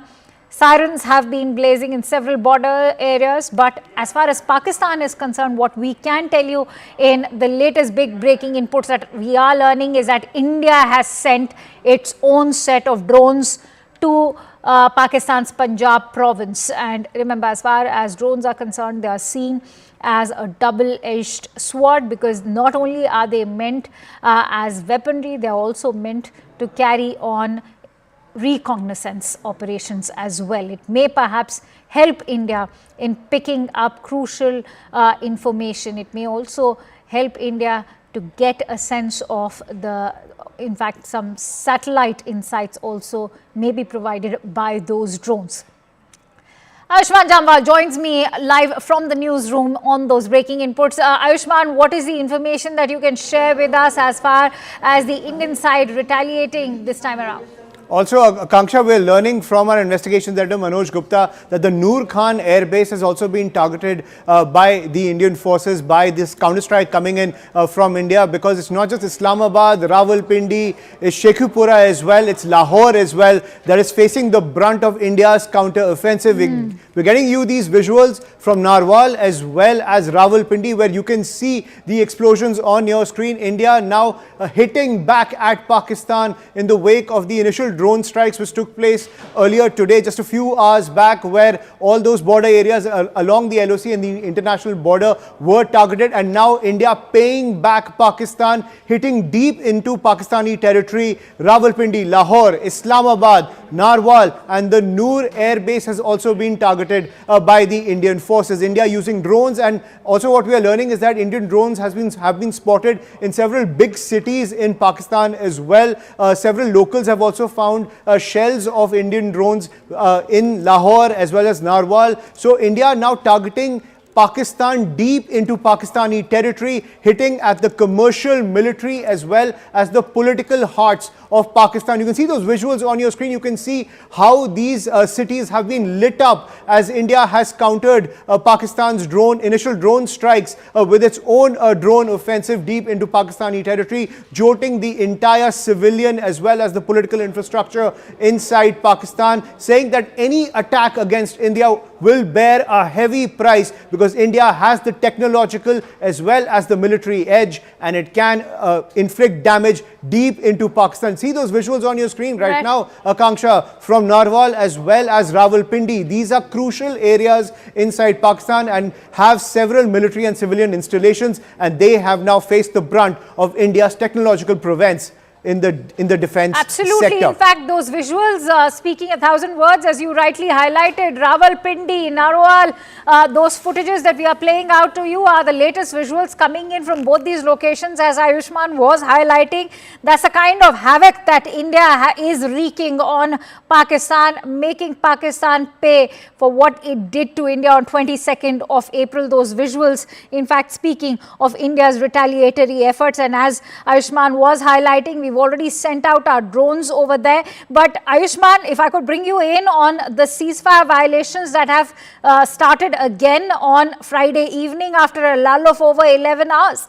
Absolutely. And even to those ceasefire violations, Akanksha, what we are learning from our investigations editor Manoj Gupta is that areas in Sialkot and Narwal, which are near the LOC and the international border, those areas are now being pummeled by Indian forces. Indian forces now opening fire at several posts along the LOC and the international border, trying to take out Pakistani artillery formations inside those areas. So Narwal as well as Sialkot are seeing a lot of damage coming in from the Indian side. India literally raining fire on Pakistan after the initial ceasefire violations that we've been seeing in the couple of hours before India's counter strike. We saw the damage that was coming in when Pakistan launched those drone attacks on several areas in the border parts of India along the LOC and the international border. But India's air defense system, Akanksha, it is way too advanced as compared to Pakistan, and was able to take out all those drones, cause minimal damage along the border areas. But you can see what India's missiles and drone strikes are doing to Pakistan. While we were able to intercept them using the S-400 system, using the Akash system, using several air defense personnel as well as technology, Pakistan stood no chance. See those visuals on your screen where we are raining havoc when it comes to the counter-offensive, to their attempt to disrupt the peace and tranquility inside India, and also to punish India for our initial strike through Operation Sindur. And now they are paying the price. So that has been India's strategy. We are upping the cost, upping the ante against Pakistan. Narwal, Rawalpindi, Akanksha, the center of Pakistan's military. And you can see those visuals on your screen where Rawalpindi is now facing the brunt of India's military fury. Oh, absolutely. Let me quickly, in fact, bring in our guest. I'm joined in by Group Captain Vinod over there as well, who's joining me live on the broadcast. Group Captain, thank you for coming back to our broadcast. But this is big breaking input as those visuals are coming in from Rawalpindi and Narowal. What we are learning is that Noor Khan base has also been attacked. What do you make of these strategic retaliatory attacks from India? Akansha, you've been up the whole night and it is wee hours of the morning. A day before, I told Munir via tweet that Munir, don't go this drone warfare way. Probably that's the biggest mistake you will ever make. And Munir didn't listen to me and he's made this mistake. Now Pindi is exploding. See, it is not tit for tat anymore, Akanksha. कि आपने एक मारा तो मैं एक मारूंगा नहीं. बहुत मारे चुप. I told you the previous time. We are here to give them such a big reply that Hindi में कहते हैं पुश्ते याद रखेंगी. In the years to come, it will be found in your textbooks that we went against India and India did this to us. And I'm not saying, as a jingoism or some kind of a, chest thumping kind of a thing. No, it is just go by the effect. One drone with some 100 kilo or 100 grams of bomb that came over, say, Jaisalmer or wherever, as opposed to 100 kgs and 250 kgs and 2,000 pounder Spice 2000 is what we are putting over them. The 2,000 pounder bomb, that is what we are seeing on the screen. It's huge. It's not some pav kilo ka bomb. And if this does not send the shivers down Munir's spine and other people's spine, I don't know what will. Which, if he doesn't come on the table tomorrow, I think he's really, really making a big mistake, and probably he's not paying the price. Someone else is paying the price for him.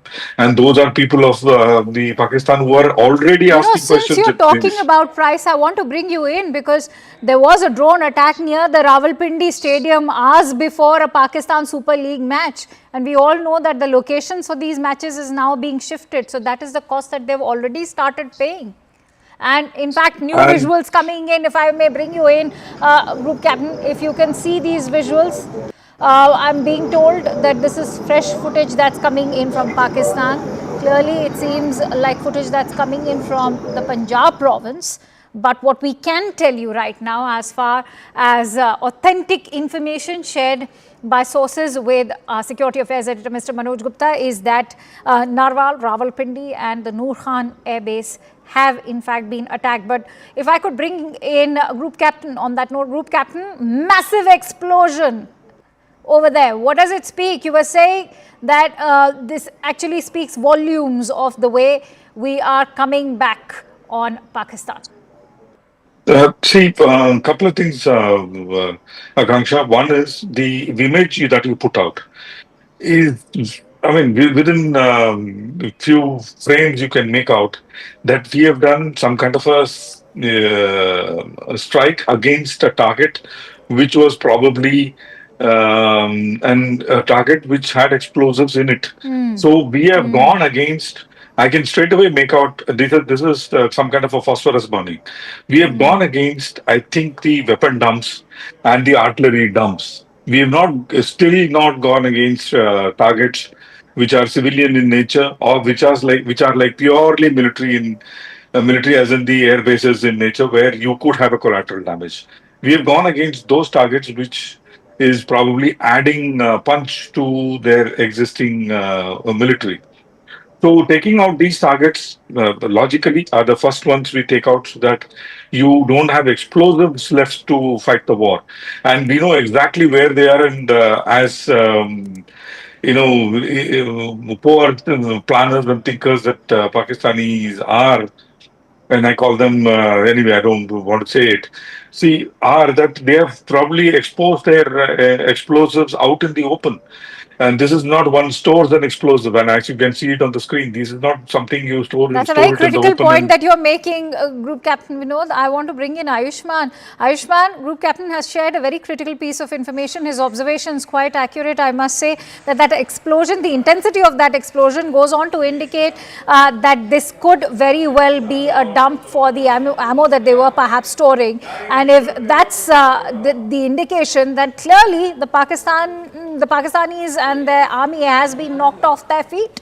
Absolutely, and we're getting more updates as well from our investigations editor Manoj Gupta as more and more visuals come in from Pakistan. Akanksha, what we're learning is that 2 blasts have been heard in Rawalpindi. One hit the Sadr area and the other hit the Noor Khan Air Base, a crucial air base of the Pakistani military. One blast on the outskirts of Rawalpindi as well as Islamabad. What we're also learning is that the diplomatic enclave in Islamabad has also taken a hit. One blast happened in Lahore in the Askari area of Lahore, which is a high-end area in Lahore. One blast happened in Shekhupura, one blast in Narwal. Pakistan security sources are claiming multiple blasts are due to shooting down of Indian drones as well, is what they're claiming as well. So they're trying to intercept a lot of the drones, but as you can see the damage that India's military prowess has caused, not just in places like Shekhupura, Lahore, but even in places like Rawalpindi as well as Islamabad. We have struck deep into Pakistani territory as we counter their offensive that we saw just a couple of hours back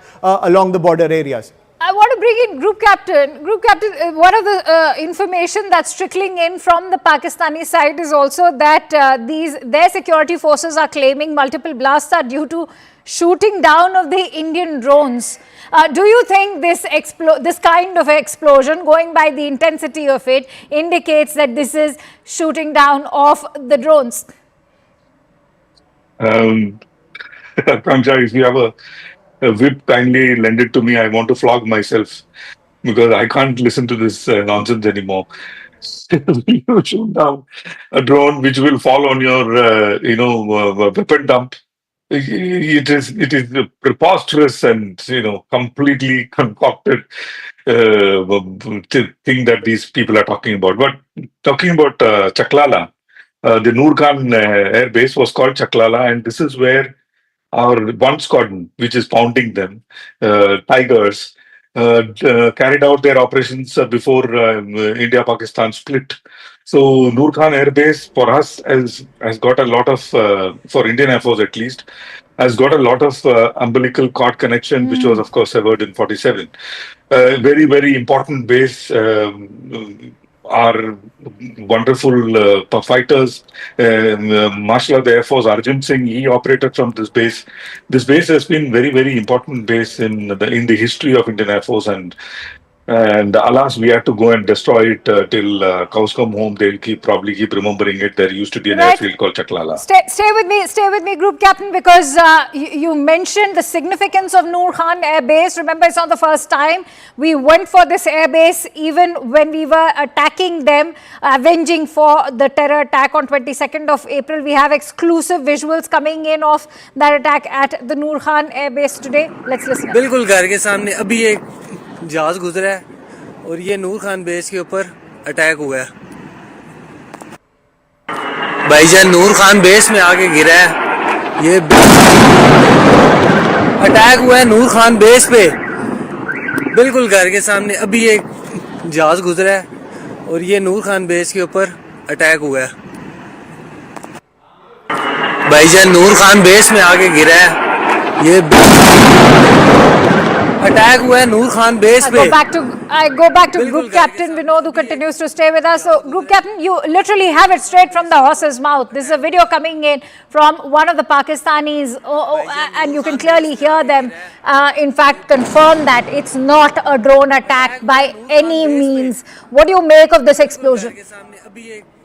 See, like I was saying, it is this time around, and for the sake of viewers, I'm saying this: we have weapons which can go up to 350, 400, 550 kilometers of range without even crossing the line of control or international border. We have gone and hit Chaklala, aka Noor Khan, the place where our #1 squadron was formed.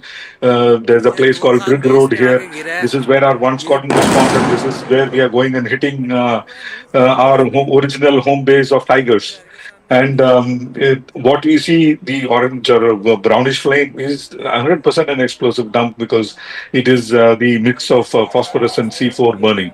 See that explosion, and I was expecting this explosion because this is the secondary Group Captain, would you call this a missile strike?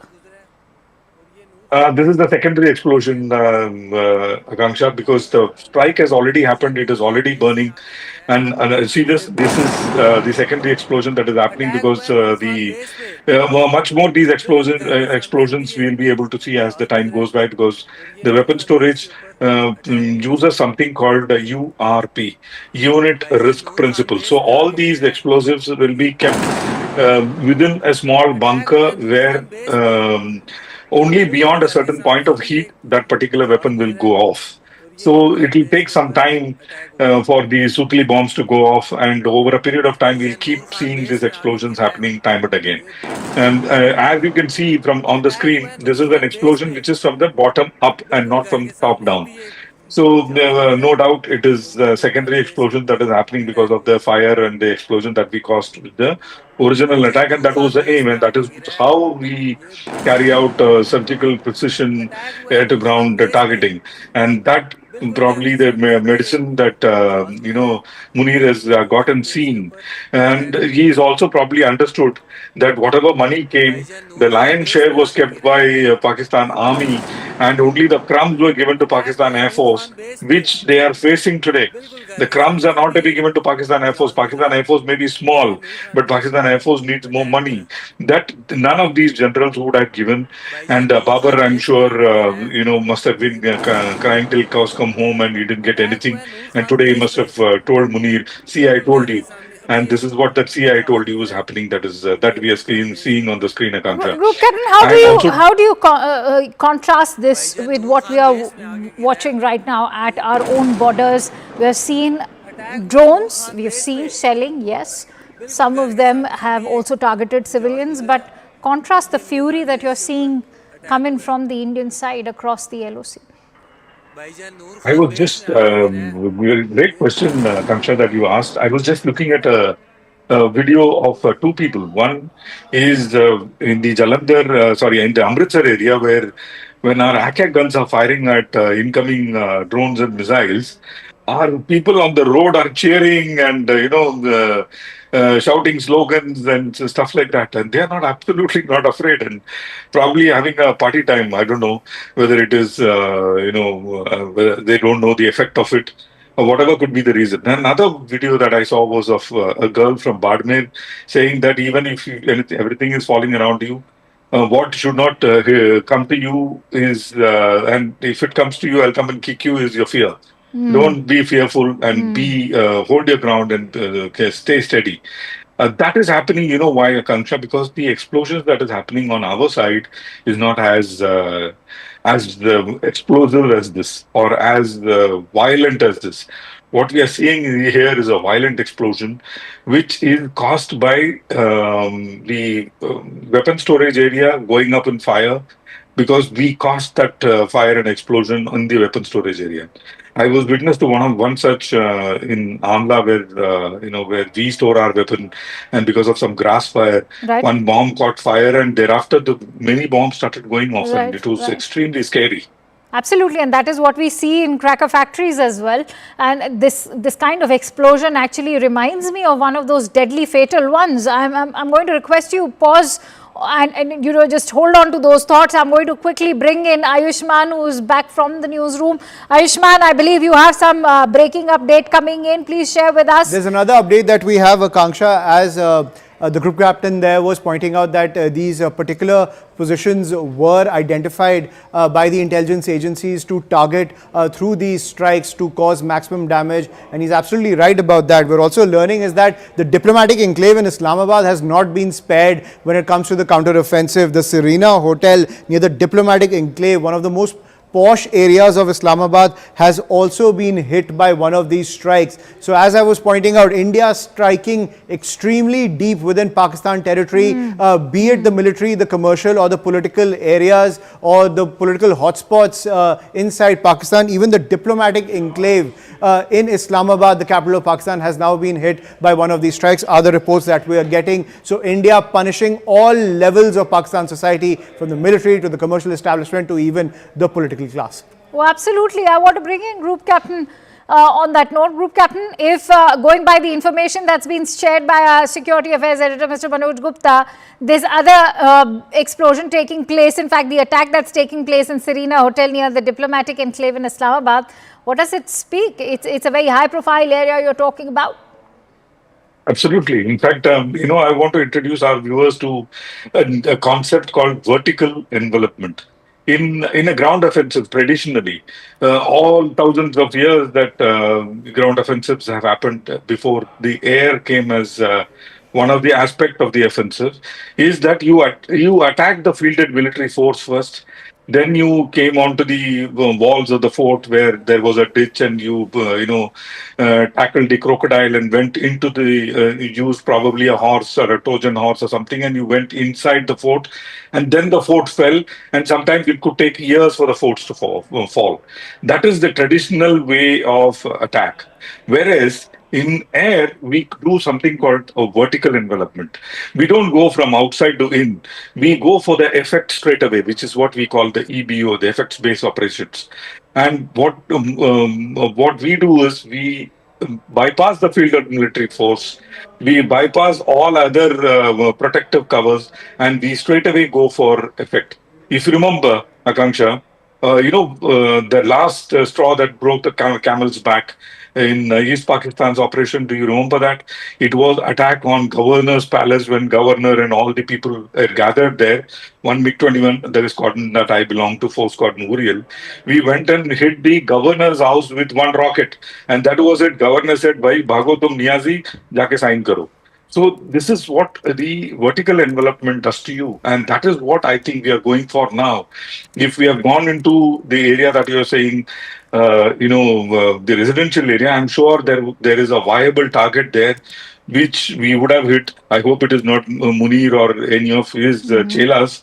But if that has happened, then I hope and pray that they are on the table tomorrow morning. I hope and pray again. If not, then it is going to be another bad night and another bad night and another bad night. Do not compare this with Ukraine-Russia war, people, and especially the that's Western. True. I totally agree with you. And if only the Pakistanis were, had a clear conscience, they would have perhaps not even started this entire conflict, given that the Indian External Affairs Ministry has made it amply clear that it was Pakistan that escalated the situation. But one, I'm sure all our viewers who are tuning in right now will also have one moot question: what is this going to lead to in terms of an escalation? And should we expect similar kind of attacks coming from Pakistan? Maybe. I mean, because they have such weapons, Kanksha. They have cruise missiles which are quite capable. Whether they'll be able to launch them is a very big question, but they have. Why do you say that that's a question if they can launch it or not? Why do you doubt the capability? Very good question again, Akanksha. I was coming to that. Some of these cruise missiles is tipped with something called tactical nuclear warhead. Will they use it or not is a very big question. Tactical nuclear warhead has got a very limited fallout range. It still is a nuke, mind you, 10 to 20 kilometers of fallout range. But Akanksha, that 20 kilometers, you can never use it till at least our great-great-grandchildren come up, because that full area is going to be full of nuclear fallout for many years. Will they use it or not? I don't know. But they have missiles like Rad, and they have missiles which they have got from China. Will they press that button? Remains a very big question. They are not NFU, no first use. We are no first use. They are not NFU. So therefore, them slapping on a tactical nuclear weapon may not be a possibility, but is something that is lurking in the background. And if it's a Chinese make, I seriously have my doubts.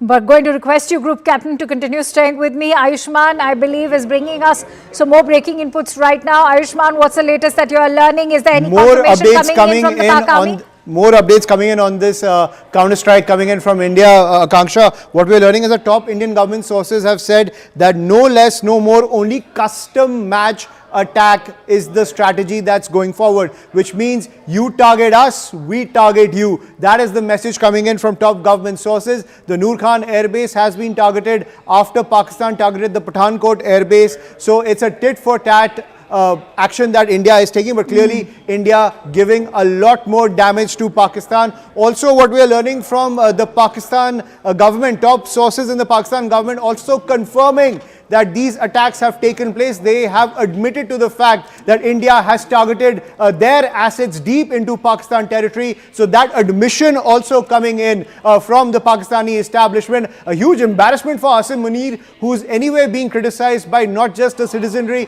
but top politicians who have said that he's incapable of protecting the people of Pakistan. Now the Pakistan establishment, and we are learning, has admitted that India has struck deep into Pakistani territory, be it Sialkot, Islamabad, Rawalpindi, Lahore, the diplomatic enclave inside Islamabad, the Noor Khan Air Base, a critical military base that is operated by the Pakistan military. This is something huge when it comes to the entire offensive between India and Pakistan, where the Pakistan establishment has now admitted that India has drawn blood in this entire conflict. And also top government sources making it clear this is a measured response that's coming in from the Indian side. India also making it extremely clear, if Pakistan attacks, there will be a measured counter-offensive to any escalation coming in from the Pakistani side.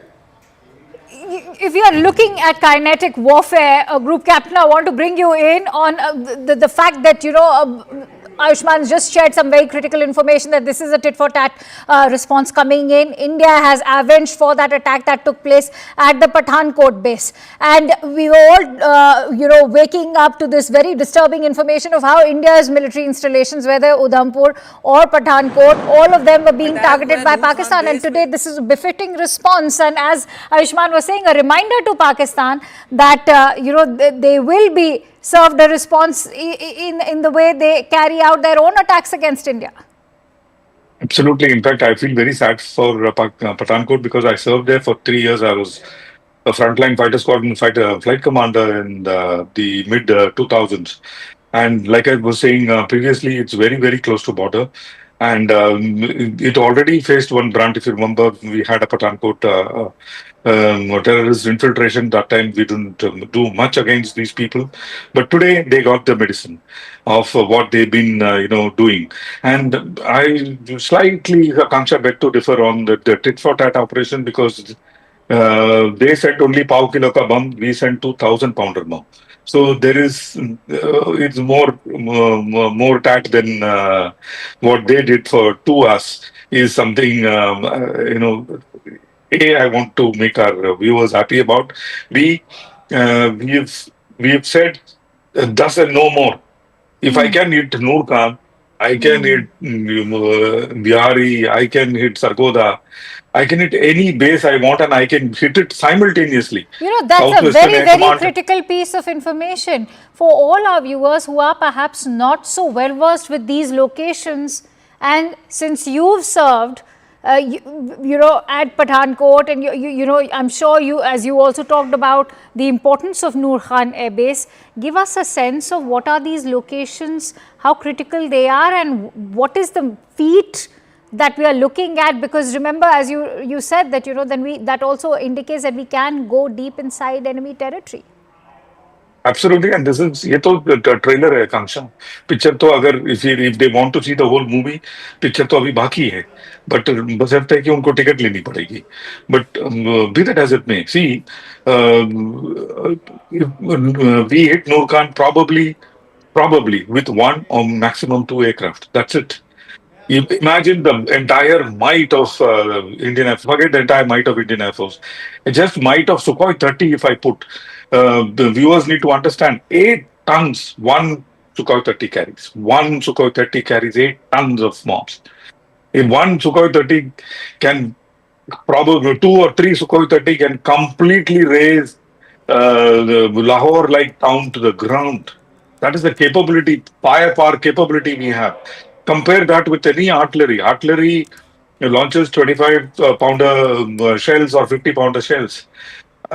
50-pounder कहाँ, 2,000 pounder कहाँ, and 2,000 pound into as many numbers you put to reach 8 tons. You look at, and they are all precision guided weapons, Kanksha, and multi-spectral. Let me explain multi-spectral to the viewers. We take a dumb bomb matlab, which does not have any kind of directional control. We slap on a kit on top in the front and the rear and make it smart. The rear kit is the one which controls, and the front kit is the one which seeks and gives some kind of stability. What it seeks is what I put, and what I put is what I already have in intelligence. Suppose the intelligence changes in flight, I can change it. If it does some kind of a decoy measure, I can switch to a different head. I want to pad this conversation further, because Group Captain, this is also the information that we are learning, that a missile was used to hit the Noor Khan Air Base. And when you're talking about the missile, are we looking at the ATGMs? Because what we are learning is that the Indian Army has been actively using these anti-tank guided missiles. No, this Noor Khan is way far for ATGMs to be used. Noor Khan is probably hit by a precision-guided weapon like Spice 2000 or Scalp NG, or those kind of or Popeye version of a Popeye that we have is the one which we have used. It could even be BrahMos. You never know, because BrahMos is an interceptable weapon, and it comes down at 3 times the speed of sound. There is no way, no weapon in the world has the capability to intercept a BrahMos. BrahMos is Brahmastra. There is no two ways about it. It could well have been BrahMos, and we make it, and we make it in 1,000. Not like Pakistan, who go with the begging ball. Okay. I want to bring in a second guest who's joining us right now, Major General K.K. Sinha. Thank you, sir, for joining in. It does seem like a day of hope for India right now, and this is going to be, we've hit them, and we've hit them really hard. Major General Sinha, if you can see that explosion that's taken place at Noor Khan Air Base, what is your assessment of this explosion? Good morning and Jai Hind. I think it is a very good note on which I think I just got up after very late sleep. Very good, because 6 air bases and places starting from Sadar, that is Islamabad, up to Nurwal. It is quite deep. These are the heart of Pakistan. We are actually attributed on this. They tried to hit our military installation at Udhampur and Pathankot. Yes. It is on, it is actually in response to that. And the response is, I think, it is, in my judgment, more than 100 times what they try to do it. They were trying to hit our areas, thinking that they are just trying to provoke us. What happened on 7th and what happened today, these are something on 7th when it started, 9 places hitting in just 25 minutes, unprecedented in the complete I have seen in the global history of military strike on anywhere. A very precious in 25 minutes. And today, if I've just tried to understand and seen the spread and going exactly pinpoint and also trying to, we have taken the photographs. I think it is a great, it is not a part of escalations, but I think we are just giving it back if they want to climb the ladder and try to escalate from that side. We waited for 2 days.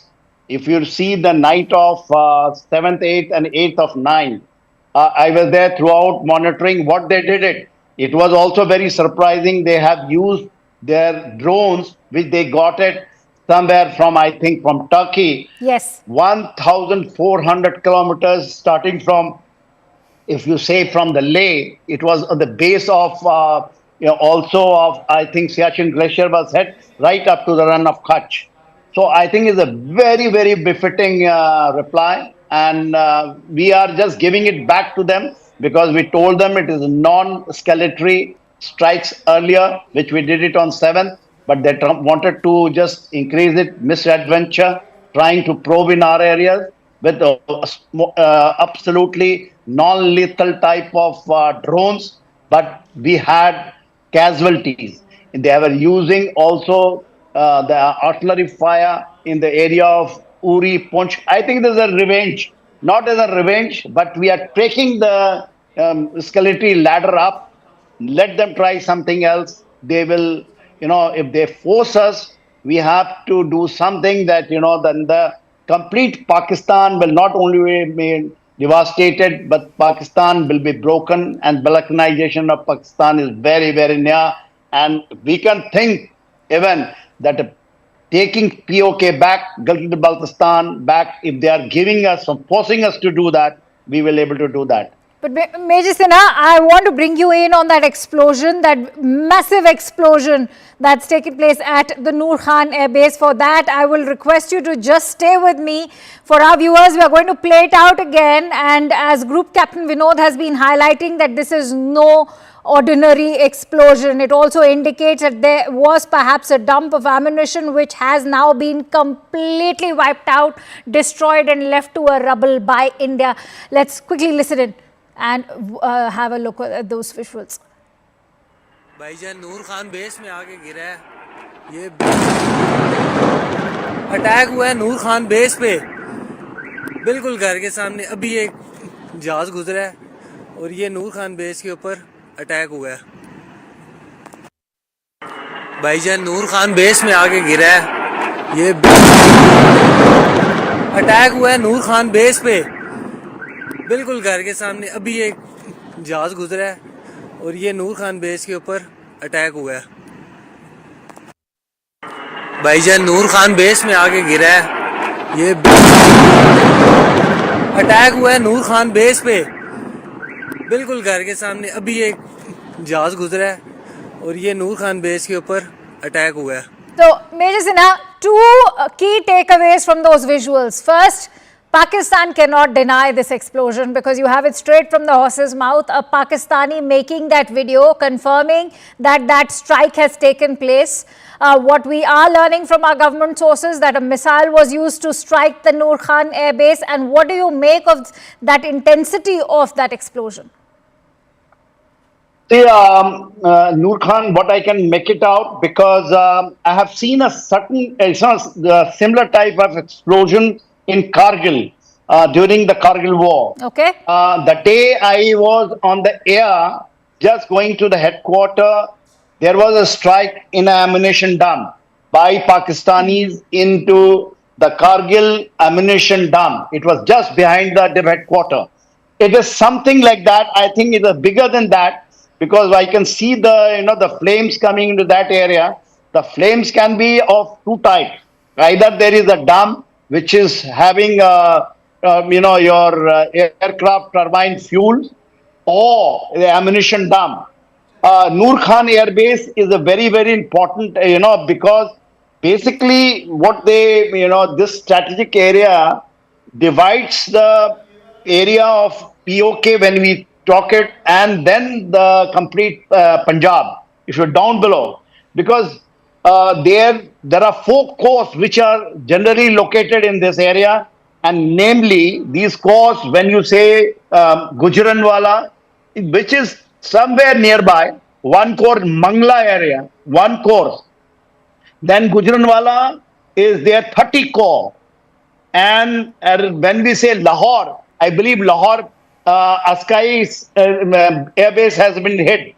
Tekpura, if you come down before coming to the Norwal, just Multan 2 corps.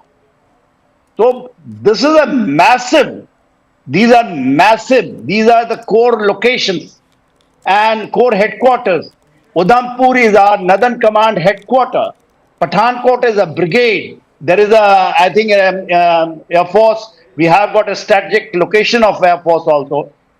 I think this is something very, very big, what we have seen on that 7. undoubtedly is, and you rightly said that this is a direct escalation in the ladder, and not just an escalation, it's a befitting response to how dare they even look at our own military installations in Pathankot, Udhampur and Jammu. And that's why I want to bring in Group Captain Vinod. Group Captain, what does it speak of Pakistan's own defense capabilities? We managed to repel all those missiles that they had sent out to target our own military installations. But what does it speak of their defense capabilities now?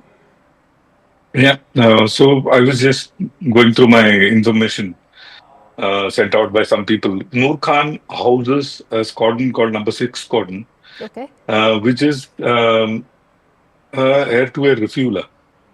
Oh. So it could be an air-to-air refueler, and that is a strategic target. And you have very few of them. We'll have to wait till we get more information, because the way the thing is spread out, have we taken out certain air-to-air refueler on ground?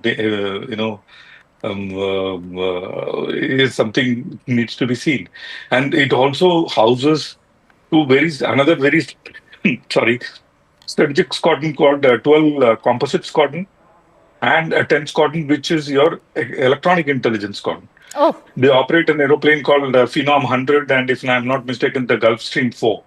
So these aeroplanes that we see flying all along the border, gathering intelligence and snooping into Indian territory with cameras and electronic intelligence equipment, are the ones operating out of Noor Khan. And like I said, the 10 squadron, which is MRTT, which is the tanker transport squadron, also called the Bulls. So these squadrons are established in Noor Khan. So very, very strategic base. If we have got the air-to-air refueler, I will be extremely, extremely elated, because then the F-16s and other aeroplanes have no extended stay and no extended range. That severely, severely limits them. The counterattack could be in one of our bases in Chandigarh, Agra, or somewhere else. Okay. So that we need to be worried about. And that's exactly what I'm going to be discussing. Noor Khan is really big. Right. Can I ask one question from Group Captain Sure, Vinod, Major please? Sinha, sure. In fact, I have to quickly sir. go across to Ayushman, who's joining me live from the newsroom. But before I do that, Major Sinha, perhaps you can pose your question to Group Captain. Yeah. Good morning, Vinod. Good morning, sir. Very good morning and very good. We are meeting on, of course, on a TV channel when something very spectacular has been done by our brave Indian Air Force. Because I heard, a passerby or someone who's there, he said that some aircraft came. He is saying he can see an aircraft coming in that area. Is it we have sent our aircraft over there, or it is just a BrahMos? We have, tried to stick them with the cruise That's what, missile. just before you joined, sir, I was telling Akanksha, just before you joined, it could be BrahMos because that is the one which has a jet engine, and rest of them does not have a jet engine. It has a boost phase, and thereafter it only glides down. And Major So that is Sinha, why I thought- information that we have received is that this is a missile attack. Okay. So MRTT is, I'm putting my money on MRTT, sir. MRTT may have been on ground, the tanker transport aircraft, and I pray and hope MRTT is gone, and that is severe blow on Pakistan. All Severe right. blow So on we Pakistan. It's an have not extremely included strategic. the airspace of Pakistan. So your judgment is that we have not crossed the airspace of Pakistan. Absolutely not. Okay, I believe Absolutely not. Ayushman has some more optimistic updates for us. Let's quickly go back to Ayushman. Ayushman, please go ahead. Akanksha, we're getting more information. It's not just the Noor Khan Air Base that's been targeted by the Indian forces. The Shorkot Rafiki Air Base is also under attack inside Pakistan. So Indian projectiles are also taking out those capabilities of the Pakistan military. But the Indian government also making it extremely clear when it comes to this counter-offensive that's coming in from the Indian side. Top government sources are telling CNN News 18 that initially the Pahalgam attack was an attack against innocent civilians. But when India launched Operation Sindur, we didn't attack Pakistani military installations or any civilian areas. Pakistan attempts since yesterday, this is what top government sources are telling CNN News 18, were criminal acts. Since Operation Sindur, they also attacked Indian civilian areas. Their crime list is very big, and Indian government sources making it very clear, India is making only a custom match attack. If you attack us, we will respond in kind, is the pitch that is coming in from top Indian government sources. They're saying that while initially they were targeting only the terror launch pads, Pakistan has escalated this entire offensive into targeting military bases as well as certain civilian areas attached to those military bases. So India making it extremely clear, if Pakistan moves up the escalation ladder, India will respond in kind. What they are using, and the term that top Indian government sources are using very frequently, is custom match attacks. Yes. And that actually, is the big differentiation if you were to compare it with the whole analogy of calling it a tit-for-tat one, which is something Group Captain Vinod was also saying. And Group Captain, I want to bring you in on that note. The messaging behind these attacks, before I get into the significance of the Shorkot Rafiki Air Base, I want you to shed light on the greater messaging as has been shared by Ayushman. Inputs coming in from our Security Affairs Editor, Mr. Manoj Gupta, who's gone on to bring us this confirmation from government sources who have said that terror dens were attacked by India, but they chose to attack our military installations and our civilians and civilian infrastructure. Absolutely. In that morning, in fact, I was with Zaka, Rahul and Anand. I was saying the same thing. What is the matching target on Indian side for them to attack to save face? There is none. There is none, Akanksha. We have gone and hit 9 terror targets. मुंह छुपाने के लिए कौन से target पे attack करेंगे वो? And that is where I think Fauj has made a mistake. They should have gone for like last time in the Operation Swift Retort, some forest area and called it a day. And I think that time General probably had a little bit of brain reverted to inside his head. But this time General is not. Because they have gone for a target which I opened completely. In fact, I was with General the other day, completely a new can of worms. Because now I have the upper hand. And it is not like the word we are using, tit-for-tat attack. It is a matching attack. That means you hit my base, I will hit your base. And what I will hit your base, to what extent I will punish you, is now up to me. And exactly that is what we have done in Noor Khan. And you said we'll come to Rafiki. And Rafiki itself is beautiful. It's news to me because, Akanksha, while I say this, I have goosebumps. In Pathankot, Rafiki was one of my target. and I know Rafiki like the back of my hand. If you put me blindfolded in Rafiki, I know exactly where is what and how I can, No, then go ahead. maneuver Go ahead. myself Go in ahead. there. Shed light on why this has been such a critical target, and what is the significance behind targeting the Rafiki airbase. See, firstly, Rafiki Air Base itself is the Nas of Pakistan. Because in 1965, there was one squad leader called Rafiki on whom the airbase is put. And he has been credited with, I don't know why, 5 Indian Air Force aeroplanes downed in some couple of seconds or something like that. So this particular base has been named against, on his name, Rafiki. And it, like he said, no, he had Hilale Pakistan and Sitare Zurrat. They are two very high, it's like Mahavir Chakra and Paramvir Chakra. So these are two awards given to him. And on his name is this base. There are 5 fighter squadrons there.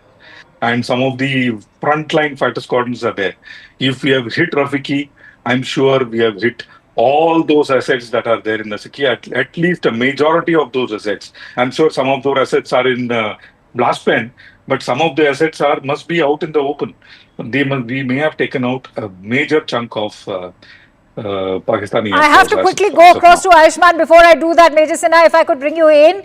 Major General, the point that I want to also make is that India is also avenging, as the messaging over there being shared by Group Captain Vinod is also, when he shared the significance behind naming that Rafiki Air Base after a squadron leader who had downed Indian aircraft. What do you make of the larger messaging? Khanshab, your colleague has given the name that, government has, basically released that in the custom match, attack, which we have done it. Custom match attack means last 2 nights, our response was there, which came out officially in the official briefing by the 2 our brave ladies, that we carried out 4 drone attacks, and one, I think their radar was hit. And that was a drone attack. Now, it is not very clear to me whether it is actual crossing the airspace, because some doubts are coming because of the guy who is just speaking, that he has seen something coming to the Rawalpindi and he has used an aircraft. But our assessment is that we have not crossed their airspace. All right, but we are getting in breaking inputs right now that Pakistan has confirmed that their 3 air bases have been struck. Let's quickly bring in Ayushman. Absolutely, Akanksha. So that confirmation also coming in from the Pakistani establishment that India has struck 3 air bases. One was the Noor Khan air base, then the Rafiki air base. Also, what we are learning is that Indian forces have struck the Murid air base inside Pakistan. So I'm sure our defense experts can shed more light on the strategic edge of targeting these particular 3 air bases: Noor Khan air base, Rafiki air base, and the Murid air base. So India also making it very clear, as we reported, and the information brought to us by Investigations Director Manoj Gupta, the top government sources have said that this is a custom match attack. If you attack us, we will respond in kind. But clearly, India targeting Pakistan's military assets deep in Pakistani territory, and now a 3rd air base has been targeted by the Indian forces. The first was the Noor Khan air base, then the Rafiki air base, and now what we're learning, the Murid air base has also been targeted by Indian forces. Group Captain Vinod, Murid Air Base as well, the 3rd one. This is in fact quite a triple treat for India to wake up to in terms of all the latest updates. I'm extremely happy for all what I wanted to do all my life. Some of my boys did. Well, you're still part I'm happy of it for them.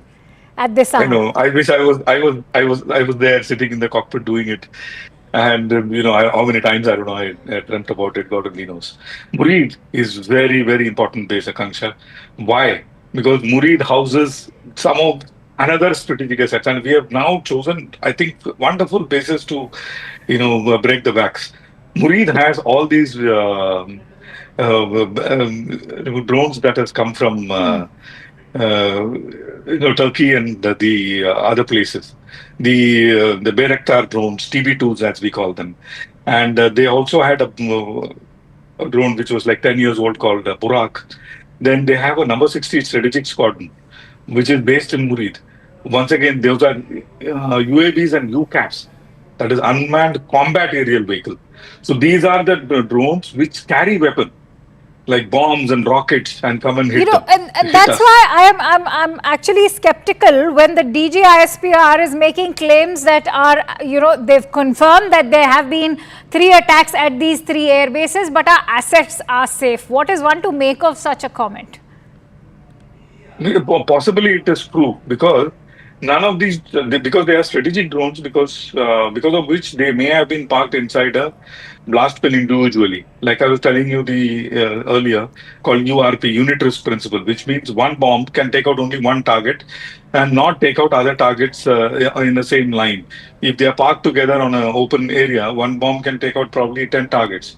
But in the unit risk principle, one bomb can take out only one target. Of what the Pakistani ISP are saying could be true, but what may not be true is that we have not used multiple bombs. Maybe we have used one bomb per drone. So, which means all the drones there are gone. And if all the drones there are strategic drones, there is number 60 strategic squadron, it is called. It has a drone called Shapur. And number 61 strategic squadron, which has a drone called Burak. Burak is a very, very capable drone when it comes to eavesdropping and taking information. So, it is like taking out somebody's eyes. So that is the kind of effect it has. I want to bring in Major General Sinha also. Major General Sinha, if you could add to that, because 3 air bases, very critical ones. Noor Khan, you are looking at Murid and Rafiki. What is the messaging, especially when it comes to India's own strategic edge and the statement that's now been made by us? The most important thing is that we are hitting, Punjab. This time the whole concentration is Punjab. And the spread is not only Rawalpindi, Islamabad, down below. We have gone right up to Bhavalpur, now Rafiki and Murid. These areas when you hit, and if they are confirming, DG ISPR is confirming 3 areas, we say, okay, 9 out of 6, which we are saying, even 3 are hit. But he's saying his assets are intact. I think, they will give this type of, but what the visual I can see, it is a massive attack. Yes. Massive attack. It is only single BrahMos or a single missile or is a multiple missile. That has to be seen. And you will see that when you carry out the damage analysis of that area, these are strategic bombing. It is not a strategic, hitting. It is not a hitting a target which have got tactical. It has a operational and strategic level. We have taken the things.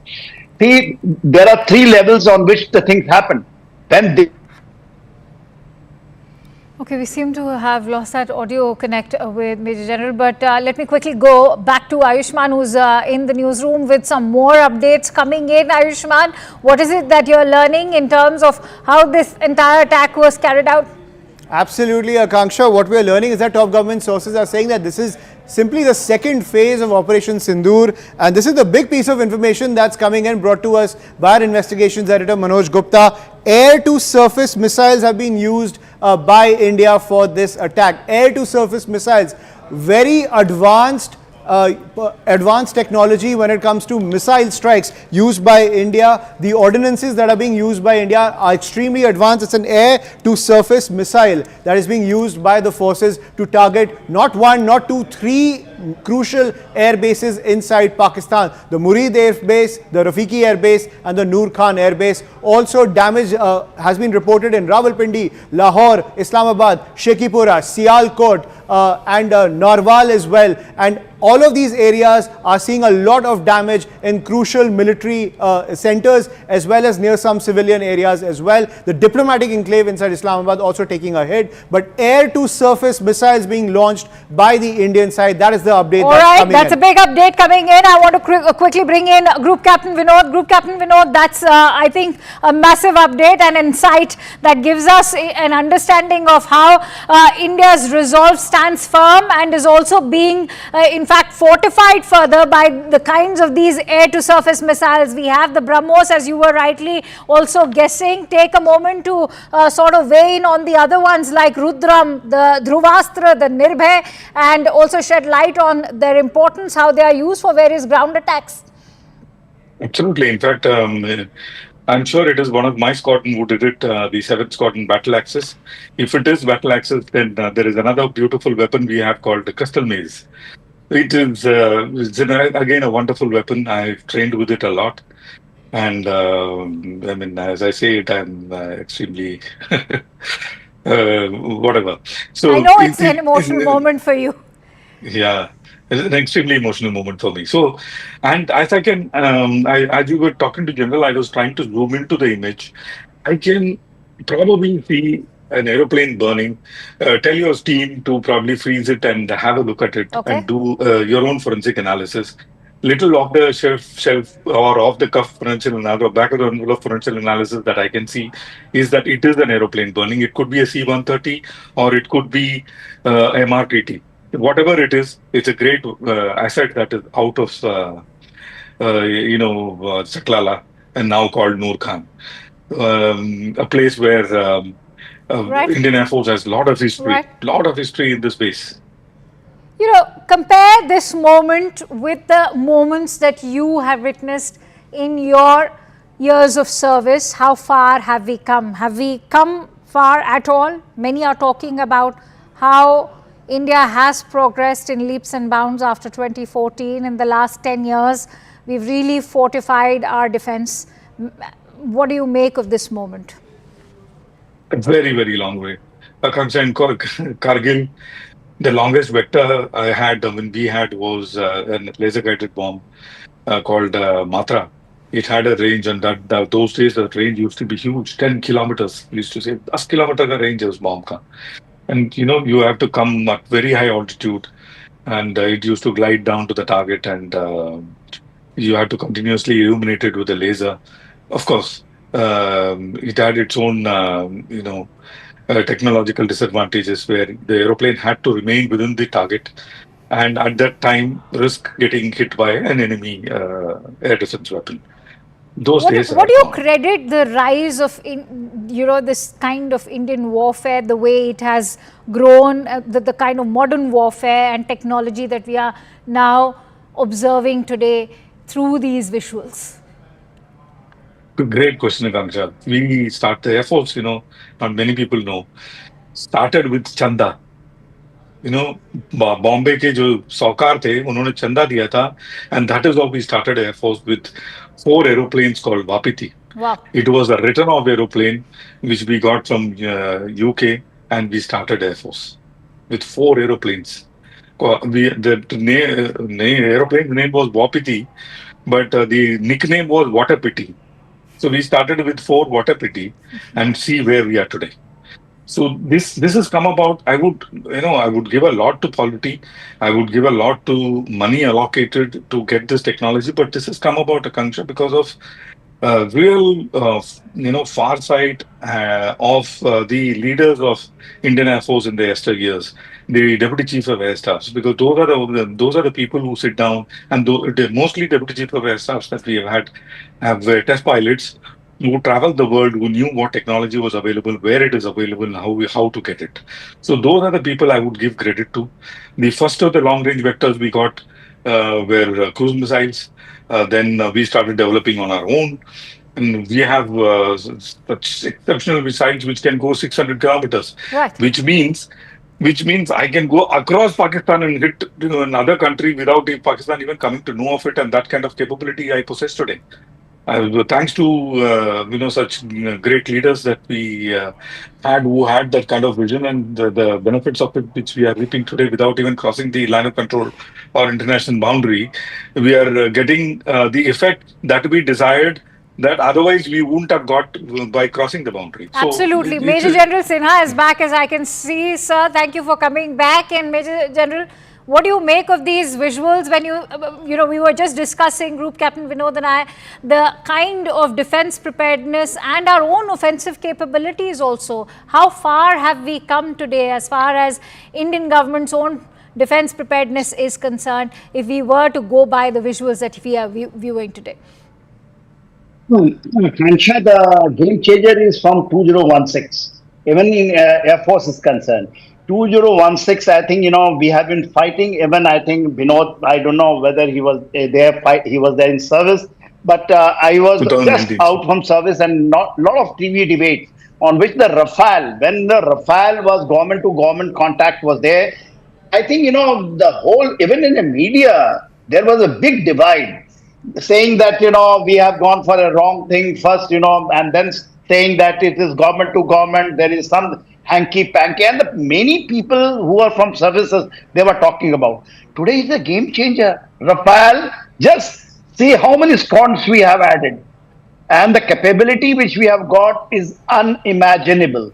The second thing which I want to bring it out, that from in that time onwards, maybe 2012, because I was ADG infantry, looking after the major assets, and also we were going to the government that time, and on file it was written in 2012 that there is no money.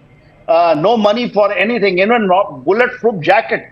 Today, can you imagine that we have got integrated two-layer air defense system, which 3 years back, even the drones were coming and hitting our Jammu air base, and drones came, we were not able to shoot down.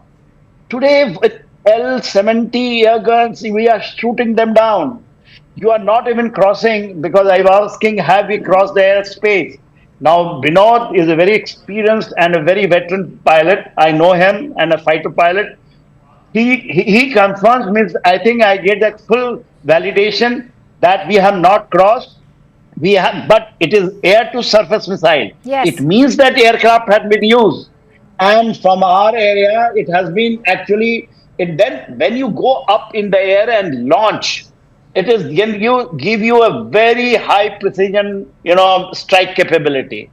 And hitting, if it's true, even the DGISPR is saying that, the Rawalpindi, Noor Khan Air Base, the Rafiki and Murid, if they had been hit, I think even 3 has been hit. Lahore Air Base means, I do not know whether it is a Lahore Air Base or they are talking about Sargodha, because it is just behind, and east of Lahore is Sargodha. Sargodha was the major target, where it was Air Force, Indian Air, Mighty Air Force has a, free fall all at Sargodha. Okay. And that is the history. When you say Sargodha, there is a movie on this, Sargodha Airfield Strike. All right. So I think the history is being repeated. Major General, stay with me. I'm also joined in by Major Manik M. Jolly, who is a defense expert. Major Manik, your thoughts first of all on this strategic victory that India has had with the destruction of these 3 air bases. Excellent. I mean, why is everybody so serious? We should be very happy. This is a successful hit. I was clapping. Right? Yeah. I was clapping just before you came. I was vocal up doing with this. I was vocal up with the great news.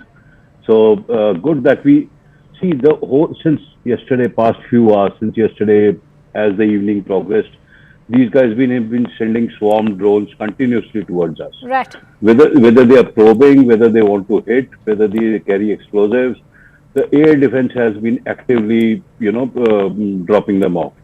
We had a complete wall around the borders, and they were. Maybe when you send a swarm, find 1% on something and get in. But we did a fantastic job. But what I heard that there was some intercept near Sirsa, which turned out to be serious. And obviously, we know as much as we also hear on media. Do not have any insider information. But going by even if that there was an intercept, or even this was swarm happening, and these guys were just not stopping it, I think a major message was required to be sent. And this is that kind of message which says, we will not get down to your petty level of sending swarms and this and that. We will hit once, we will hit hard. So just keep imagining this, that you take one step, the way that we see in Hindi. So this will be the answer from our side. Oh, absolutely. And taking out, and Major Vanik, a moment to also reflect on the statement that's come in from the government sources to CNN News 18, who've said that this is going to be a custom match attack. It has been a custom match attack. Exactly. And yesterday late night on CNN only, I was saying, somebody was asking about what do you see this going on. I said what is going on is India is standing as a tall, powerful chap, You even try and scratch me, I'll give you a punch on your nose that you'll keep bleeding for 3 days. And you keep again do that, we'll again do that. The mere quantum of how we are going to reply, that is the message we want to send. That you send one drone, we will take out your 3 air bases. That should ask them to calm down a little and start reflecting on what India wants from them, how they need to now behave. So it's a fantastic thing that has happened today. Group Captain Vinod, if I could bring you in on, all our viewers who may perhaps gain a lot, if you could shed light on perhaps the significance of the air-to-surface missile that has been used. We don't know exactly which one has been used. You did place your bets on BrahMos, but it could be Rudram, it could be Nirbhay. What is it that your hunch tells you? But of course, what a major milestone this has been for India as far as our own defense capabilities and offensive capabilities are concerned. It could even be a weapon called crystal maze, made by a country to which Pakistani cannot go because the Pakistani passport says to all countries except Israel. So it could even be crystal maze, and I am placing my bets actually on crystal maze and my squadron, which is 7th Squadron Battle Axis, who has done this. And if it is so, which we will come to know many weeks down the road, I'm extremely proud of the boys. And like I was saying, Kamsha, I think it is the MRTT that is gone. The more and more I'm looking at the visuals, and more and more I'm doing some kind of a, armchair forensics, which is, I don't know whether it is right to do or not. But the fact is, something of importance, either a C-130 or a MRTT, that is a refueler aircraft, is gone in the visuals that we are seeing, which is of Chaklala in 2012 or 13 or something. They changed it to the base called Noor Khan. Noor Khan was there, I think, the second or first or second air chief. उनके नाम से ही रखा. So that time I was still in service, and answering the general's question, very, very thankful to God. S-400 started as under my signature, one of the signatories when I was the director for air defense, and so is Rafale. So very, very thankful. Last day of my life in the Air Force, I was briefing very Rajnath ji on Balakot, because we were one of the architects of Balakot. So extremely, extremely thankful that like all of us have lived a life which is worth living all over again. No, I totally understand your emotions today, and I join you in that moment of pride as a very proud Indian today. But Major General Sinha, if I could bring you in on the major defense acquisitions that India has made in the last decade. We've also had to pass several international hurdles. One that we've already seen with the procurement of S-400, where the United States threatened us with its own set of CATSA sanctions, which we were able to receive a waiver on. But not just that, you actually have several other acquisitions. If one were to look at, you also have the Rafale, and you're also looking at several UAVs. But if you were to specifically look at the surface-to-air or the air-to-surface missiles? We have to understand one thing, that whatever the strategic capability we have gained, I think, a lot of contribution is from Russia side, S-400, when the Russia is itself going for a war with Ukraine. Even just before that, Putin came and he signed in hurry and just left. And, out of 5 units, he has given 3, which we have got, and it is doing a wonderful job. Second thing that, in spite of the pressure, that time, even Donald Trump was there, he was threatening. We conceded one thing, because he told that time, because Chabahar was coming and he was saying that the Iranian oil you will not take. We agreed. But we have not conceded the point as far our weaponry is concerned, especially S-400. Vinod says he was also the signatory of that. I know a gentleman who was the DG, because I was also ADG infantry. He was a DG, air defense regiments of part of our army. He has a great contribution, greatest contribution, because the integration of air defense system with matching, it is Barak 8 has come. I was you just imagine about to come to 8? Barak 8, yes. Barak 8 has come. IGLA has just before this thing we have started all this what we are doing it. IGLA, a new generation has come from Russia when they are fighting. See the supply. I will not name it because it will not be ethical to say what we are getting from Israel, but we are getting a lot of things from Israel even now. Americans are giving. Yes, and that's why this point becomes very critical at a time when Donald Trump is very keen on increasing our defense procurement, especially when it comes to New Delhi looking towards Washington. But what does it speak in the current scenario where we've seen how the Russian make, the French make, or even say the Israeli makes are also being equally good? Yeah, the French one, which I say, basically the Rafale part of it, was actually, it is totally conceived, done government to government from 2016, and then, the way it has come, we have seen the flying of Rafale in India, and then getting operationalized, when there was a face-off. Galwan, that was the northern border, we had a face-off with Chinese. When it landed in India, and record time, it takes a lot of time to actually, when you put an operationalization part and integrate with your own system. It is not a joke in war-like conditions, because what was happening in the northern borders that time, Rafale getting integrated.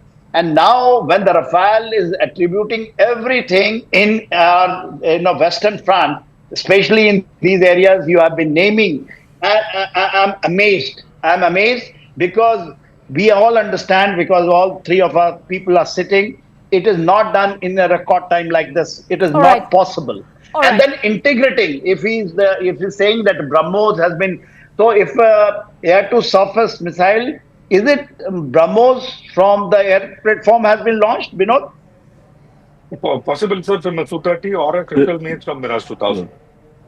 All right. Okay. We are awaiting confirmation on that bit, and I can see. I'm just guessing. Okay, I can see Stephen Golub, and who is an international affairs expert, has also joined in. Good to see you, Stephen. But I'm going to come to you in just a bit. We're getting in some very critical breaking inputs. Let me quickly bring our viewers up to speed as we are learning that, in fact, intelligence sources have told CNN News 18 that Pakistan fired 6 ballistic missiles at Punjab, at the state of Punjab. 6 ballistic missiles were fired by Pakistan. All have been intercepted by Indian forces as India continues to expose Pakistan's propaganda offensive against India, because the DGISPR has claimed that India fired 6 ballistic missiles on its own Indian cities in the Indian state of Punjab to target the Sikh community. So if you can see the kind of rabble-rousing that they are trying to do, also trying to stoke communal tensions within the country, that's already started. Top government sources also saying that Pakistan is stooping to a new law to create communal divisions in India. I take that with Ayushman. Ayushman. Akanksha, so it seems that the misinformation campaign also continues from the Pakistan side as India is hitting back at Pakistan. Remember, attacks have been launched on 6 big Pakistani cities, including 3 crucial air bases. And this is the pitch that's coming in from the DGISPR.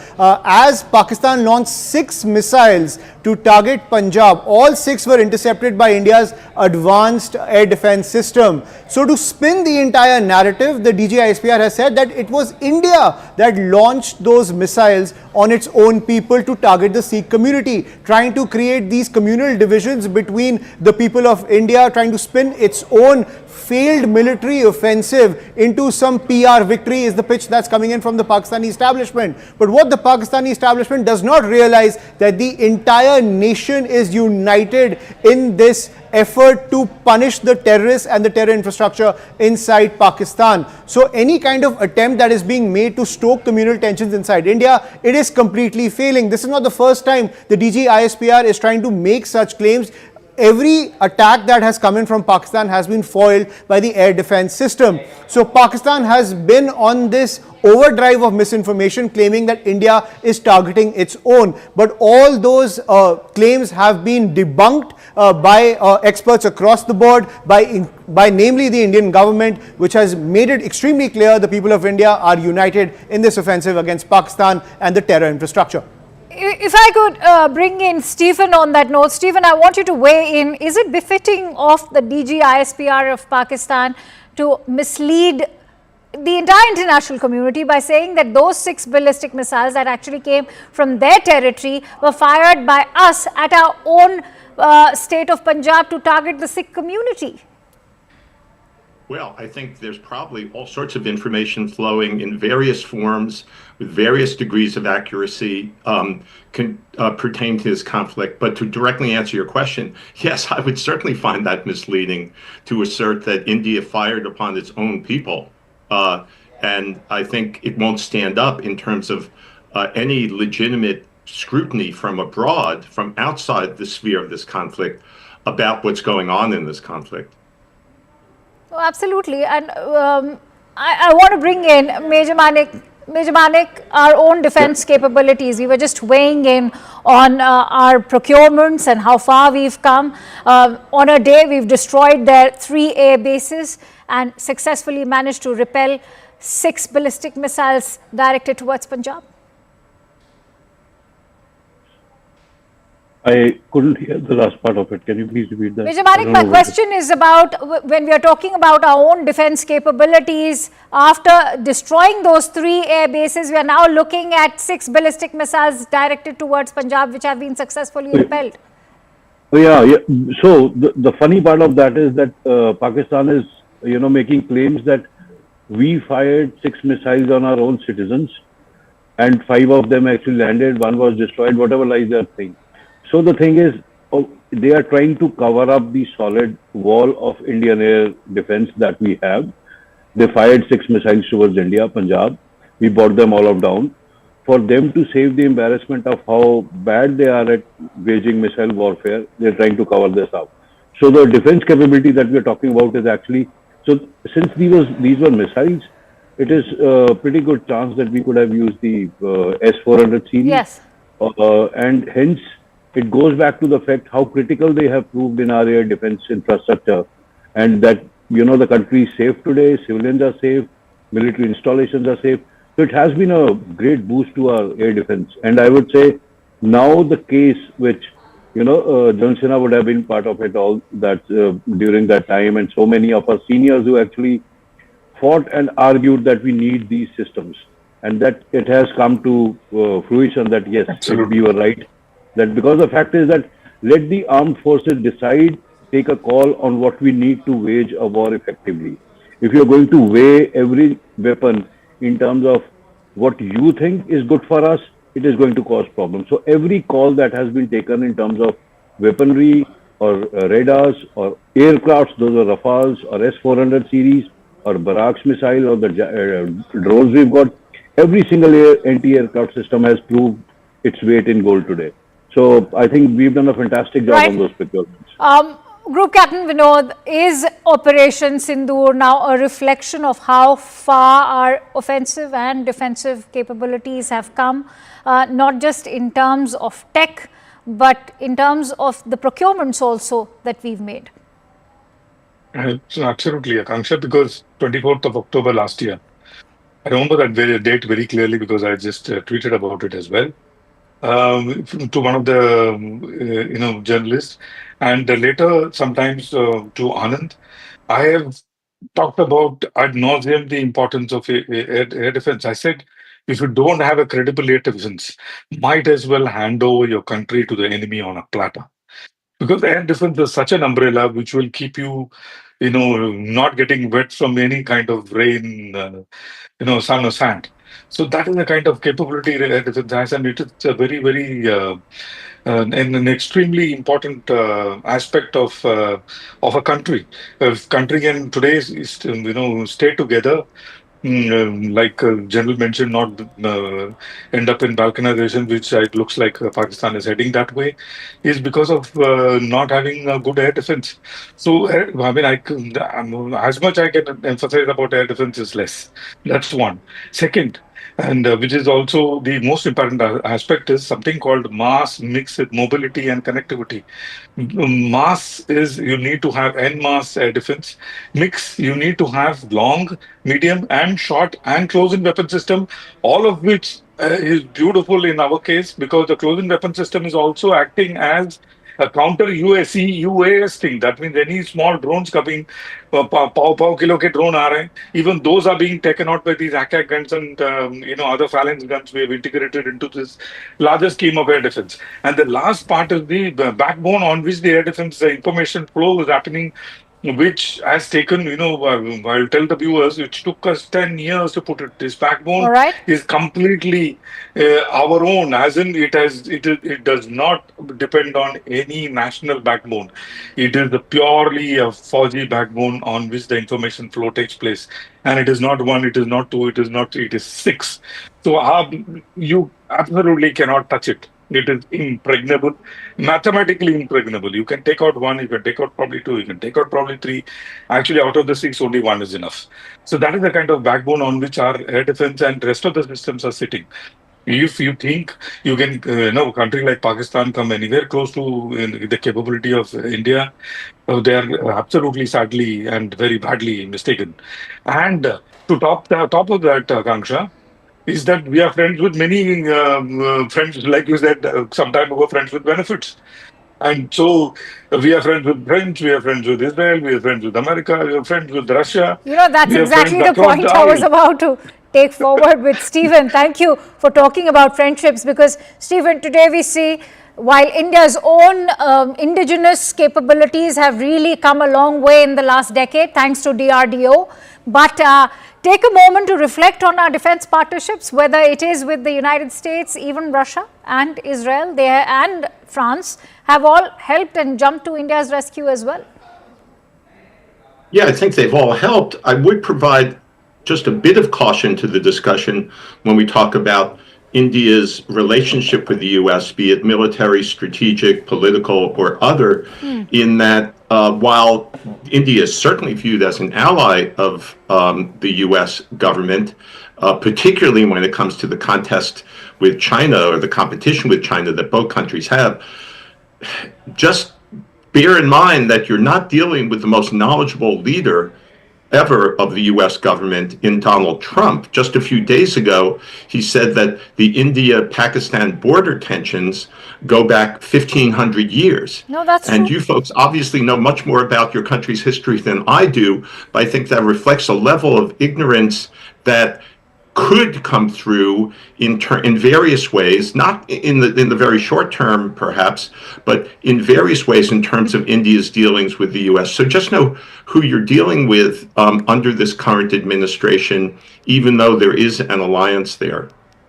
No, I think that's a critical point, which is why I think, India has made it amply clear that this is going to be our fight. And when it comes to Kashmir, they're not going to be welcoming any third-party mediation. India has made it amply clear. But I want to actually bring in, Group Captain Vinod, if I could bring you in on that point. As far as third-party mediation is concerned, I think the United States also acknowledges that this is our own conflict to deal with, which is what was amply clear by what the US Vice President J.D. Vance had to say. Absolutely. In fact, Dr. Jaishankar couldn't have been more clear than I. He said we want partners, not preachers. So we don't need preachers, we need partners.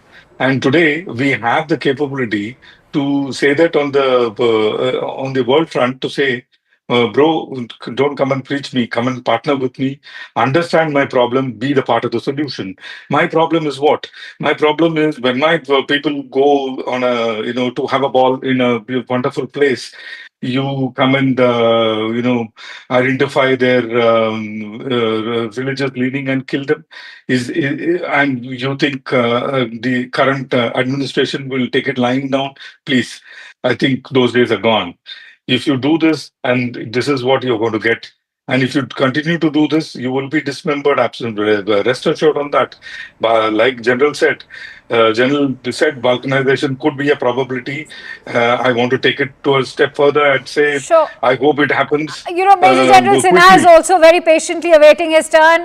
Major General Sinha, thank you for being so patient. I want to bring you in on how, when it comes to the Kashmir conflict and terrorism emanating from Pakistani soil, India will hit, and it will hit hard, and this is only going to be India's job. Has India made that amply clear? See, Akansha, what we have displayed, especially after, I will not take what we have done it on 16, 2016, what we did in 19, but I just take it from 22nd of April onwards, if I take. See, we waited 2 days, then we had the CCS meeting and openly came out and we have given. It is very important for my foreign friend to understand that, what we have told, and unprecedented, nowhere in the world has happened. This, suspending the Indus Water Treaty, and mind you, all these places which we are talking about is along that, river system. All along that river system, all those places are being hit. See, it is not. No one has able to do it. No one, even no one has threatened, and we have done it. It started on 24th onwards, and today we are here on 10th, I think, May. No one, no power, even they have pointed a finger and we are doing it. We have stopped Chinab, we are doing Jhelum. I'm just saying, because you asked certain question and we have got a foreign guest sitting with us. Yes. Because, see, and we didn't get any preaching.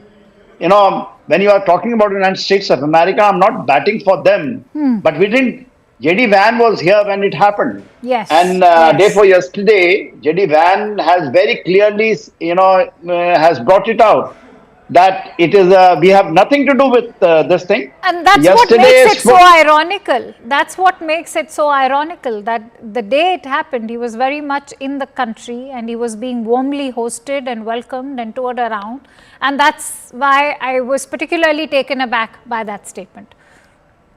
Yeah, Akansha, second thing is that, we are displaying to, especially when we call third world used to be, now we say, global south, the strategic autonomy which we have taken, and it is just not because we are just making or preaching someone, we are practicing it with the strategic partnershiping with everyone, even the adversaries who are, with the crossroad. We have got strategic partnership. Russia, proven partnership. United States of America, in spite of that Chabahar, because they had some concern at Chabahar, they wanted that India should leave it. India has done, finally we have got about 99 years commitment over there. And I think it is coming into that way with Iran. Sure. We are able to do it.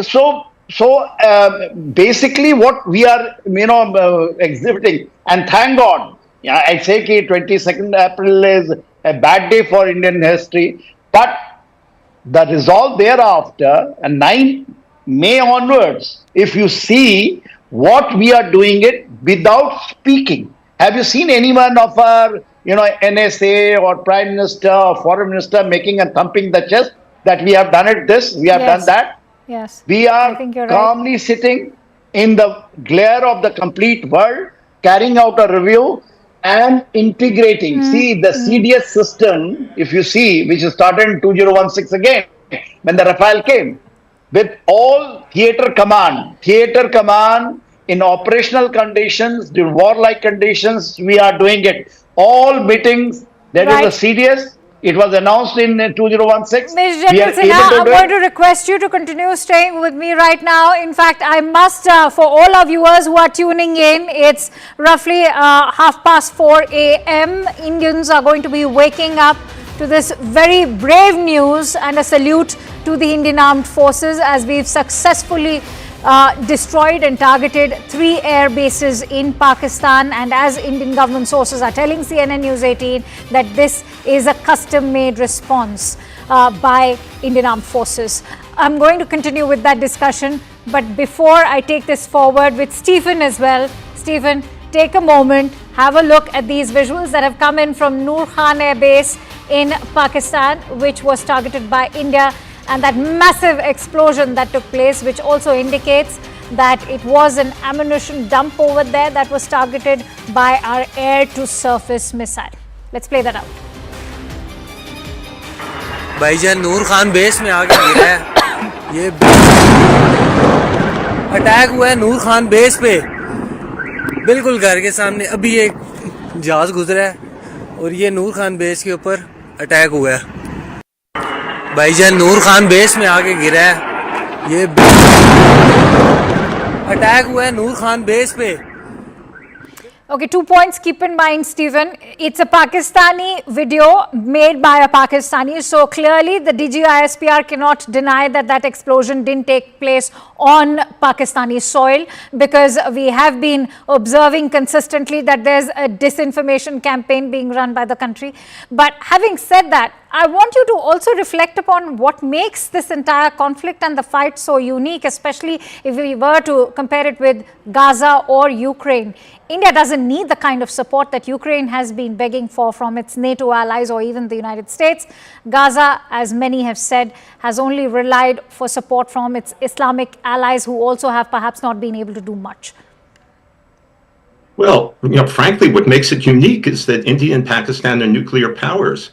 And there's, I think, a great concern in many quarters about this escalating in ways that could prove catastrophic if nuclear weapons are used. I'm not predicting that's going to happen. I'm certainly hoping fervently against it and even betting against it. But when you have this kind of intensifying conflict going on, it raises concerns in many, many quarters, in many, many capitals, regardless of who's right or wrong here. I'm not criticizing India's stance towards Pakistan here, but I am emphasizing that what makes this unique is that you have two nuclear-armed nations going at it in a way that seems to be escalating. That's a very fair concern. But I want to ask you this, that today India has been brought to a point where dialogue and diplomacy is done. India's foreign ministry has made it amply clear that escalation can't be pinned on India, because escalation happened on 22nd of April when that massacre in the meadows of Pahalgam took place. We are done with dialogue and diplomacy. We've seen how this is one of the oldest conflicts after the Second World War, and Kashmir happens to be the territory which has been illegally occupied by a rival nation, that's Pakistan. The UN also couldn't come up with a solution. How does one then address the problem of terrorism, Stephen? Well, you address the problem by trying to provide all sorts of disincentives, which is obviously India's aim here. I will beg to differ in the notion that dialogue and diplomacy are permanently done. If they are done, then we're in really a hopeless situation. Sooner or later, India and Pakistan are going to have to get back to talking with each other. Even if the talk is harsh and even if the disagreements are run really deep, the alternative to dialogue and diplomacy is ongoing, escalating war.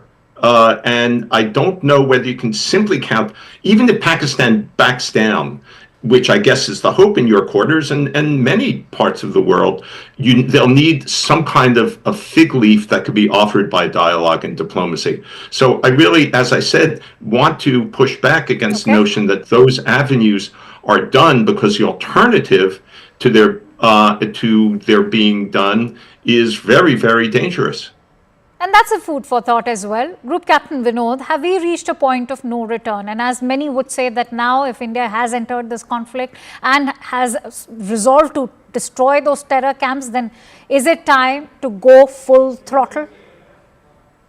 Absolutely not. In fact, at every point in time, and just want to disagree with Stephen. Stephen, at every point in time, we gave an exit. We are calling it the off-ramp. At every single operation, including this one, we have the capability to do Noor Khan into 10 on all the bases, air bases as well as the military bases in one wave. that kind of capability we have possessed today, we did not do it. A broken up or a balkanized Pakistan or with refugee crisis at our back door is not something any country would want. We absolutely do not want that, and that is why our speeches have been measured. Quick point about how mathematically incorrect these generals are. How can I fire a ballistic missile? Is called a ballistic because it takes a ballistic path. That is why it is called a ballistic missile. How can I fire a ballistic missile which will take a ballistic path and come and drop on my own head? It is mathematically impossible, isn't it? How can I do that?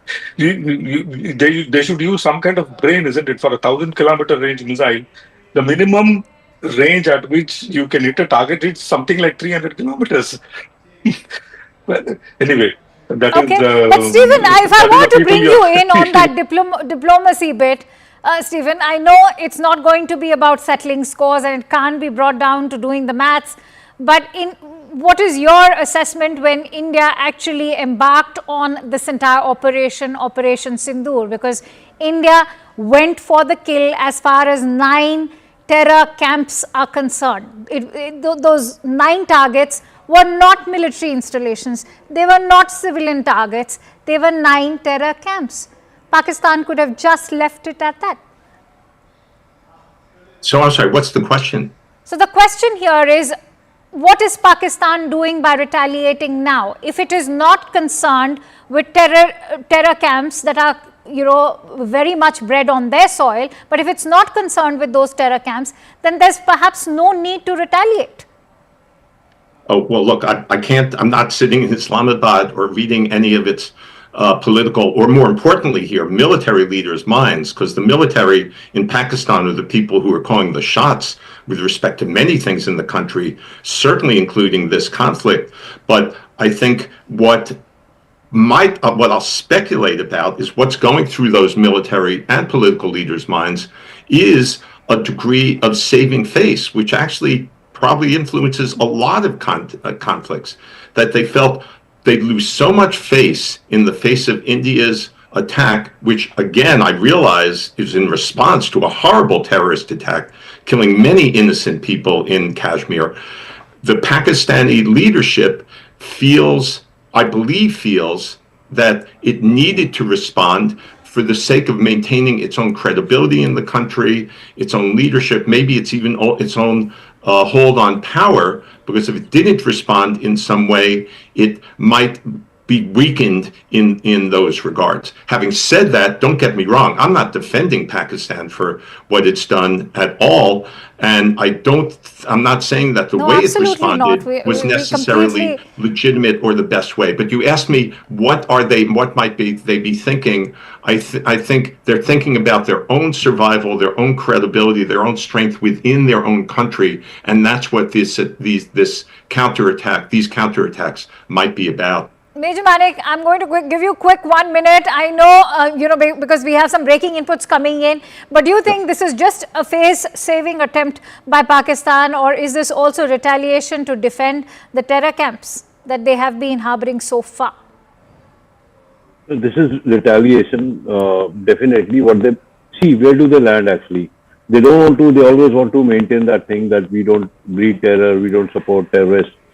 But the funeral, do you remember the funeral that happened for these terror leaders? The entire military brass was present there. Their coffins were placed in national flag. They were given hero send-off, which was an acknowledgement of that these people, the terrorist leaders and their families, are not thought of as terrorism or families. They are thought of as national leaders, part of their administration, which are due state funerals. So they have to prove it to these tanzeems, these terrorist organizations, their people, that we are aligned with them, even whatever they can keep saying in front of at global platforms, irrespective. All right. So this was a retaliation, and yes, they are getting back at that. With, all right. I have some breaking inputs coming in. What we are learning is that Pakistan's airspace has been closed to all types of air traffic. Airspace will remain shut until 12 noon today. This is the big breaking input that we are bringing to you. Clearly goes on to indicate, Ayushman, that this is a very tense situation over there across the LOC. Ayushman, can you hear me? Yeah, Akanksha, I can hear you. So basically, the development that's coming in from Pakistan is that in the wake of India's counter-strike, where we have crippled 3 crucial air bases, now Pakistan has closed its airspace to all kinds of air traffic. Airspace will remain closed until 12 noon today is the information that's coming in from the Pakistan Airports Authority, which has now closed the airspace. But remember, Akanksha, also when Pakistan launched its first counter-strike, commercial airliners were still running above the skies in Pakistan. They were clearly using those air carriers as civilian shields, and that entire point was exposed by the Indian government. Vikram Misri also pointed it out, and the entire Indian establishment highlighted the fact how Pakistan was using civilian carriers as shields to launch that counter-strike against India, to punish India for Operation Sindoor 1.0. And clearly in this case, feeling the heat, feeling the public pressure, now Pakistan has resorted to close its airspace for all kinds of air traffic as it tries to secure and tries to take stock of the damage caused by India's counter-strike. All right, Group Captain Vinod, what do you make of this decision that's been taken? Is that a direct indication of the kind of damage that's been inflicted upon the 3 air bases? Or could be, Akanksha, pressure from international civil aviation. All right.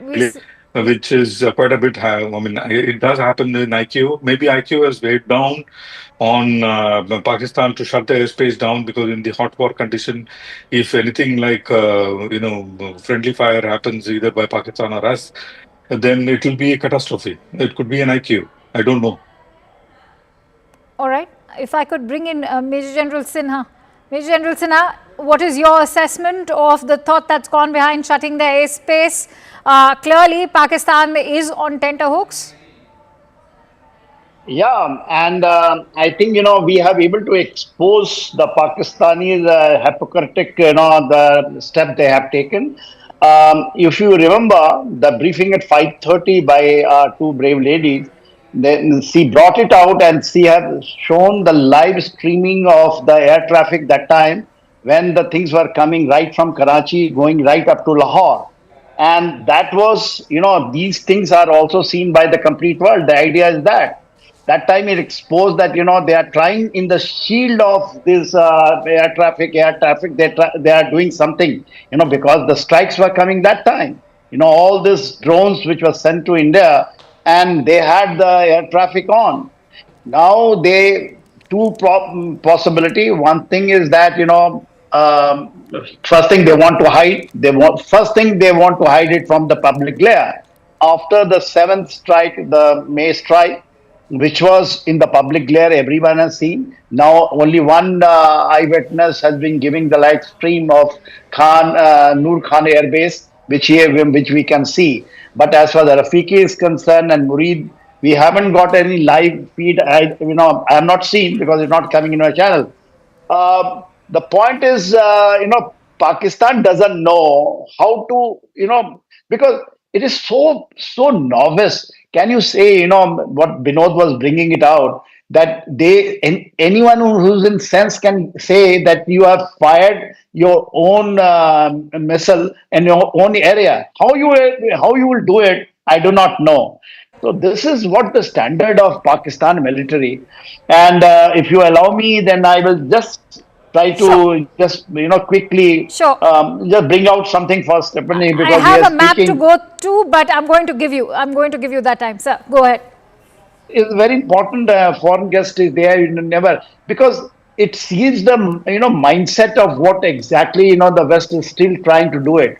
See, Stephen, what you have brought it out.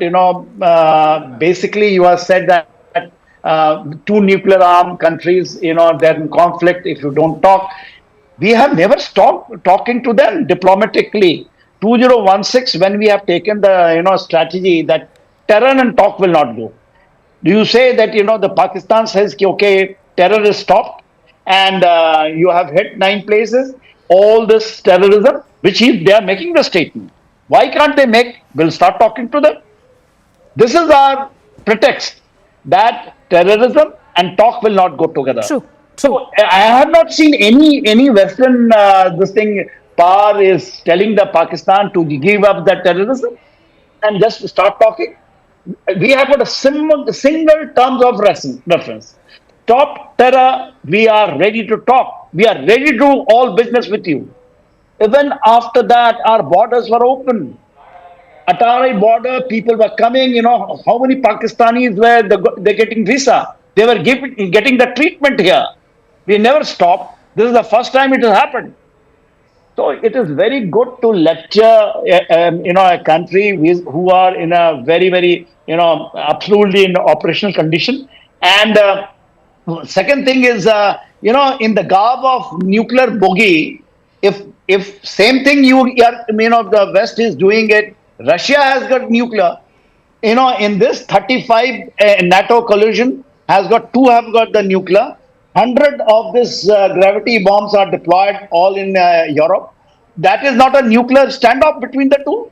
Right. And then you say that, that's because Pakistan keeps threatening. India has not officially used a single N nuclear in their own statement or anything which we are carrying out operationally in the ground. Fair enough. I'm going to, in fact, bring Stephen in on that note as well. But I'm going to request you people to, in fact, pause on to those thoughts. Many thanks to you, Major General Sinha, for joining in. Thoroughly appreciate your insights. In fact, we're getting in some breaking inputs right now. Top government sources are telling CNN News 18 that Pakistan has lost major air assets. According to available information, after the attack, they could not even start their machines. That is the big breaking input that we are bringing to you. Remember, contrary to the claims that are being made by the DG ISPR, who's gone on to say that yes, 3 attacks at 3 air bases did take place, but there was not enough damage on any of their assets and that they remain safe. Government sources now coming up with that clarification to CNN News 18 that that's a lie which is being peddled. Ayushman sheds more light. Ayushman. Absolutely. Pakistan has lost those major air assets. 3 crucial air bases have been decimated in this counter-strike coming in from India. And not just these 3 air bases, several key cities also facing the heat as India launches this counter-strike. Air-to-surface missiles, Akanksha, have been deployed by the Indian forces to punish Pakistan for its drone strikes which took place hours before India launched those air-to-surface missiles. We saw that how the entire border got lit up by Pakistan when it launched those drone strikes, but everything was intercepted by India's superior air defense system, our S-400s, our Akash systems. But India used its own air-to-surface arsenal and assets and has wreaked havoc inside Pakistan. 3 major air bases have now been neutralized by Pakistan, by the Indian forces in Pakistan, and top government sources indicating that their air assets have been severely compromised. Let's get you an overview of where all India has struck, ladies and gentlemen, when it comes to this counter-offensive, which many people are calling Operation Sindur 2.0. Islamabad, the Noor Khan Air Base, one of the key air bases in the military headquarters of Pakistan, that is Rawalpindi. Then is the Murid Air Base in Chakwal, right next to Rawalpindi, another key air asset that Pakistan controls. These right next to the border with India, crucial for Pakistan's air operations when it comes to taking on India. Then Shekhupura also targeted in these strikes, these air-to-surface missiles that India has been able to launch on Pakistan.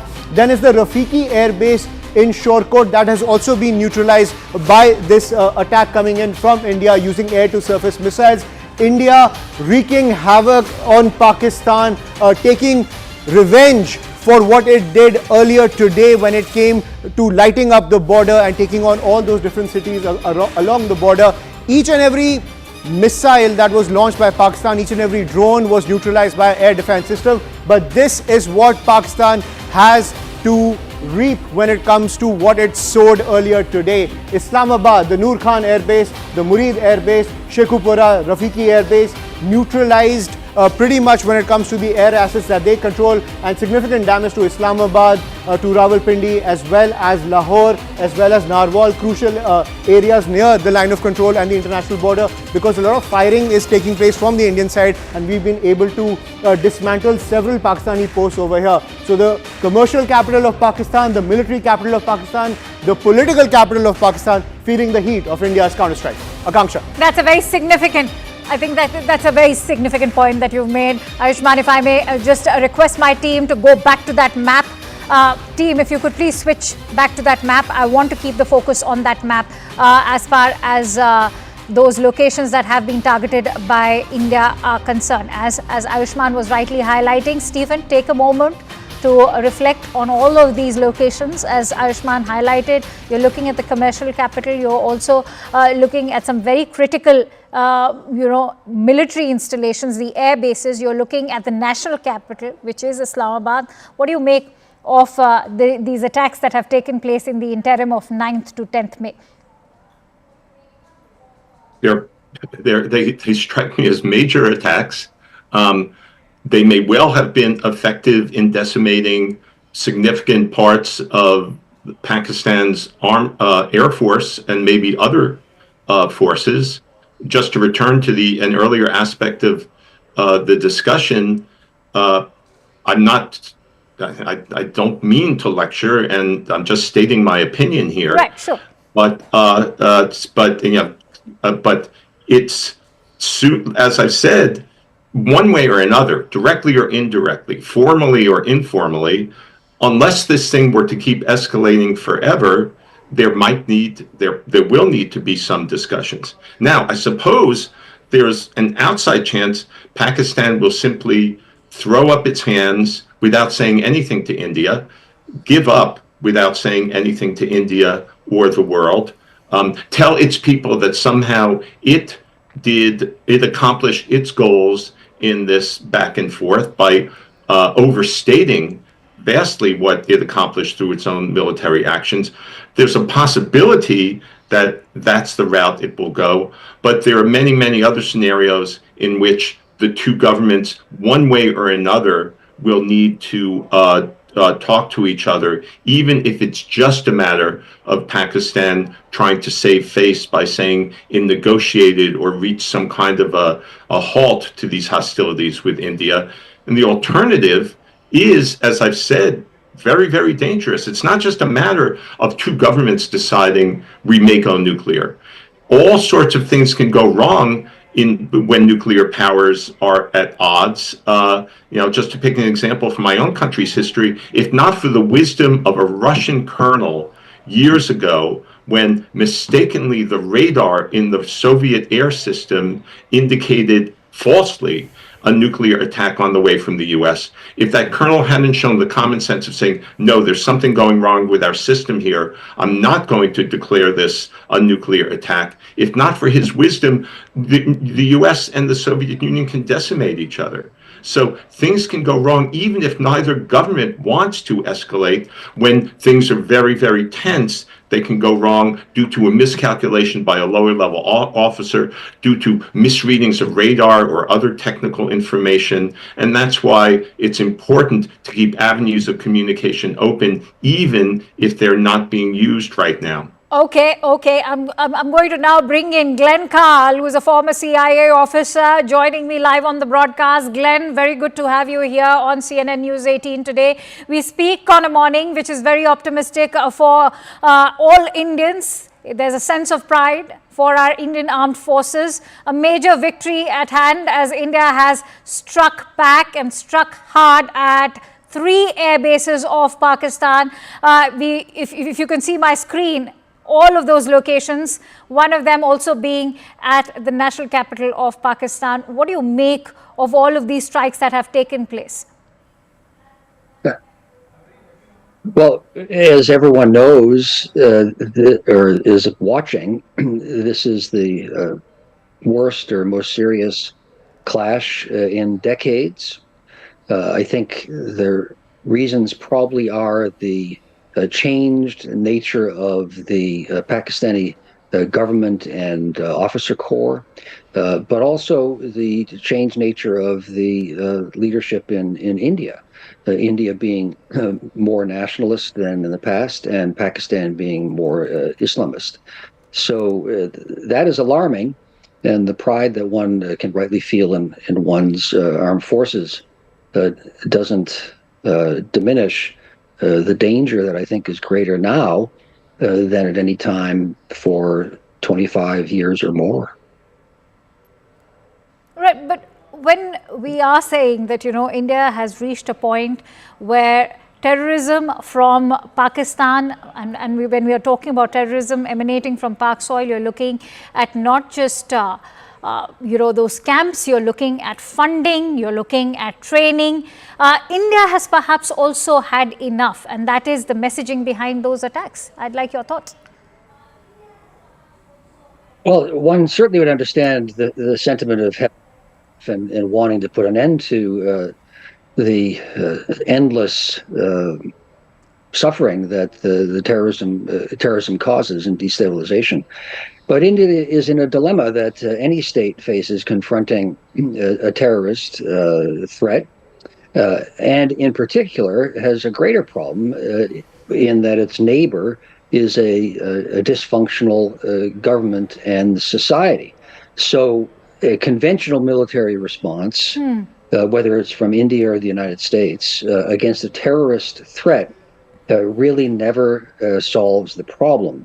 And were the war to become even worse and India to be victorious, as I imagine would be the case, that would probably invite greater problems yet, because certainly India doesn't want a state collapsed on its border rather than a troublesome one.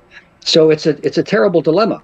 What a state is to do about terrorism. The only solution is unsatisfying because it takes many years and should happen out of sight by intelligence services countering and trying to disrupt and break up terrorist cells and organizations, and a longer term, much larger effort to somehow change the conditions that lead to the terrorism. Okay. And no state has succeeded in doing that.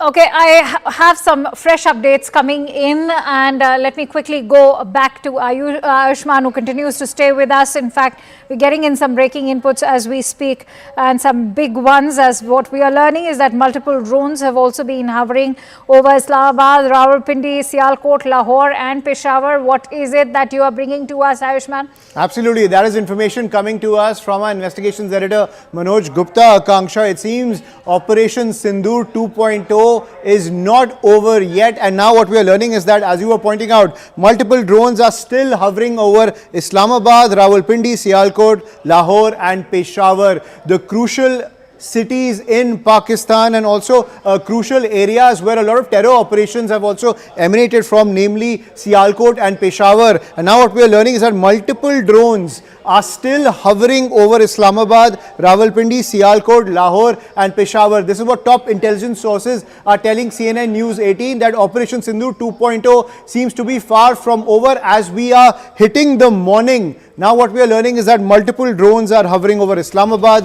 Rawalpindi, Sialkot, Lahore and Peshawar. So what is the road ahead when it comes to these drones which are hovering over these crucial cities after so much damage has been done by the Indian forces with the launch of the air-to-surface missiles? We'll have to wait and see how that plays out, but it seems the operation is still not over.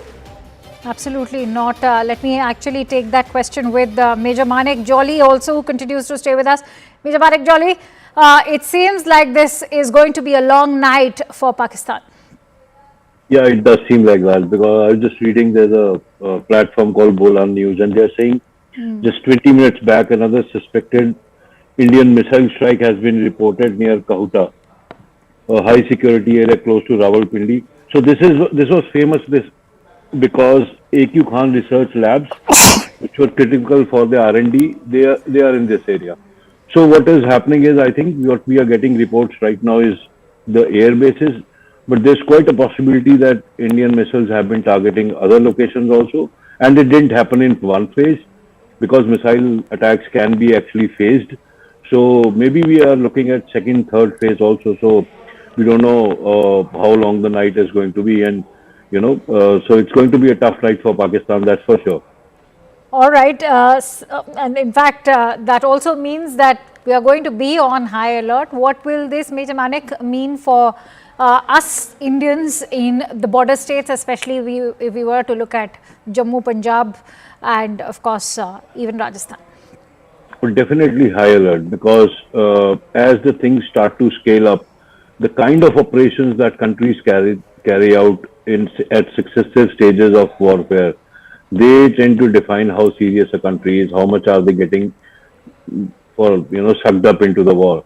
Till now, like Pakistan was doing drone warfare, probing and sending small drones, these Turkish drones, and trying to hit installation, trying to cause some damage. They fired some missiles. But given the kind of retaliation India has given, and a strong one, and most importantly, a justified one, Pakistan has a tendency to take stupid decisions. Like somebody mentioned in debate today, and you were also saying, we gave them enough chance to not escalate this. We had hit their terror camps; they should have just left it at that. So now also they have the capability of not taking it up, and they have the choice to do that.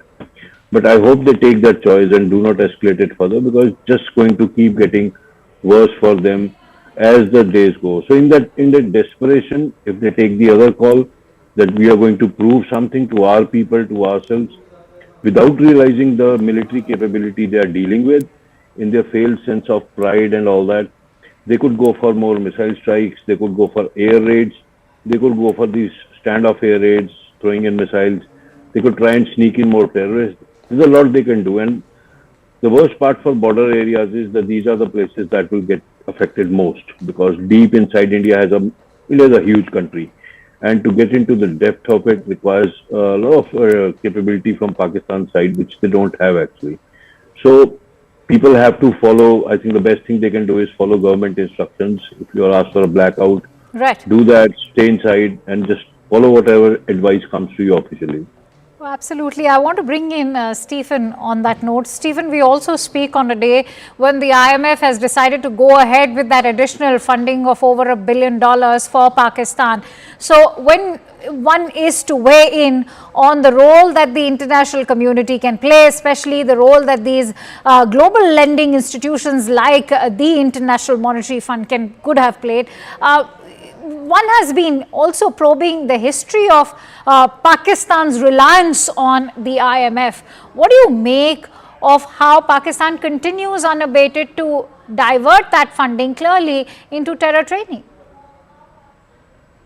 Well, I don't know if they're directing that funding, if they're targeting that funding for terror training. I think that seems to me to be a few steps too far in terms of where No, but India has presented evidence. India has presented evidence. The fact that the military is playing a very significant role when it comes to crucial economic calls for the country. That is something that India has also presented in its statement at the IMF today. And clearly, a debt-ridden country can't be, harboring terrorism to this extent if their economy is in tatters. So there's certainly some amount of funding which is coming to sponsor that kind of terrorism, right?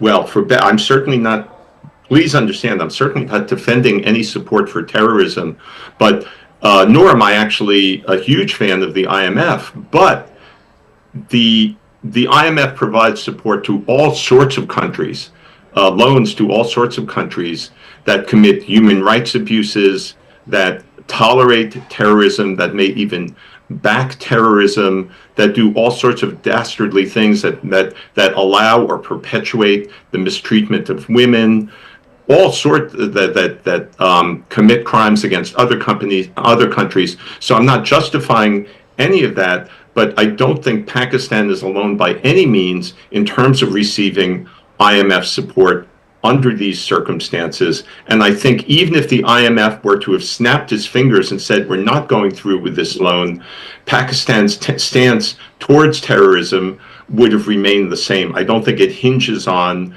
IMF support for other parts of its apparatus. If I may, just one other aspect of what you asked I wanted to address echoes Glenn's point to some extent, in that you are dealing with a very dysfunctional polity in terms of Pakistan, in terms of the military really substantially controlling the government, setting policy, at the same time that it's in some ways ripping off the country through its own businesses, diversion of resources, and the like. And that adds another twist to all this, another complication that makes it even harder to address how dysfunctional the Pakistan government is, not just to the detriment of India in terms of possible support for terrorism or likely support for terrorism, but even more so to the detriment of its own people and the suffering that they've undergone and the lack of relative economic progress that country has experienced over the decades. Well, absolutely. And those decades have borne testimony to how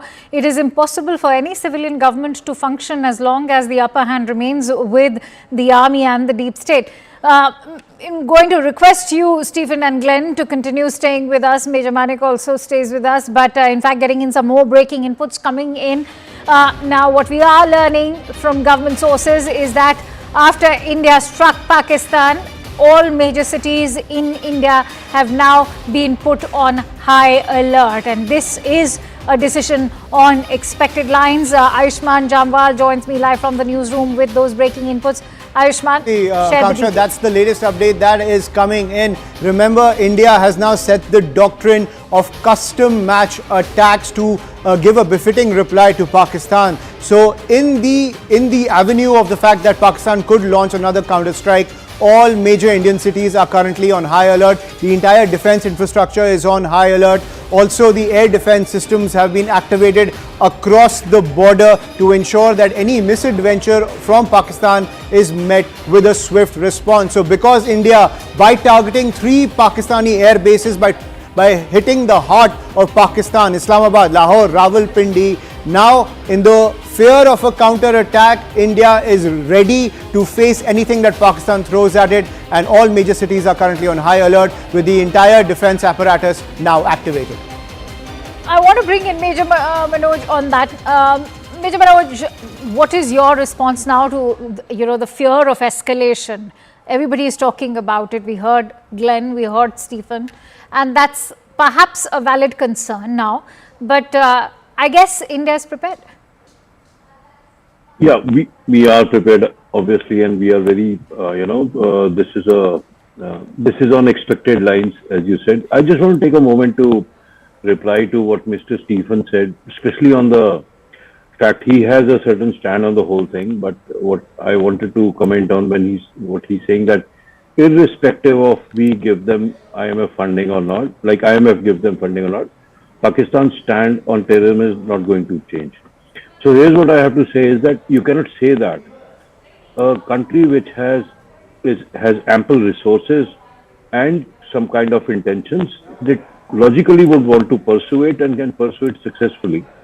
Secondly, you have never denied them funding to know that will they actually stop terrorism if we stop giving them money? Will they use it? And it is a known thing that the infrastructure, the health services, education, everything is defunct in Pakistan. The generals are exceptionally corrupt. The politicians take all the money. They all settle abroad in US, UK, Europe, Canada, and all that. You know that they take the money, but just because they've been doing the bidding for US since 80s, since the time Russian came in, you have refused to comment on the terror. You knew the terror factories are there. You knew where the training camps were established. You knew when Al Qaeda was formed. So you cannot say that, if we don't give them money, they might not change. You never gave this possibility a chance to even experiment with that thought. Today, when you know that India is in such a critical state with Pakistan, and this is now a time to maybe corner them. Fine, I don't say militarily or just kill them all. But the point is, there could have been a spot where the world could have cornered them, that when will you stop? America found Osama bin Laden hiding in Pakistan after 10 years of carrying out joint operations. What more proofs do you need that they don't care what you think, because they know they'll get your money? So you should have given, the IMF should have given this a chance this time, that we could have cornered them, that we will not support you till the time you mend your ways. But you lost the chance again this time, and it will continue to be the same story, that everybody thinks, oh, they are going to be like this, we give them money or not, so let's give them some more. That's not I don't think that's the right way to go.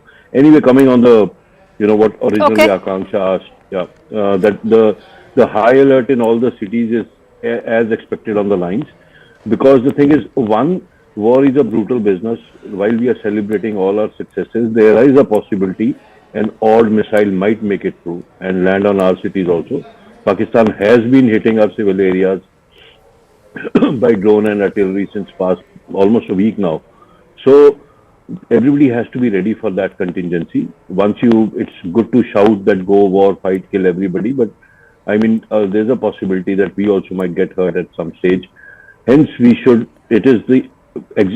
a good decision for government to issue this alert right now. Okay. And along with it, the civil administration comes into action and they will issue necessary directions to everyone. Okay, stay with me. Going to request all of you gentlemen to continue staying with me. Also joined in by Sushant Sareen, who's a senior fellow at the ORF. Sushant, what a morning to wake up to. India's made some massive strategic victories today when it came to, in fact, reducing those 3 air bases to rubble. And we've not just targeted Pakistan's commercial capital, you're looking at the national capital as well. I'd like your thoughts. Akansha, you are being very presumptive that you thought people went off to sleep last night. I tried to, but within half an hour, I was so restless that I got up, and then I would imagine that You should have joined in much earlier then. I'm going to hold this against you. yeah, but the thing is that I just came to the thought that if Kargil was the first television war in India, this conflict is the first. I can't call it a war as yet, but this is the first Twitter or X war in this part of the world. But look,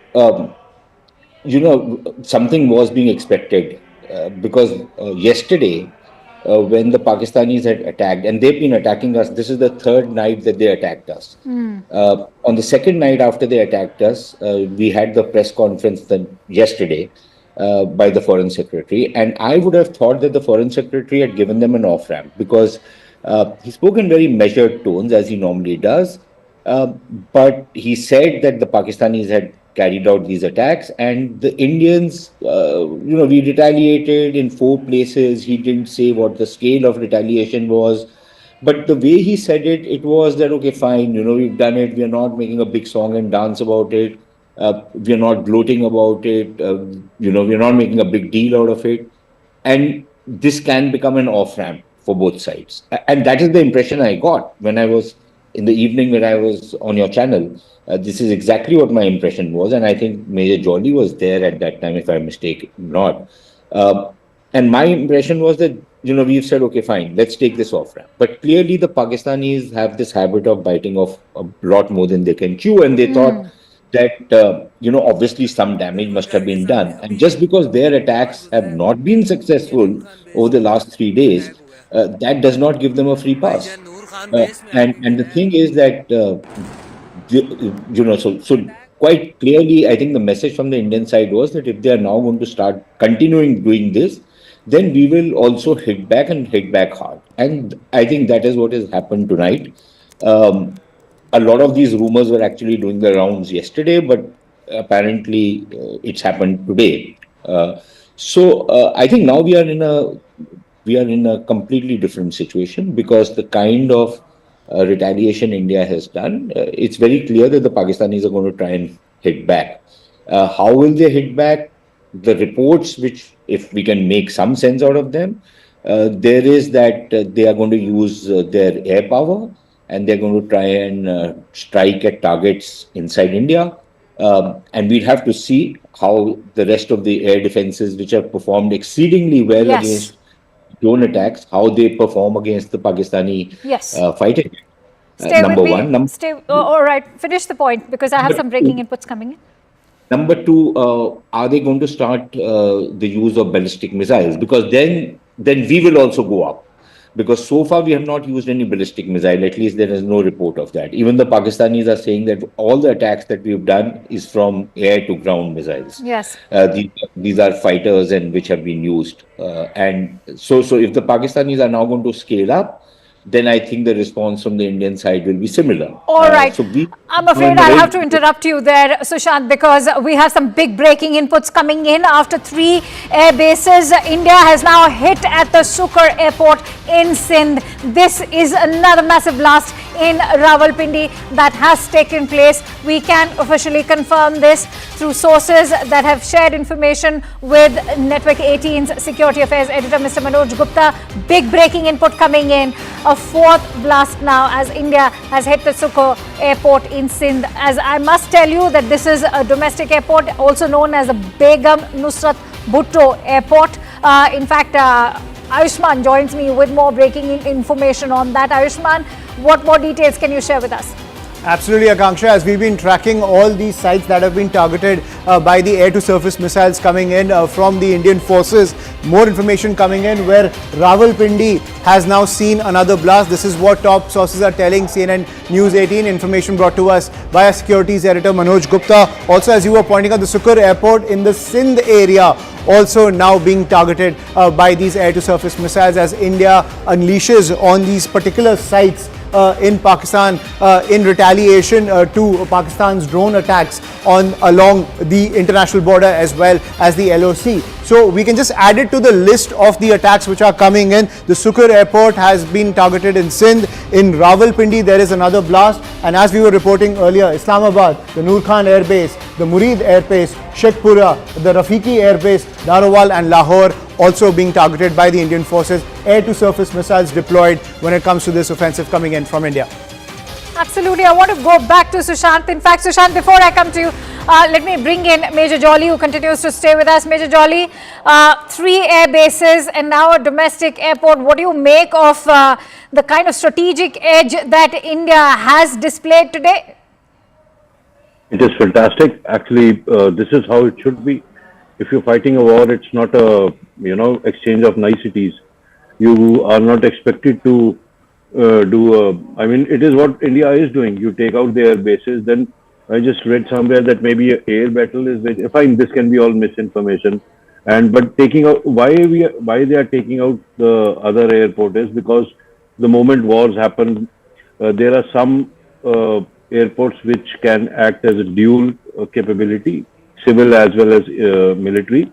So if you're obviously the planners, I won't get into detail of that. The planners have decided that we are going to demolish or even mitigate any possibility of aircrafts taking off of this region, because whatever their bigger plan is.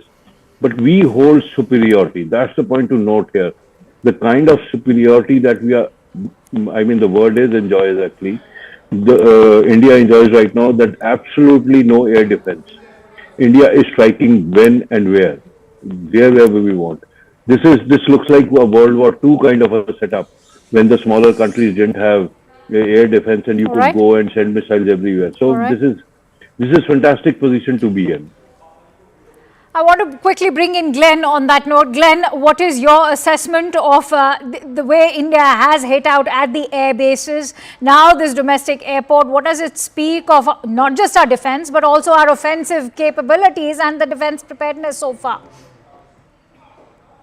Well, so far, it appears that India's modernization program of recent years has been bearing fruit. We have all been reading that it's only in the mid-process and that India was far from having really modernized doctrine, training, and equipment, but at present, it's an impressive performance. I can comment more substantively on the policy implications or objectives. India seems to me to have clear objectives that it's trying to achieve. One, obviously, to stop terrorism. These conventional attacks won't do that, but as a response to a terrorist act, they're completely understandable. And then two is to make the point and then stop having made the point. That's clear and sensible. Pakistan's objectives seem to me a lot murkier or incoherent. One could understand a response for pride and national sovereignty, but as one of the gentlemen said, it seemed clear also that India has been providing the off ramps that one wants to Yes. in this sort of response. Yes. And Pakistan is not taking them, and I see nothing positive that Pakistan can achieve out of all of this. Stephen, I want to bring you in quickly about the way the Indian government has in fact put this out. They've said that these are going to be custom match attacks because remember just a day ago our own military installations, whether Udhampur or Pathankot, all of them were attacked. So this is indeed a custom match attack. Well, you may see it that way. I may see it that way. Pakistan probably doesn't and see it that way. Or even if it does, I get back to the notion of the leadership there saving face, that being their possible imperative here in what generally is, I agree with Glenn, kind of a chaotic handling of this whole confrontation. And we shouldn't underestimate the extent to which they may be wanting to save face as this matter unfolds. The fact that India is now on high alert for return attacks means that I would think the Indian government is assessing that Pakistan might very possibly strike back. What does India do next? That's a good question if that happens. And I've said this before, but I hope that one way or another, a way is found to de-escalate this, maybe mediation by a third party. But we don't want this to get to a point where Pakistan sees no alternative to saving face other than using its ultimate nuclear weapons. Again, I don't think it'll come to that for all sorts of reasons, but we are in very, very dangerous territory now by virtue of that as even a small possibility. All right, Stephen Golub, thank you very much for joining us. If you're joining us early this morning, it's been a night of attacks and counterattacks. There's been a major escalation in the last few hours. It started with Pakistan trying to send ballistic missiles. That is a major step from these drones that they were sending for the last couple of nights. A major escalation by Pakistan trying to send ballistic missiles to at least 6 different places, all of which has been successfully intercepted. India, in return, has attacked multiple places in Pakistan. The latest that we're hearing is that the Sukur air base in Sindh has been attacked. The Nur Khan Ali base in Punjab has also been attacked. So there are multiple locations where this is being attacked by surface-to-air missiles. Pakistan, in response, has now closed its airspace up until noon today, which means this is where India is hit. It is hit close to Islamabad. It has hit the Nur Khan air base in Rawalpindi, in Sheikhpura, in Chakwal, which is the Murid air base, also in Narowal, the Rafiki air base in Shorkot. So you have about 6 or 7 places where India is hit with surface-to-air missiles in what is clearly now the next rung of escalation. We're given to understand that Pakistan is scrambling its jets in response. We don't know what the nature of Pakistan's response is going to be, but this has been a major escalation after Pakistan managed to get that $1 billion tranche of the IMF loan, as well as, of course, after the visit of the Deputy Foreign Minister of Saudi Arabia to Islamabad. So I think somewhere the calculation now by both sides is that they're now climbing into the next step of the escalation ladder. What happens in the next few hours, we don't know. There is some kind of a response coming from Pakistan.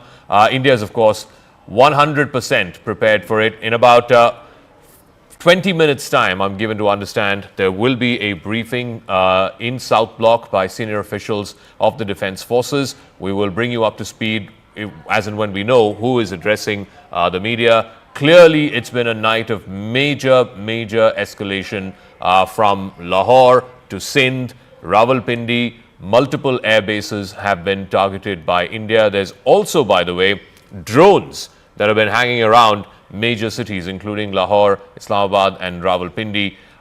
In Haryana, over the skies over Sirsa, we're given to understand that the Fatah 2, the missile that Pakistan had launched, has been intercepted.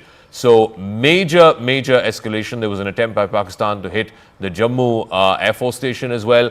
That too has been intercepted by India's air defenses. So from Lahore to Sindh, India is matching Pakistan tit for tat in what has been a major escalation by both sides. Pakistan, of course, deciding to climb that escalatory ladder after the decision of the International Monetary Fund to give it the $1 billion tranche of its loan, as well as, of course, after the visit of the Saudi foreign minister. Now, Pakistan seems to have made a calculation that they want to up the ante. We're getting more breaking news. This is again a bid by Pakistan to try and escalate the attack. The bid has been thwarted.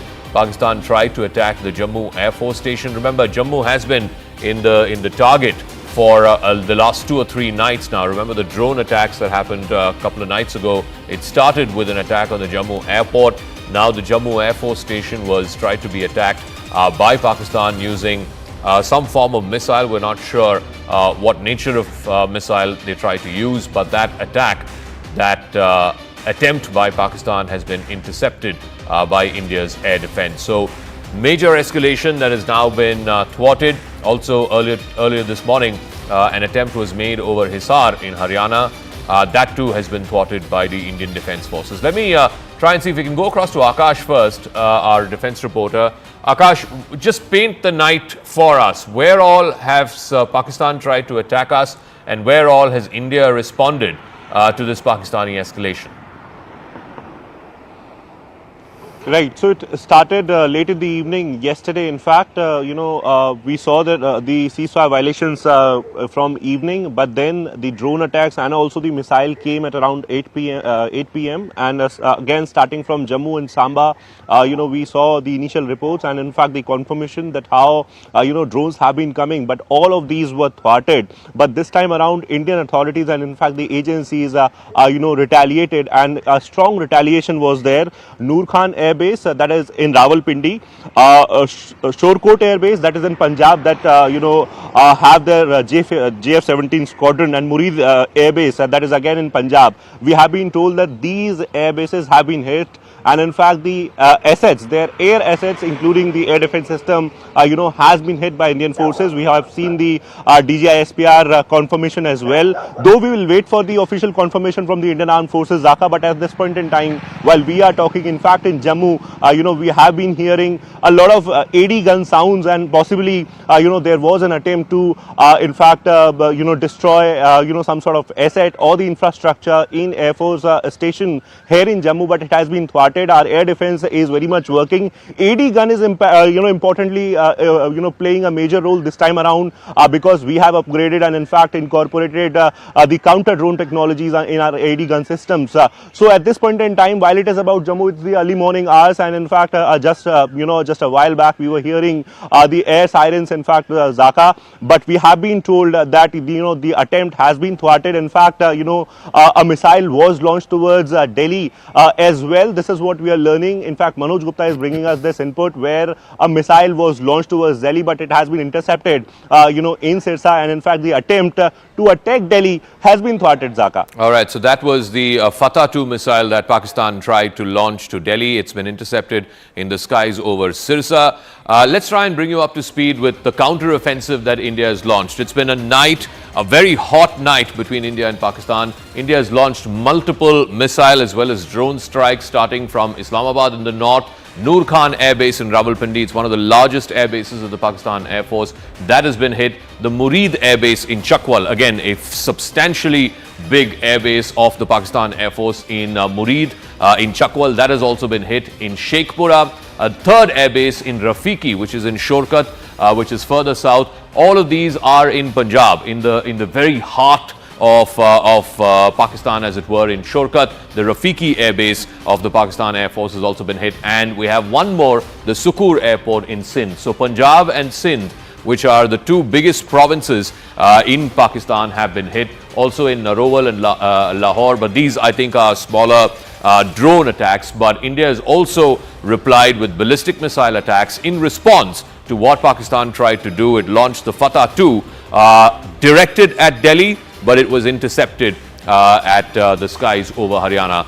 Let's try and go across to more reporters. Aishman is also joining us from our newsroom. So Aishman, can you bring us up to speed with the places where Pakistan tried to attack overnight and India's air defense systems have intercepted and brought down these Pakistani missiles? Absolutely, Zaka. We've been tracking through the night the attacks that have been coming in from the Pakistani forces. We saw how they lit up the entire border area all the way from the north in Kupwara, in Uri, where the ceasefire violations were taking place. Then we saw the drone strikes which were taking place in the Jammu area, all the way down to Bhuj. There were several attacks coming in from the Pakistan side, several drone strikes which were coming in from the Pakistan side, which were intercepted by India's advanced air defense system. And that is the latest update that we are getting from our investigations editor Manoj Gupta, who's also looking at every aspect of the escalating tensions between India and Pakistan, with the Fateh 2 missile that has been launched by Pakistan towards Delhi was intercepted at Sirsa. So India's air defense systems continue to be robust,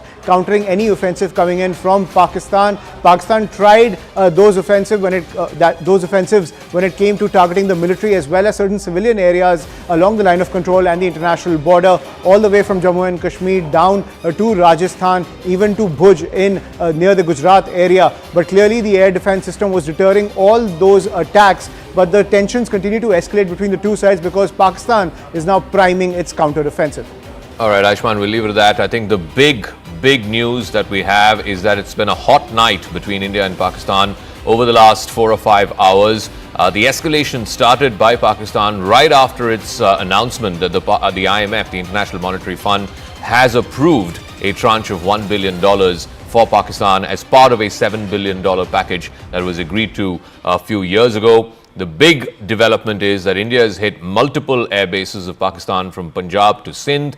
Pakistan has tried to send ballistic missiles. One of them, the Fateh 2, which is a medium-range ballistic missile with a range of about 400 kilometers, tried to, or at least sent in the direction of New Delhi, which is the national capital, but got intercepted, I'm given to understand, by the Barak air defense missile, the surface-to-air missile. It has been intercepted there, and it has been brought down in the skies over Sirsa in Haryana. Let me go across to our guests in what is, I'm afraid, a very serious escalation over the last 4 or 5 hours. Lieutenant General retired Sanjay Kulkarni is joining us, former DG of Infantry.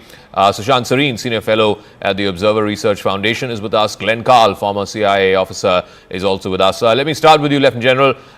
What do you make of this sudden and serious escalation by Pakistan? India, of course, responding measure for measure.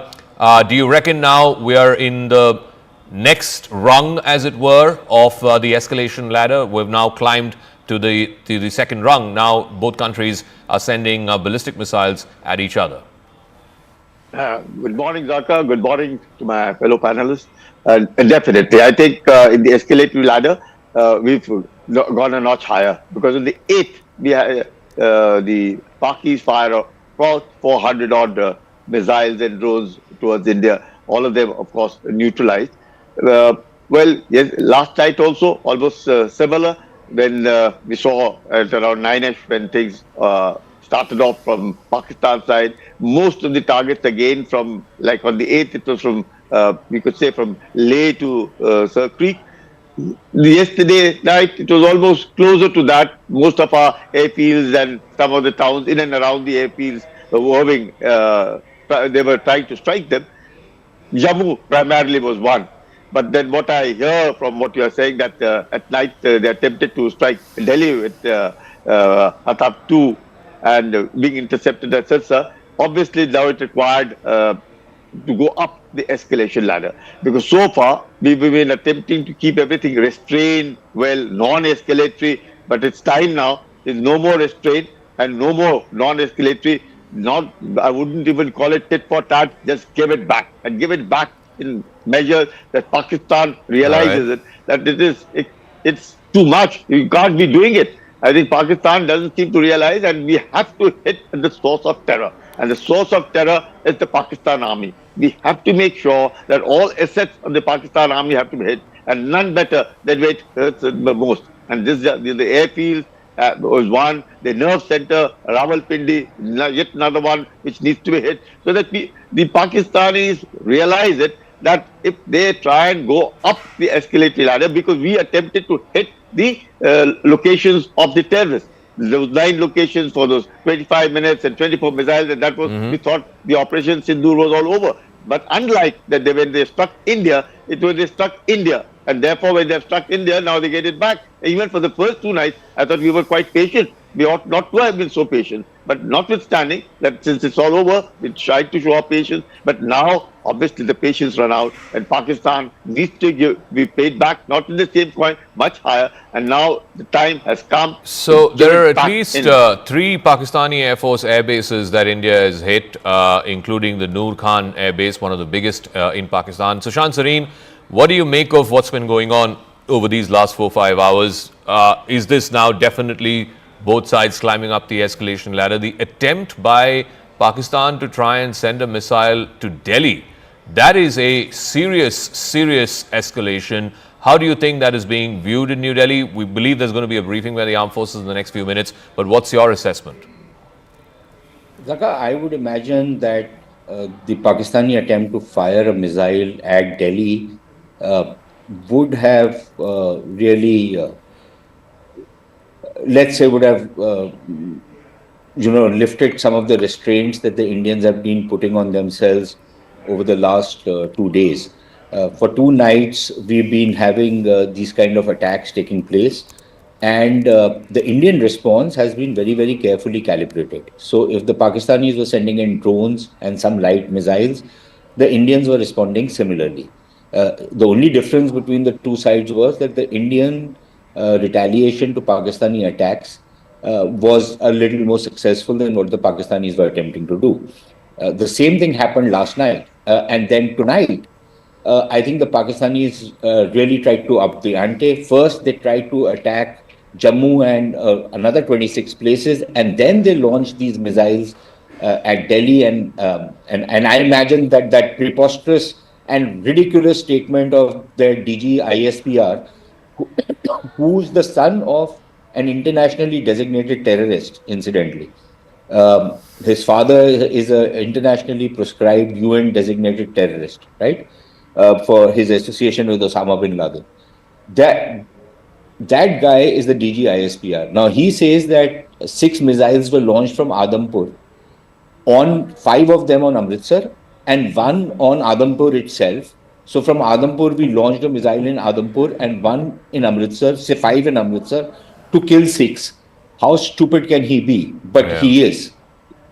So clearly, I think from the Indian point of view, there has been this messaging going across that, listen, we are giving you off-ramps, take them. If you're not going to take them, then we are going to hit you back. Now, I would say that we haven't really gone up the escalation ladder. Because look at it this way, the Pakistanis have been trying to hit our air bases. They've been trying to hit Pathankot. They've been trying to hit Avantipura. They've been trying to hit Amritsar. They've tried to hit a number of other Adampur and other air bases, right? So it's not that they've not tried to hit our air bases, just they've not been successful. So what have we done? We have also hit their air bases. We've used drones, and I'm now going by Pakistani accounts because we still don't have any Indian official accounts. The Pakistanis have claimed that the attacks on some of their air bases were from air to surface, which means that it were Indian aircraft which were firing those missiles from the air. And that is something which has been done in the past as well. So it is not, in that sense, a very significant escalation.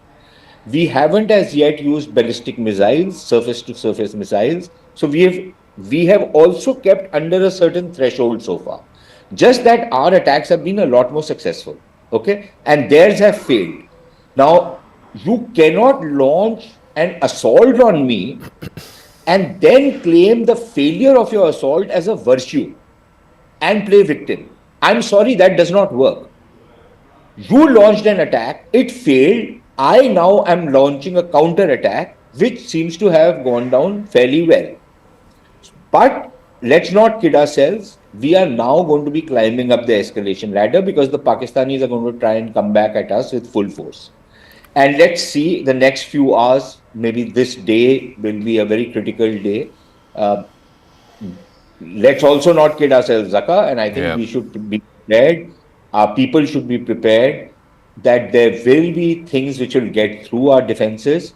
There will be casualties, there will be damage, there will be loss, and we should man up and take it all. Okay. And then go and I just go and take some more. Yeah, I just want to bring in a word. That a word that top government sources have told our investigations editor Manoj Gupta. We can break that as well. This is a message, and I guess this will be a message that will be conveyed by the defense folks who will be briefing the media, I believe, at 5:45 on the south lawns of the South Block. This is what top government sources have told Manoj Gupta, that Pakistan should try and understand that all that India is doing is commitment to a proportionate response, and that they should stop now. Pakistan should stop now. Otherwise, the next time India will have to be forced to climb the escalation ladder. So Pakistan needs to get the message and needs to stop now. It needs to stop sending all of these ballistic missiles. The Fatah 2 was attempted to hit Delhi, but it got intercepted in the skies over Haryana. Let me also try and go back to our reporters before I go back to the guests. Look, over the last 6 hours or so, there has been an attempt by Pakistan through drones, through ballistic missiles, to try and hit India at multiple places, multiple air stations. Let's try and go full frame to that. Multiple air stations have been targeted in Jammu. Jammu Air Base particularly seems to be one area where the Pakistanis have been trying for the last 3 nights to try and cause some damage. We've had drone attacks last night in Srinagar. We've also had an attempt to try and take down the Avantipura Air Base, also in Amritsar, the air base there, as well as, of course, the air base that we have in Haryana. But in response, India has attacked at least 3 air bases.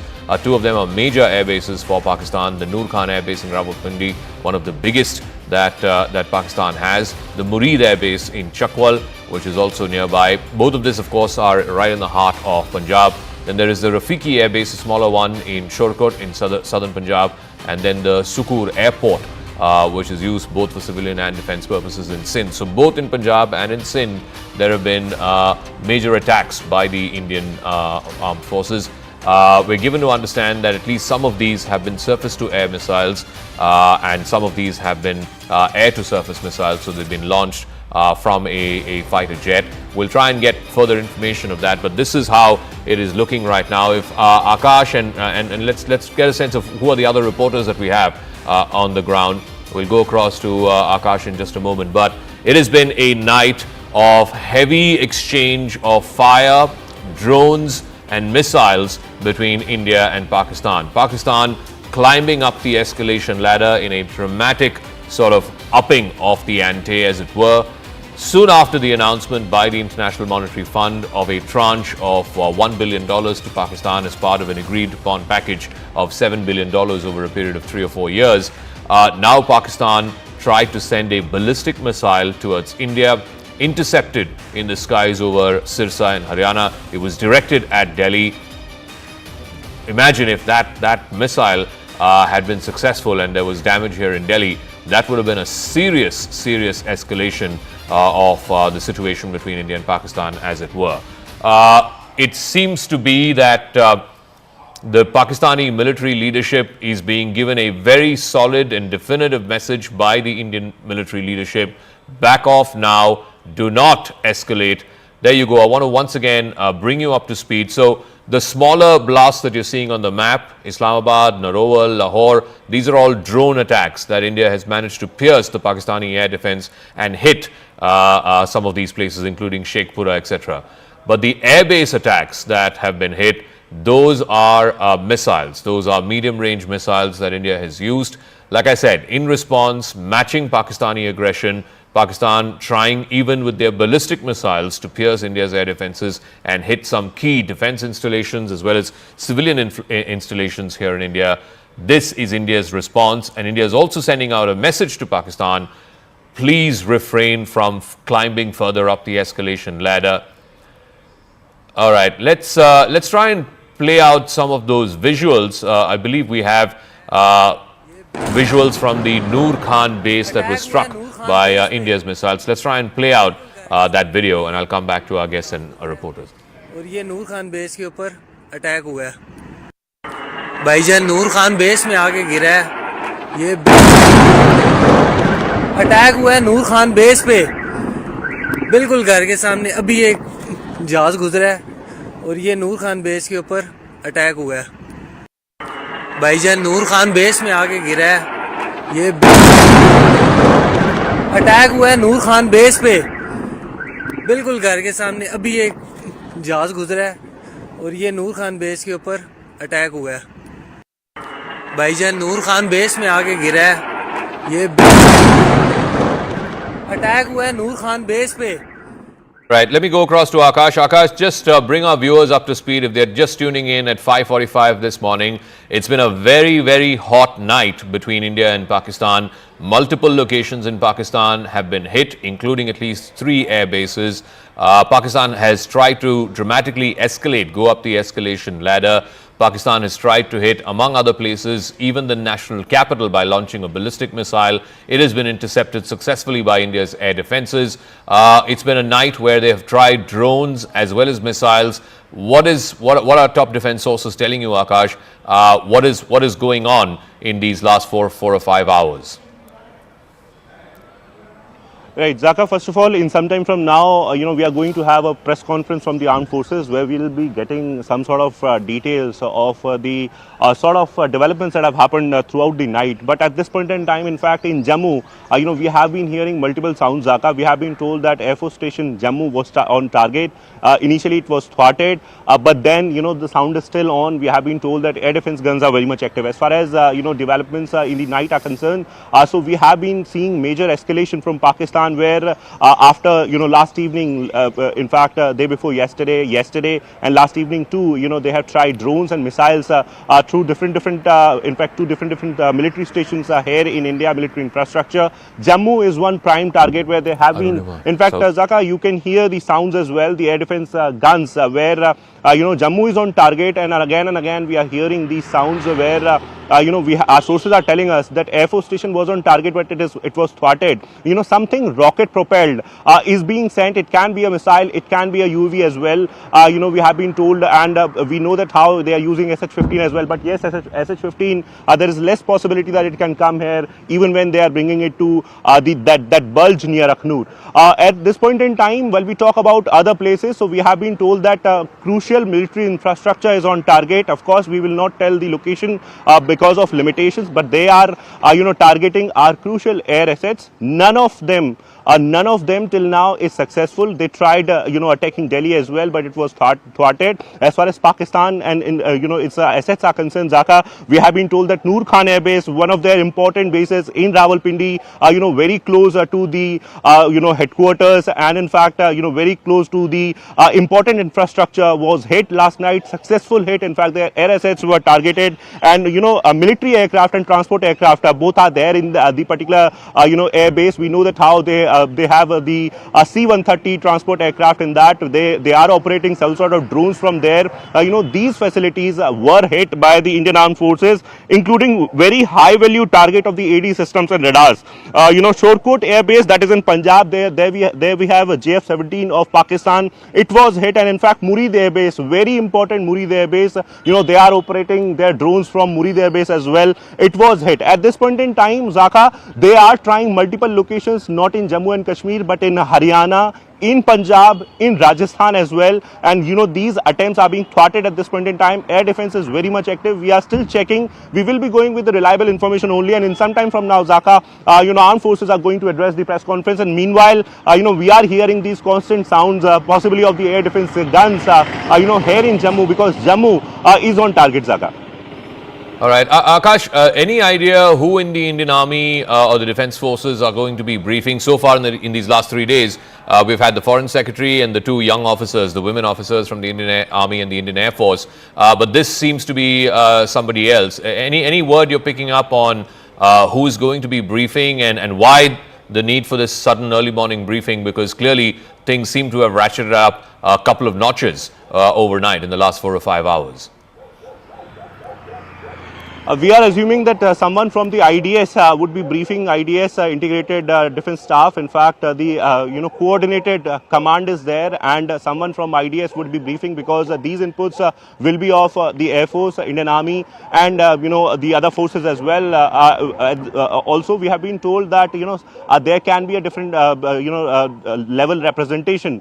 Maybe someone from the MEA can also be a part. There is no clarity, but Zaka, as far as this briefing is concerned, so it was important, given the fact that there is a lot of narrative on social media where not just DG ISPR addressing the press conference is putting several sort of information that is not true from Indian side. We have their social media handles that are propagating some sort of narrative, and that's the reason why there was a need for this urgent press conference in the morning. Also because of the sort of operations that have happened throughout the night. We know that how Indian forces have retaliated to the aggression of Pakistan, where they have been trying to attack the military infrastructure here in India from last 2 days. Last night also, there were retaliation, there were operations, but India did not hit them. Akash, I believe the briefing has begun. My colleague Arunima is telling us that if we can get either her, if we can get a live feed or a phone or an audio feed of the briefing, let's try and go across to her. If somebody can just put her through on the phone.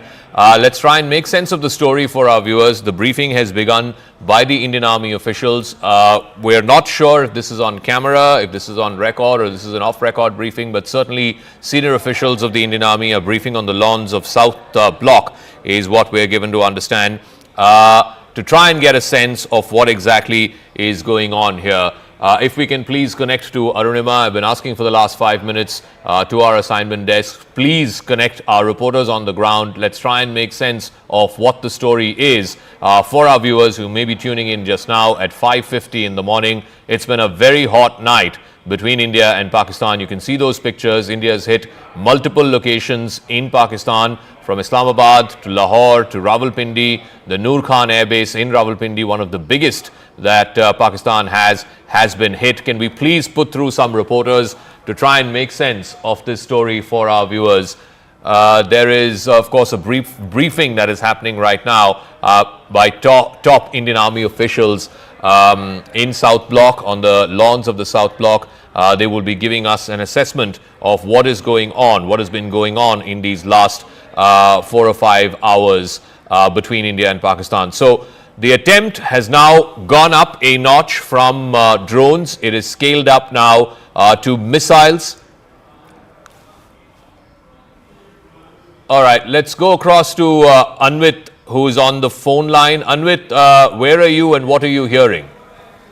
Hi, Zaka. Morning. We are in Jaisalmer, and they are observing a complete blackout. They had been shut all lights and vehicular movement from 6 p.m. till 6 p.m. in the morning, and even now vehicular movement has been restricted. What we are reporting, from where we are reporting, is 70 to 80 kilometers from the border, because the last village, that is Ramgarh, beyond that, army is not allowing any civilian movement or any any media movement as well. So we are reporting from here, but last night, even from here, we could clearly see the flares in the skies, and we could clearly see the ammunition coming in from Pakistan. But last night had been relatively peaceful. No visuals in the sky. Skies had been clear since last night. But yes, police have been making patrols, heavy patrols. In fact, we had also been hearing sirens, because on the forward areas yesterday, also in Jaisalmer and in Barmer, the sirens were being played out, as some drone sightings were also done. Following that, sirens have been played out, but so far as the ammunition is concerned, nothing has landed into Jaisalmer in the city side. However, some developments were. We'll come back to you. Aman is also joining us. Aman, I believe there's a briefing by senior Indian Army officials that's going on in South Block. What are you hearing? Pakistan has shut off its airspace now for the next 6 hours till noon. I believe there's going to be a further escalation by Pakistan in the next few hours, but India has hit multiple air bases, from the Noor Khan Air Base to the Sukur Airport in Rawalpindi. Multiple air bases have been targeted by surface-to-air missiles. Let us know what is going on. What are you hearing this Saturday morning? See, Zaka, what we are hearing from Indian government sources is that Pakistan has launched its counter-strike to Operation Sindoor.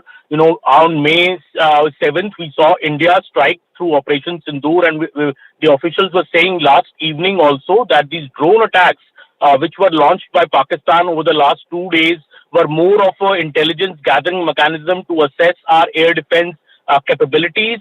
This seems to be the real attack coming from Pakistan. Of course, our air defense system is engaging all these offenses which are being launched by Pakistan. As you said, they have closed down their airspace for the next 5 to 6 hours. Seems that Pakistan is trying to now hit our air bases and they are trying to launch missiles. That is what we are hearing. The Indian government briefing is about to start. It was to start at 5:45, but it has still not started in the lawns of South Block. Shortly, Indian officials will be briefing us on what exactly is happening. But it seems that this is Pakistan's response. And India is very, very clearly saying that this response is very, very escalatory in nature. We are warning Pakistan to stop this, or India's response to this will be even more severe. Pakistan seems to be escalating the situation, Dhaka, and that is what the Indian government sources are saying so far. We'll await the official press briefing, which is to happen in the next few minutes, Dhaka. Okay, Anshul is also joining us from Pathankot. What's happened there overnight? I believe there was multiple drones flying over the Pathankot airbase overnight. What is the latest that you can share with us, Anshul? So yes, specifically over the last half an hour to 45 minutes, there has been at least 30 to 35 loud explosions that we have heard ourselves over here. I'll just try and move out of the frame and try and give a sense as how close is enemy at this point in time. The hills that you are seeing over there, these hills actually belong to the Pakistan. So we are, in fact, Pathankot is very, very close to the international border, and from this direction itself, there were several projectiles that were launched from the side of Pakistan, but our air defense systems have made sure that all these projectiles that were launched from that end were actually controlled in the air itself. They were blasted in the air itself. Nothing untoward has been reported till now. The Pathankot airbase is absolutely safe, is what we are being told. The situation is still tense because the blackouts are still continuing. There is no electricity across Pathankot over the last 4 hours. The blackout was supposed to end at 4 a.m. It is still continuing over here. There is constant announcements, and there is constant patrolling that is being done by the local police over here, trying to give out this message that people do not need to panic, do not need to step out their houses. They just need to follow the SOPs and everything will be fine. But yes, India's air defense system proving yet again that these Pakistani missiles, these Pakistani drones. Akash is also there with us. Akash, I believe that off-cam briefing has been cancelled. Now we'll have a regular briefing at 10 a.m. Any idea on why that off-cam briefing has been cancelled and what's going on? What's the word you're picking up from MOD headquarters? The operations are ongoing, situation is evolving, and that's the reason why they have in fact they have cancelled the briefing. We have been learning, Zaka. In fact, this briefing will be happening after 10 a.m. we have been told, and this will be a regular briefing since we are hearing about several attacks at different places throughout India. Specifically, they are targeting Pathankot, Jammu. In fact, I'm learning about some attempts in Jaisalmer as well once again, but then we'll wait for the confirmation. They are firing ballistic missiles at places. We have been told that there are places where they have been firing ballistic missiles. Artillery is very much on at the LC, and situation is evolving. That's the reason why MOD officials may have cancelled the briefing, but we have been learning. In fact, Pallavi is talking about the briefing that is going to happen at 10 a.m. Zaka, this is the major escalation. We have been talking about it, how India retaliated, and then once again in the morning time, in the daytime now, the attack is on, which is in fact going towards a major escalation, a war possibly. But then at this point in time, Indian armed forces are very much ready and capable, and they, we have been in fact told that air defense systems are very much active, and in Jammu, in fact, there are attempts at least there are 5 to 6 attempts in the last half an hour, we have been told, in Jammu, but all of these attempts are thwarted, and in fact drone attack is there, missile attack is there, and rocket propulsion is something that officers are talking about, possibly a missile when we say rocket propulsion. But Jammu is not the only place. In Srinagar also we have heard a sound, and in fact apart from Jammu and Srinagar, we have been told that in Udhampur also sirens are on. So at this point in time, while India has given it back to Pakistan at 3 different air bases of Pakistan. It seems that Pakistan is once again trying to attack the military infrastructure, specifically the air force stations and the air bases. Possibly they want to attack on airstrips or the the air assets that we have at the air force stations. But yes, an official word is very much expected, because we have been in fact told about several other things. And then I'm hearing the constant sound, Zaka. I want to stress on this particular sound, because Jammu is one prime target. So Jammu is very close to the international boundary, international border. In the initial day, we have seen that how a barrage of drones were launched towards Jammu, and this time around we are learning about missiles. I'm also trying to check the environment. In fact, the clouds where I'm unable to see anything. Very close to the airport I'm standing, and at that particular place only we are seeing, in fact we are seeing this sort of action, where we have been told that missiles are there, missiles are coming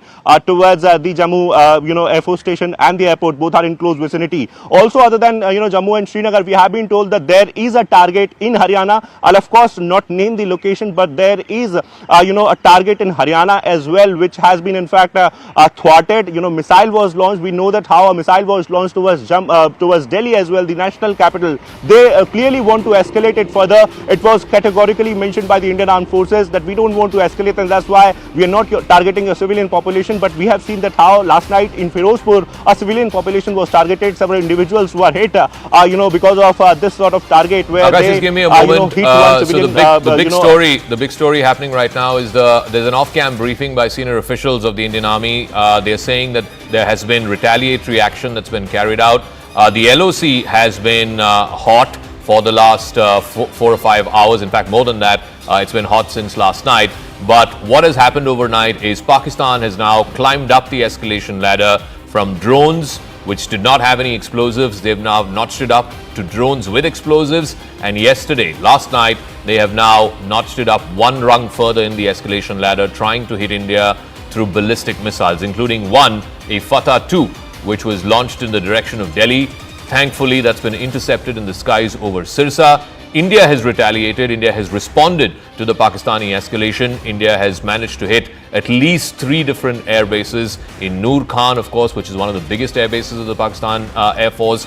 They've also hit an air base in Chakwal, a civil cum military airport in Sukur in Sindh. So multiple military installations and civil installations as well have been hit. It's been a combination of drone attacks plus missile attacks.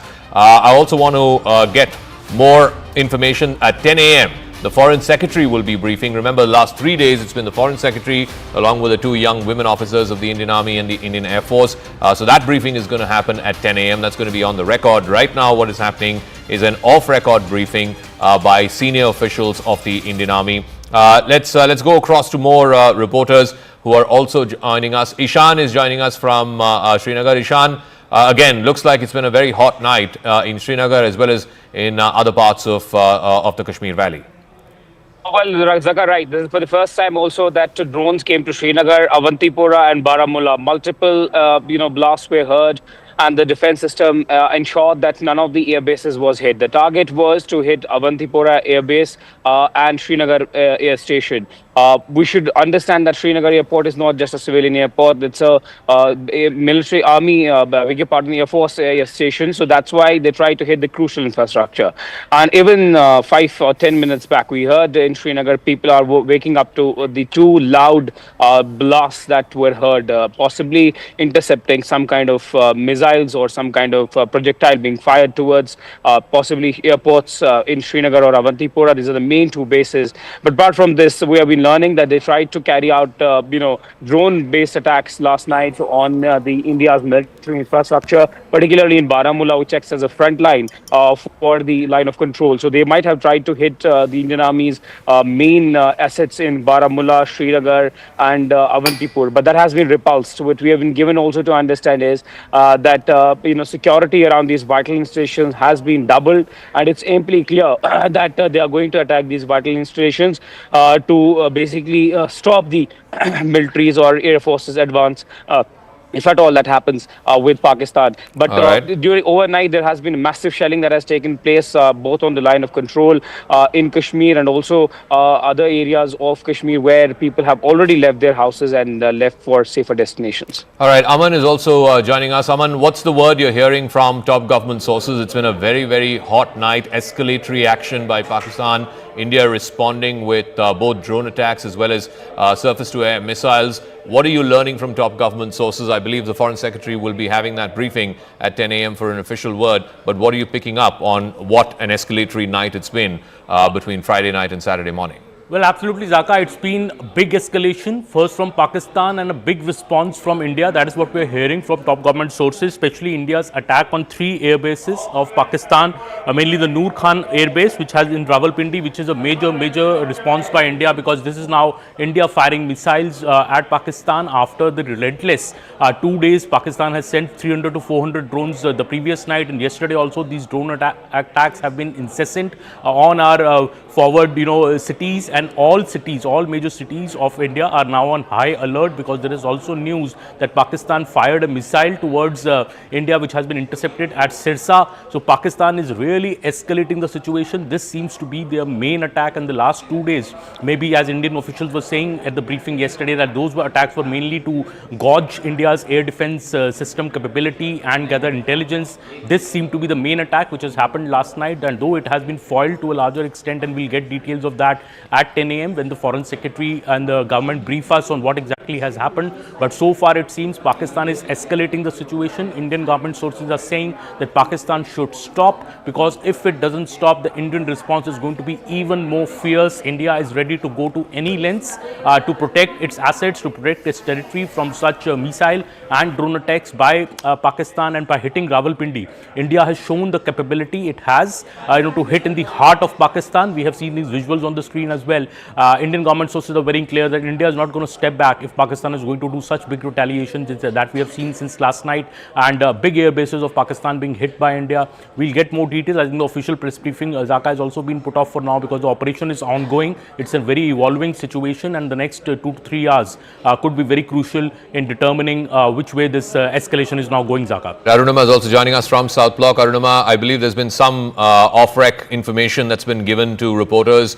Who was briefing, and sorry, what have they said? What is the information that you have? Yeah, so this was supposed to be an official briefing, to respond to all that DGISPR has said. But what we were told that since air operations have begun again for the last 1 hour or so, air operations have begun again, even though on ground, this is what we learned, that on the LOC, the ground fire that we are hearing, that has become intermittent firing for now. So the entire focus is on the sky. And because of those ongoing air operations, the briefing has been delayed now. The briefing is now expected at 10. But what we can confirm is that, South Block is carrying on retaliatory attacks after Pakistan carried out its misadventure at 26 locations last night as well. And these are air operations mainly that are going on. DGISPR and Pakistani officials claim that Pathankot and Jammu air bases in India were targeted, but there's no confirmation that is coming in from South Block at this stage about whether Pathankot or Jammu air base was targeted at all, because we have seen over the last 2 days also such attempts were made and the attempts were thwarted. India, however, is confirming that three Pakistani air bases have been successfully targeted as a retaliatory action after Pakistan's misadventure. At around 10 o'clock, we're expecting a detailed list of the overnight operations that have been carried out. One must emphasize that what we are being told is that the operation is still ongoing. As we are speaking, the air operations are still on. So here's what we know, that Pakistan in a dramatic manner tried to escalate the attack on India's military installations. I have a list of places that have been hit overnight, or at least the attempt was made by Pakistan to try and hit.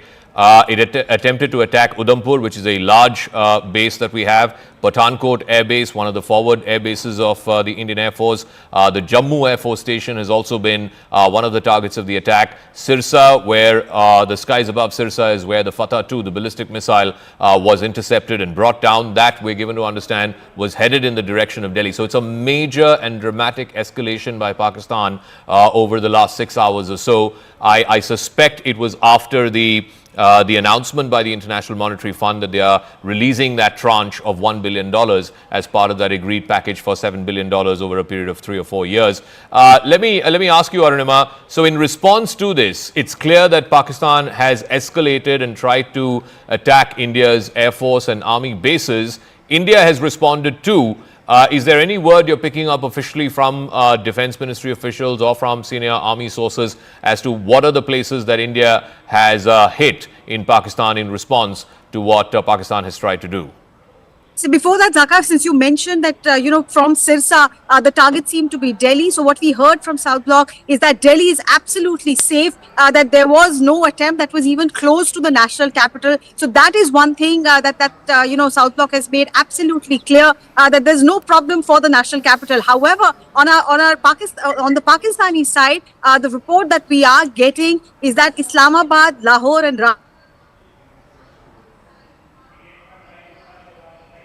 air assets were targeted and successfully targeted is what we are being told. However, they're refraining from going ahead and giving an official word or official coordinates, because they do want the foreign secretary and the two officials who we have been hearing over the last 3 days between 10 and 10:30. That official briefing is expected, and they do want to give out the specific names and air bases at that press conference. But indications that yes, we have carried out retaliatory attacks in the Pakistani capital, in Rawalpindi and also in Lahore, and they're emphasizing that in spite of all the bombastic claims that are coming in from DGISPR, none of the Indian air bases have been breached. They're all safe, and the national capital, the misadventure that they wanted for the national capital, was stopped way ahead.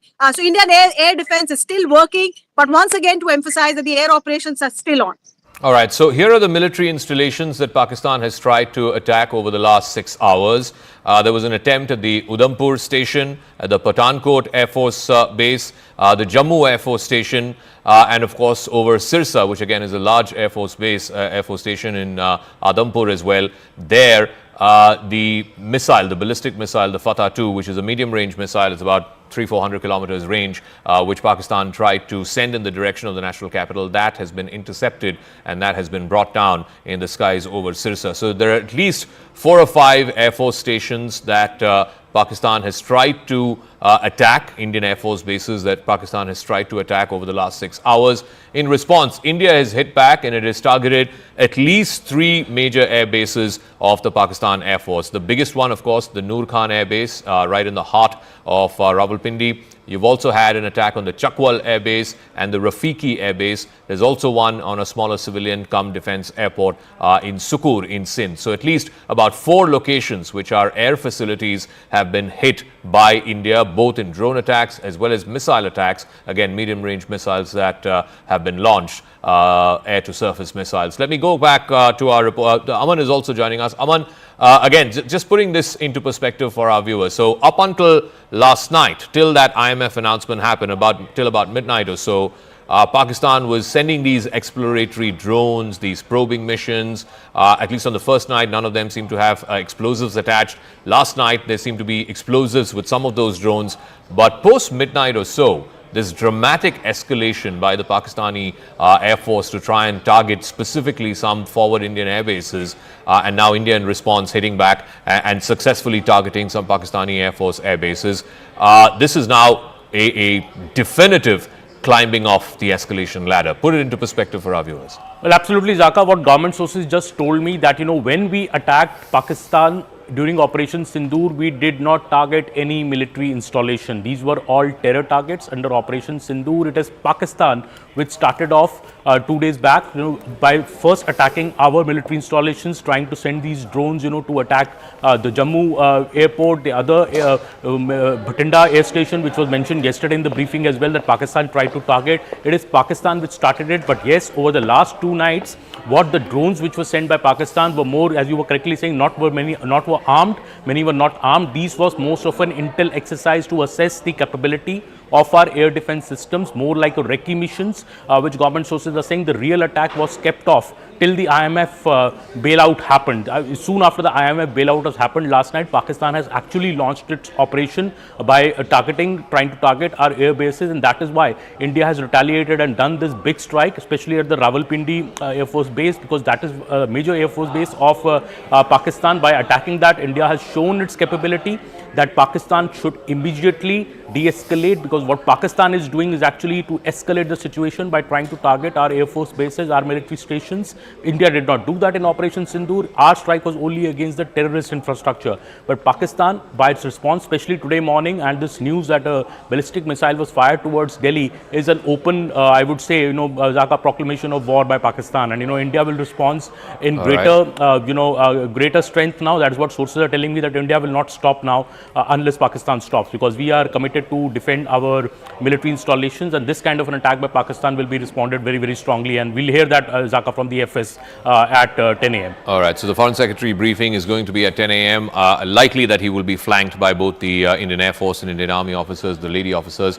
Let's try and bring you up to speed with what India has done in response overnight. It has hit multiple air bases. The biggest one, of course, is the Noor Khan Air Base in Rawalpindi. Rawalpindi, of course, is where the general headquarters of the Pakistan Army is based. This is the heart of the Pakistani Forge, and it has hit the biggest air base in Rawalpindi, the Noor Khan Air Base. It's also hit an air base in Chakwal, that's also in Punjab.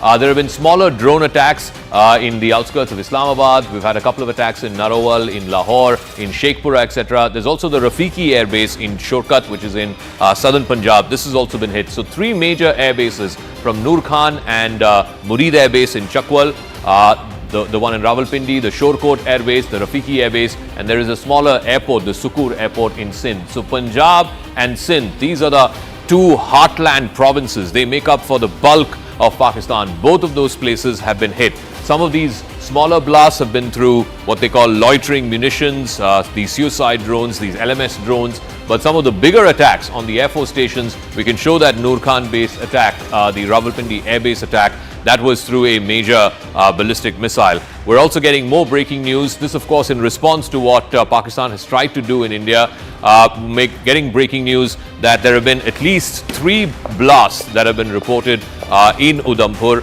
at the military base there. It's again one of our forward bases. There has been some degree of damage. The damage assessment is being done right now.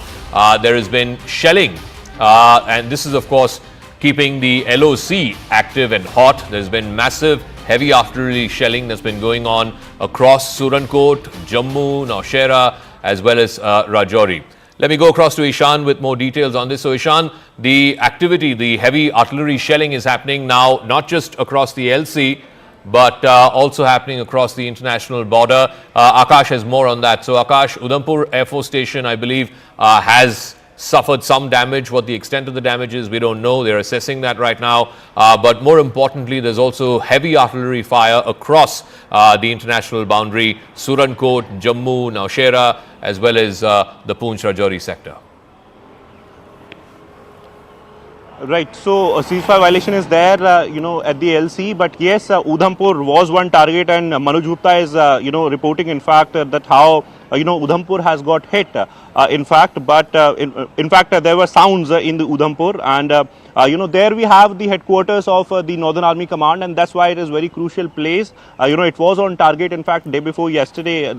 In fact, yesterday it was on target, but we have no confirmation of the hit. But yes, 3, sounds have been heard, in fact, from this particular location. Also, Zaka, in Jammu, I'm learning about a civilian location being hit. They are targeting civilian population, while the attack on the Air Force Station or the air base was thwarted. I'm learning that in Jammu, we have some civilian casualty, possibly, injuries, or I should say, in some time from now, we'll have confirmation. But we have air sirens once again here in Jammu, and Zaka, they are today they are launching the ballistic missiles. We know that how they have Fatah series, which has got 120 kilometers of range, and they possibly have been launching the Fatah missiles. And in fact, there is a plan of further escalation, given the fact that DG ISPR addressed the press conference and said a number of things which in fact have not been confirmed by Indian Armed Forces. At around 10 a.m. we'll be having confirmation. But yes, artillery fire has been going on in Srinagar. The explosive sounds are in in fact, very much there, in fact, have been heard by the locals, and Ishan has been reporting from there. In Poonch area, shelling has been happening at the line of control, where we have reported that how civilian population was targeted, a Gurudwara was targeted. In Rajouri as okay, well. Akash, just stay on with us. I'm going to come back to you in just 1 second. I want to bring our viewers up to speed and give them a degree of reassurance as well that Pakistan has been attempting to hit multiple Indian Air Force bases, forward air bases, but the good news that I can share with you is that all are safe. There's been relatively minor damage that has happened. No casualties, no fatalities in any of these installations. The Pathankot Forward Air Base, the Jammu Air Force Station, the Udhampur Air Force Station, all are safe. That is the word that we have from top government sources. All three of our forward air bases are safe. All personnel have been accounted for. Whatever minor damage assessment is going on, but all three air bases are safe. Arunima has more on this. So Arunima, that's the big picture. Pakistan trying to attack India's forward air bases. All of them are safe. In retaliation, India targeting some of Pakistan's air bases. The Noor Khan Air Base up in Rawalpindi is one of the biggest that they have in the country, and that has been hit badly. You can see from those pictures. Arunima. Successfully targeting Pakistan is what we are hearing as well. One must underline that officially at 10 a.m. we're expecting location by location, coordinate by coordinate briefing by the Ministry of External Affairs. Most likely Foreign Secretary will take the podium once again, along with the two officers from the Indian Army and the women officers from the Indian Army and the Air Force. But what we are being told is that even though Pakistan attempted to attack Pathankot, they attempted to carry out attacks in Udhampur and also in Jammu. All these three air bases, the air assets were targeted, but Indian Air Defence managed to thwart all these three attacks at Jammu, Udhampur, Pathankot. No damage done. All our assets are safe. There's no casualty, no injury to any personnel present in the in the air base complex. All right. Arunima, we'll try and come back to you as you try and, look, reporters are spread all across the country, particularly in some of these points that have been hit or attempted to be hit by Pakistan. There has been cross LC as well as cross IB firing. This is heavy artillery shelling that Pakistan has been undertaking for the last couple of nights at least. In the Jammu, Poonch, Rajouri, that sector, in Surankot, in Naushera, as well as in Rajouri, overnight there's been heavy artillery shelling. Ishan is there with us with more details on that. So just break this down for us. There's been an attempt to hit some of the forward air stations. All of those have been thwarted, but at the same time, Pakistan is also using heavy artillery fire, both across the LC as well as across the IB. Well, absolutely right, Zaka. Even it started yesterday before the sunset. Generally, they would fire towards Indian positions after sunset, but yesterday they started firing at around 4:30, and then India had to retaliate. This is happening in Uri, this is happening in Keran, Tangdar, Kupwara. Every place in line of control has been impacted by the ceasefire violation. People have been moved, people have been taken out to safer locations and safer shelters, and now we're hearing that the exchange is still happening on the line of control. Look, what we have also heard is that there have been, at least 3 sounds that have been heard in Srinagar, which has woken up people. We're getting messages from people, but we should tell our viewers that there's no need to panic, because there's a lot of panic around after hearing those sounds around Srinagar and other parts as well. As a possibility that they might be also trying to hit India's important assets in Jammu and Kashmir. Yesterday, they tried to attack through drones by sending drones to a couple of locations which are very important for the defense forces, but they were immediately the air defense system ensured that they are brought down. Sources told us at least 8 drones were seen around Srinagar, Baramulla and Avantipur, which hosts one of the big air bases of Indian Air Force in Udhampur. So they try to attack the vital assets. All right, so Ishan, we'll come back to you. There's some forward air bases, including Udhampur, Pathankot, I believe even Adampur again in Haryana, which is again a forward air base, has also been tried to be hit. Akash, what are top Ministry of Defense officials, Indian Army, Indian Air Force officials telling you? Clearly, I think Pakistan is climbing the escalation ladder, no doubt about it. That has been the attempt. The attempt has also been to try and target some of India's forward air bases and air force stations. All of those attempts have been thwarted by India. India, in response, of course, has successfully carried out major strikes from the Noor Khan Air Base to the Chakwal Air Base to the Rafiki Air Base. Tell us what you're picking up from top defense sources. Like I said, the attempts at the Air Force stations, the forward Air Force stations in Udhampur, in Pathankot, in Jammu and Sirsa, in all these 4 places have been thwarted by India's air defense systems. Right, you rightly pointed out the Air Force stations in Jammu and Pathankot specifically are safe, and in fact I am learning that there is in fact some sort of damage in some civilian infrastructure. We'll get it confirmed by the civilian authorities as well. But till now, all attempts in fact have been thwarted, and Dhaka armed forces in fact are very much capable and ready. This is what the defense sources are telling us. In fact, at around 10 a.m. we'll get the official word as to what they did last night, and also what is the sort of retaliation that they are planning now, given the fact that Pakistan is launching ballistic missiles and has shown that they want to escalate it further. Zaka, we have been seeing that how from last 48 hours, in fact in the last 72 hours, a number of things have happened. Specifically, we talk about the current times. Yesterday it was happening in the night hours, but today, in the early morning hours, we have been seeing these attacks specifically targeted towards Udhampur and Jammu, because in Udhampur we have one military base, and there we have constant sounds here. In fact, in Jammu, ballistic missile is what has been tried here in Jammu as well. It was tried for Delhi, it was tried for one location in Haryana, very crucial location in Haryana. I'm not putting out the details right now, but very crucial location is being targeted there in Haryana as well. It has been thwarted, all safe. In fact, as far as the assets are concerned, so all our air assets are safe. In fact, they have been trying, the core headquarters of Leh, I'm told, and in fact last night it was tried, but it was thwarted once again. Air defense is in play. In Udhampur, we are learning, several, sounds, in fact, but we have no confirmation on the sort of explosions that are being reported from that particular location. In Punjab also, they have been trying, they have been launching their ballistic missiles for Punjab. In fact, especially in Pathankot, also because of the sort of air defense we have in Pathankot, they might have some sort of input of the sort of platforms that we have in Pathankot, and that's the reason why Pathankot is being targeted, and is a very important Air Force establishment there that we have in Pathankot, and also in Srinagar, Zaka, launches are there. And we have been learning that since ceasefire violation is happening throughout the LC, so army is also retaliating to that. We are having ceasefire violation in Rajouri, Poonch, Mendhar, and in fact in Kathua also I'm learning that violation is there. But since we have the international border there, so we are waiting for the confirmation BSF, whether or not BSF is engaged in any sort of firing, because till now it is limited more on LC, line of control. In Uri and in other areas of the Kashmir, we have been learning about the ceasefire violation, but specifically in Poonch we have this heavy shelling going on. Okay, I want to bring our viewers up to speed on what Pakistan has attempted to do over the last 6 hours or so, and this is specifically right after the amp up of the IMF bailout announcement that happened. So here are some of our forward Air Force stations and air bases. Udhampur, of course, is the headquarters of the Indian Army's Northern Command. Massive military station there. It's the headquarters, like I said.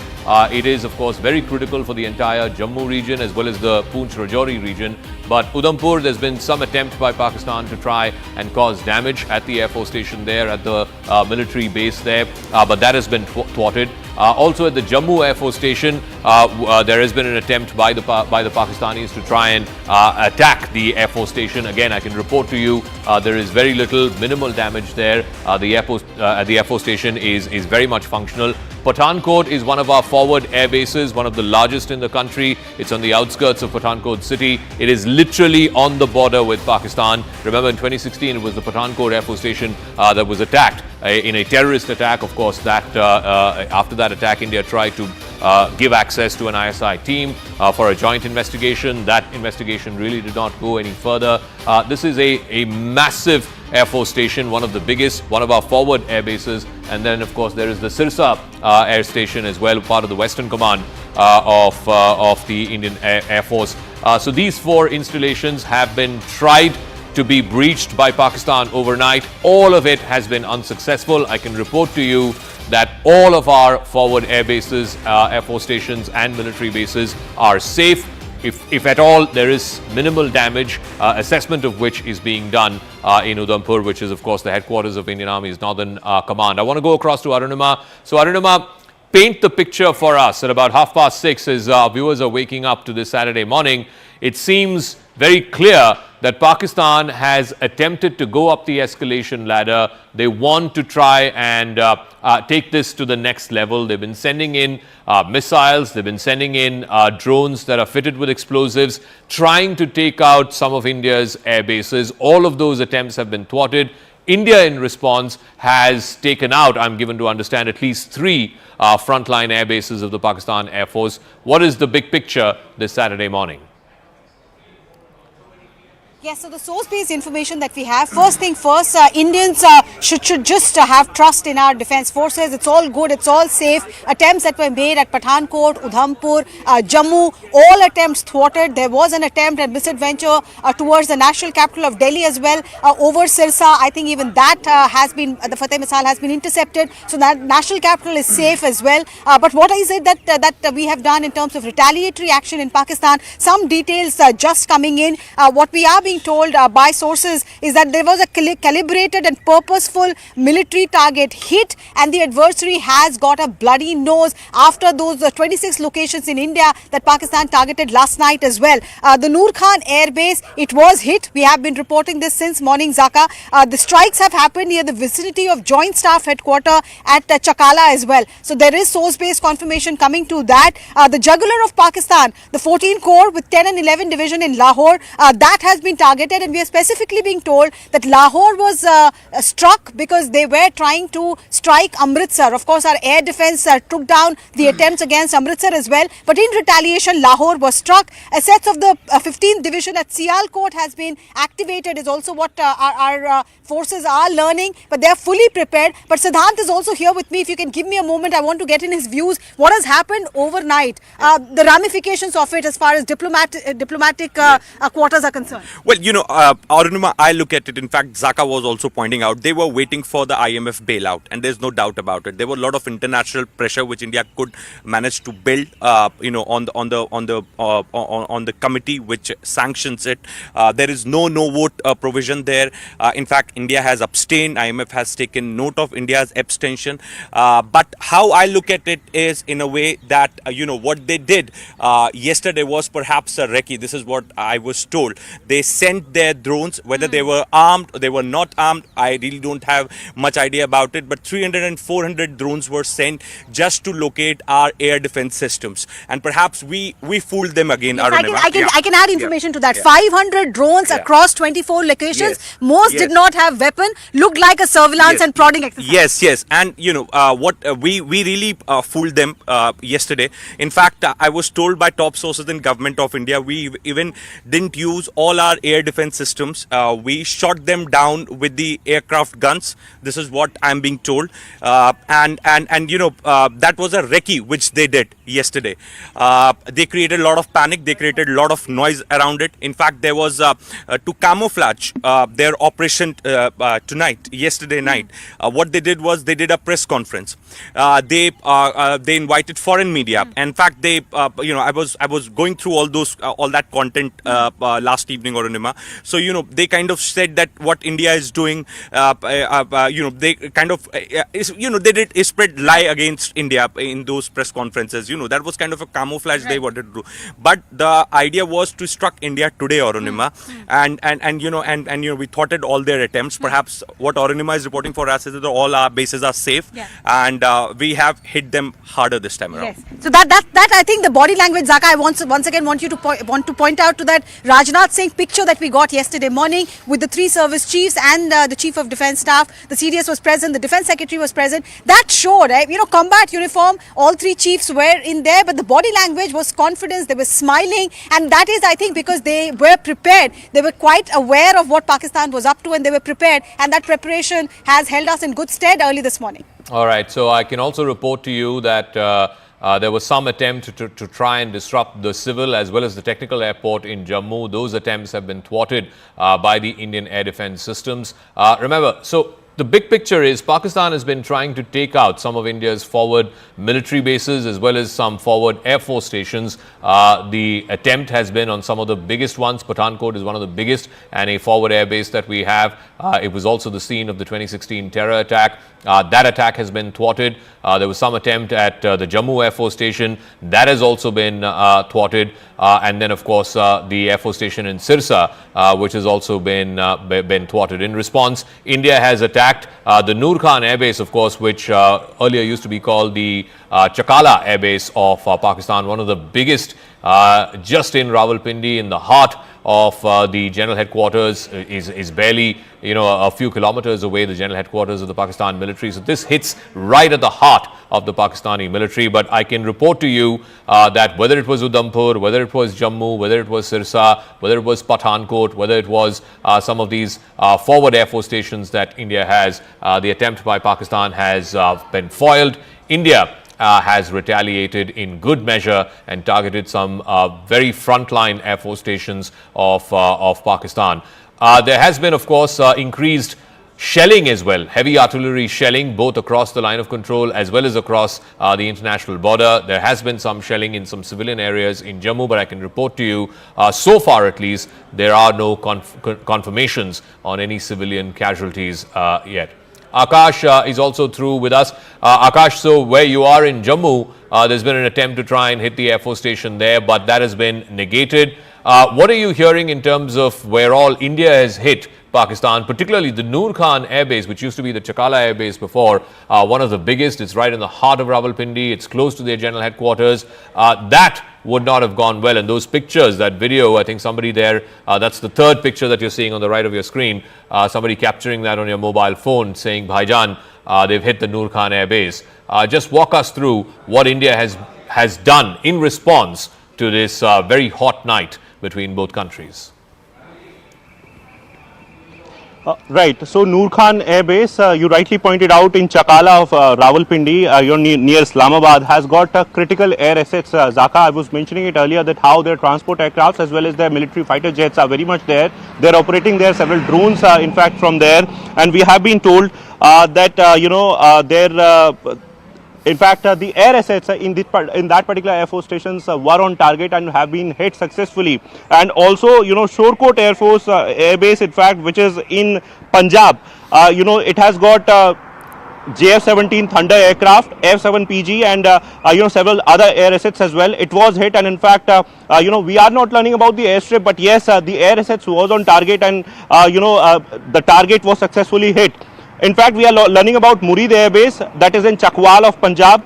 This is a smaller air base, but is technically important air base, and we have been told that primarily supports training and secondary operations. And the drone attack that was launched towards India was very much supported from this particular Air Force station, and we have been told that it has got fighter jets and possibly some drones as well, and it was successfully targeted by Indian forces, Indian Armed Forces. So these three Air Force stations, we have got confirmation for several air assets, and in fact the infrastructure was on target and it was successfully hit by the Indian Armed Forces. Also in retaliation, now Pakistan is trying to make a dent, and in fact is trying to hit our Air Force stations, but they are not successful till now. And our air defense is very much working, 80 guns, and in fact the the systems that we have is very much working. It's the daytime now. We have been seeing the escalation particularly in the night time from last 24 to 48 hours, but will it continue in the daytime as well? What will be the next future course of action as far as India is Akash, concerned? I'm sorry to interrupt. The image that I'm showing on the left is also from Jammu. It's a civilian area. There is a temple called the Shambhu Temple in Jammu. We're given to understand there's been a projectile that's hit. We don't know if it's a drone or a missile, but a projectile has hit just outside the temple. No casualties. That is the important thing. You can see the remnants of the wreckage there. This is mobile phone footage that's been shot by one of the individuals there. You can see the wreckage that's strewn all over the place. This is called the Shambhu Temple in Jammu. Again, the good news is that there is no casualties there. There you can see the main gate, the pillars leading into the temple. So on the outside perimeter of the temple complex, there's been a projectile hit. Again, the good news being that there is no reports of any civilian casualties in the Shambhu temple attack. Aman is also joining us again. I want to go big picture for our viewers who are tuning in a little past 6:30 this morning, this Saturday morning. There has been a visible amping up by Pakistan. India has retaliated. Pakistan's attempts have been foiled. The attempt was to try and target some of our forward air bases in Pathankot, in Jammu, the military station in Udhampur, etc. But all of that has been foiled, Aman. In response, India is hit back with a combination of drones as well as missiles, and some of the Air Force station attacks in Pakistan have been very, very successful. What are you hearing from top government sources? The big picture that we're hearing is that the government is very, very clear that April 22nd was the original escalation by Pakistan. India responded to that escalation through Operation Sindur, and our attack was on the on the terror infrastructure in Pakistan, the terror headquarters in Pakistan of Jaish, of the LET, of the Hizbul, and this was because Pakistan did not act against them, and over 100 terrorists were killed in the Indian strike. For India, the offensive had ended there. India did not want to take it further beyond there. India very clearly said we did not target any civilian population, neither any Pakistani military infrastructure in Operation Sindur. The escalation the Indian government feels is now coming from Pakistan, first through these drone attacks for the last 2 nights, which now seem to be, Zaka, more of recce missions. These drone attacks seem to be more to assess our strength of our air defense systems, our alertness, where are our air defense systems located, maybe also to try and exhaust maybe some of our air defense systems before the actual attack comes. Indian government is also now seemingly very clear that Pakistan decided to wait for the IMF bailout before launching its big strike, because it did not want its IMF bailout to be jeopardized in any manner. And this shows that soon after the IMF bailout, Pakistan cleared its airspace today morning and has launched an attack through ballistic missiles, not only at our forward Air Force bases in Pathankot and the Udhampur, it has also tried to attack our major cities. So this is a major escalation by Pakistan. That is what India is saying. India never targeted earlier Pakistan's military infrastructure, but because Pakistan has now upped in a way the game, India is not shying back, and this attack on the airbase in Rawalpindi by India is to show how deep India can hit. And I think India is still trying to tell Pakistan to get the message to de-escalate. But if Pakistan does not de-escalate from here, Zaka, Indian government sources are telling me that we will also not stop now, and Pakistan will be taught a lesson. All right, so our reporters are spread across the length and breadth. Ishan is joining us from Srinagar. Akash is joining us from Jammu. In Delhi, we have Arunima and Siddhant joining us from South Block. There's going to be a briefing by the Foreign Secretary at 10 a.m. Last 3 days, the briefing has been done by the Foreign Secretary along with the 2 young women officers of the Indian Army and the Indian Air Force. Siddhant is also joining us from South Block. What are you hearing, Siddhant, in terms of what the MEA has to say? The briefings have been going on by the Foreign Secretary. Any word you're picking up on, our international players trying to intervene? I believe there was a statement put out by the G7. The Saudi Deputy Foreign Minister, who was here in Delhi a couple of days ago, he was in Islamabad yesterday. And this visible upping the ante by Pakistan has happened after the announcement of the IMF, the bailout announcement of $1 billion. What are you hearing from MEA? Well, that's right, Zaka. In fact, just a short while back, Zaka, we have been told that press briefing by Foreign Secretary, which was expected to take place at 10 a.m., has again got delayed. In fact, they have told us that they're going to inform us again when and where this press briefing will take place today. Perhaps, as Arunima was also pointing out, that the ops are still going on. The focus is on Sky at this point in time, Zaka. And in fact, yesterday, India also decided to close Kartarpur corridor, Zaka. Perhaps that was an announcement which Foreign Secretary made, because India knew that this is coming. This is coming. The time Pakistan will secure the bailout package from IMF, they are gonna hit us.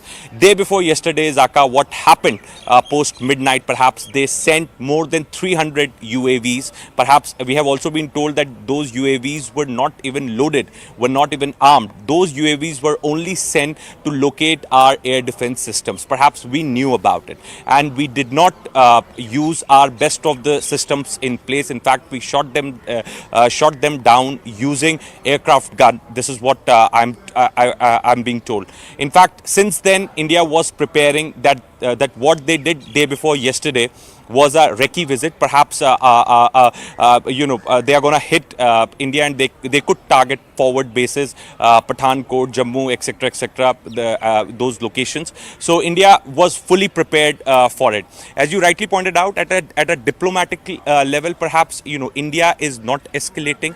Foreign Secretary again reiterated yesterday that the first and the only escalation was the 22nd April attack in Pahalgam. India is only responding to the escalation by Pakistan. In fact, yesterday in the press briefing also, Foreign Secretary highlighted, Zaka, that how religious sites have been targeted in Poonch. There's a convent school which has been targeted. Yes, Siddhant, I'm going to come back to you. We're getting more information, courtesy Manoj Gupta, our investigations editor, that a bunch of missiles have been fired. I can't reveal the exact number, but a bunch of missiles have been fired from the Srinagar airbase. That too, Pakistan has tried to attack, but there is very minimal damage that has happened there. So from the Srinagar airbase, missiles have been sent, and a Pak Air Force jet, at least one we can confirm, possibly more than one, but definitely one Pakistan Air Force jet has been shot down by missiles that have been sent from the Srinagar airbase. So that is a big development. One Pakistan Air Force jet being downed by India. Remember, Pakistan has a combination of the F-16s, which are the American fighter jets, the fourth generation fighter jet, and also a combination of the JF-17 and the J-10. The JF-17 is the 4.5 generation Chinese fighter jet, and the J-10 the fourth generation fighter jet.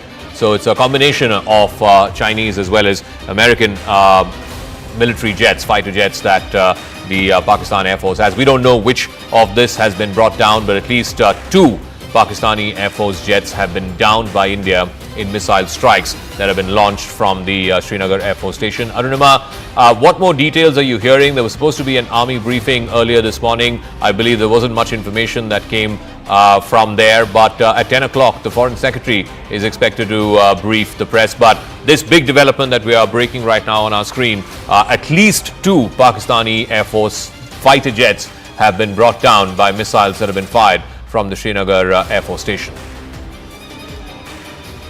I think this was the air operation which led to the delay and subsequent postponement of the briefing. We got a message early in the morning around 5 a.m., quarter to 5, that by 5:30 there will be a briefing in the lawn, which you can see in my frame in South Block. But when we reached here, we were told that the air operations were still on, and there were intense operations that were going on, and therefore it's not feasible to brief and put out the correct picture at this stage, because it was a developing situation, it was an ongoing situation. We were also told that while the entire focus is on the sky, it's the air operations which are giving a bloody nose to Pakistan. On ground, there is intermittent firing that is going on along the line of control, and now I'm hearing that in Rajouri there is intense artillery fire. Some civilian houses in Dhangri have also taken the hit. So Pakistan is trying to cater to its own domestic constituency by targeting civilians. First they have targeted civilians in Poonch, now similar exercise going on in Uri and in Rajouri as well. So while their air assets are being taken down after their misadventure,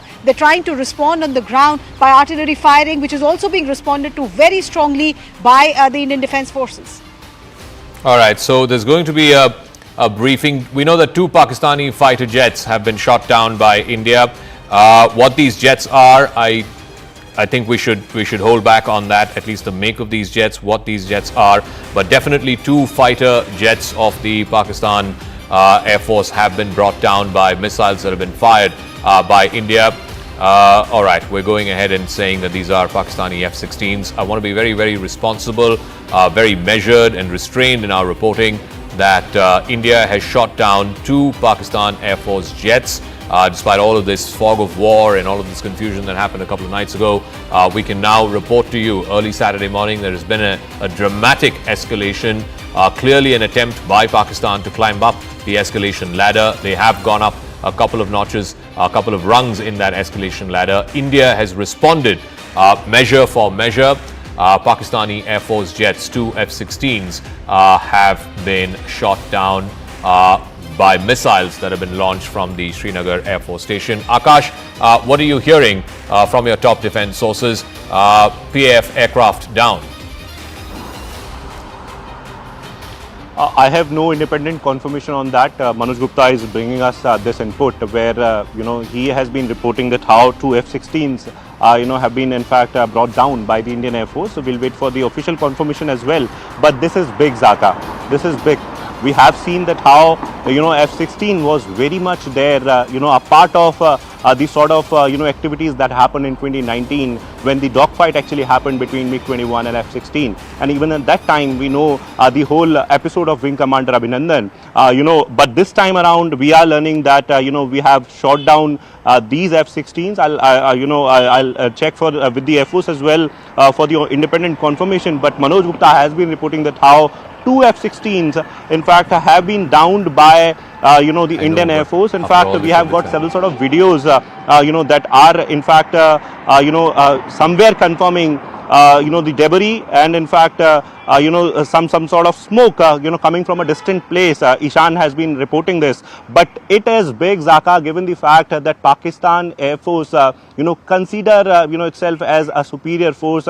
They have always challenged Indian armed forces and in fact Indian Air Force specifically for the dogfight because they think that their machines are superior, their training is superior, and this is one development where it is a slap on their face where they have been trying the military establishment, military infrastructure in different places here in India. None of them is successful, but this time around we are learning that in Srinagar at least 2 F-16 aircraft have been downed by the Indian Air Force, Zaka. So 2 Pakistan Air Force jets have been downed by the missiles that have been hit by the missiles from the Srinagar Air Force Station.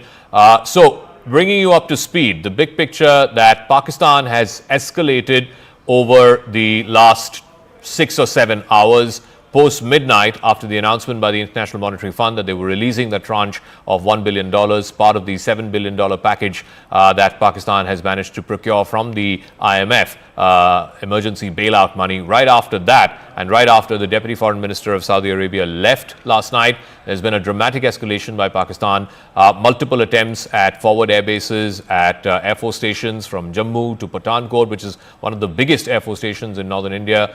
In fact, it is bang on the border with Pakistan. It was also the scene of the terrorist attack that happened in 2016.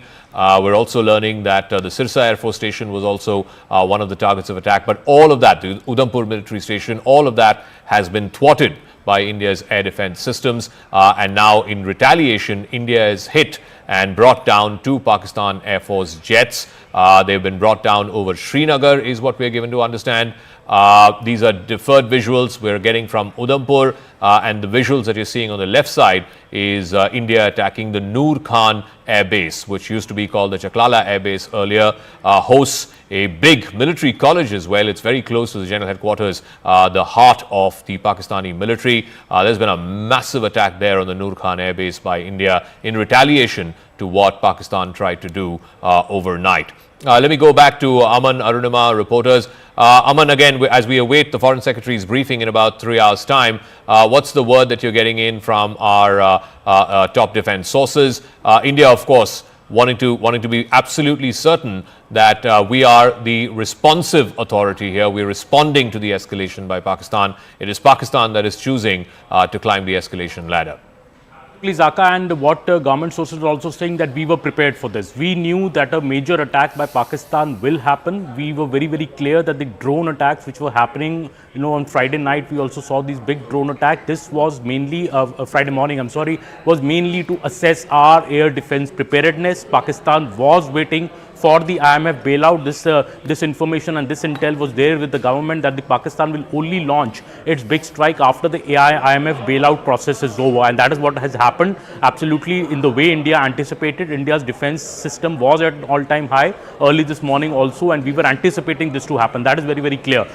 India is also saying that this upping of this escalation by firing these Fatah series missiles, not just on our forward air bases like Pathankot and Jammu and Udhampur, but also at our major cities, especially Delhi, is a major escalation by Pakistan. This shows that Pakistan's intentions are not good. We have to safeguard our territory, we have to safeguard our assets, and that is why we've hit at the heart of the Pakistani army in Rawalpindi, the Chakala Air Base. A very, very secure facility inside Pakistan which India has managed to hit. This shows that India is giving this warning to Pakistan that you need to stop here, because if you escalate further, India then will not stop, because India considered Operation Sindur as it's a major operation, in retaliation to what happened on April 22nd in Pahalgam. But this is now showing that Pakistan, Zaka, is in no mood to stop, and India is responding in equal measure. So there's also visuals we're showing on the top right of your screen, which is from Jammu. It's a Shambhu temple. There's debris of a projectile that you can see strewn all over the place. This is just on the outer perimeter of the temple. Let me also go to Arunima. Arunima, who's in South Block for us. Arunima, what are you hearing? What are you hearing from your top government sources? This Pakistani jets being downed, is a huge statement by India. Pakistan Air Force jets that have been shot down over Srinagar airspace. But the attempt by Pakistan to try and target some of our forward military stations, forward air bases, that has been thwarted. And in response, India has targeted, among others, the Noor Khan Air Base or the Chaklala Air Base, which is one of the biggest that Pakistan has. Also the Chakwal, the Murid Air Base, again in Punjab. And you also have one more, the Rafiki Air Base. 3 air bases of Pakistan have been targeted in missile strikes by India. What more do you have? Yes, so Zaka, they had put out a statement late last night saying that 26 places were targeted, and they're just sticking to that for now as far as official word goes. Yes, they have told us that the intense air operations are going on, but on that specific input that Manoj Gupta has about India taking down a Pakistani jet, the South Block is not confirming that as yet, and understandably so perhaps, because even day before yesterday night there was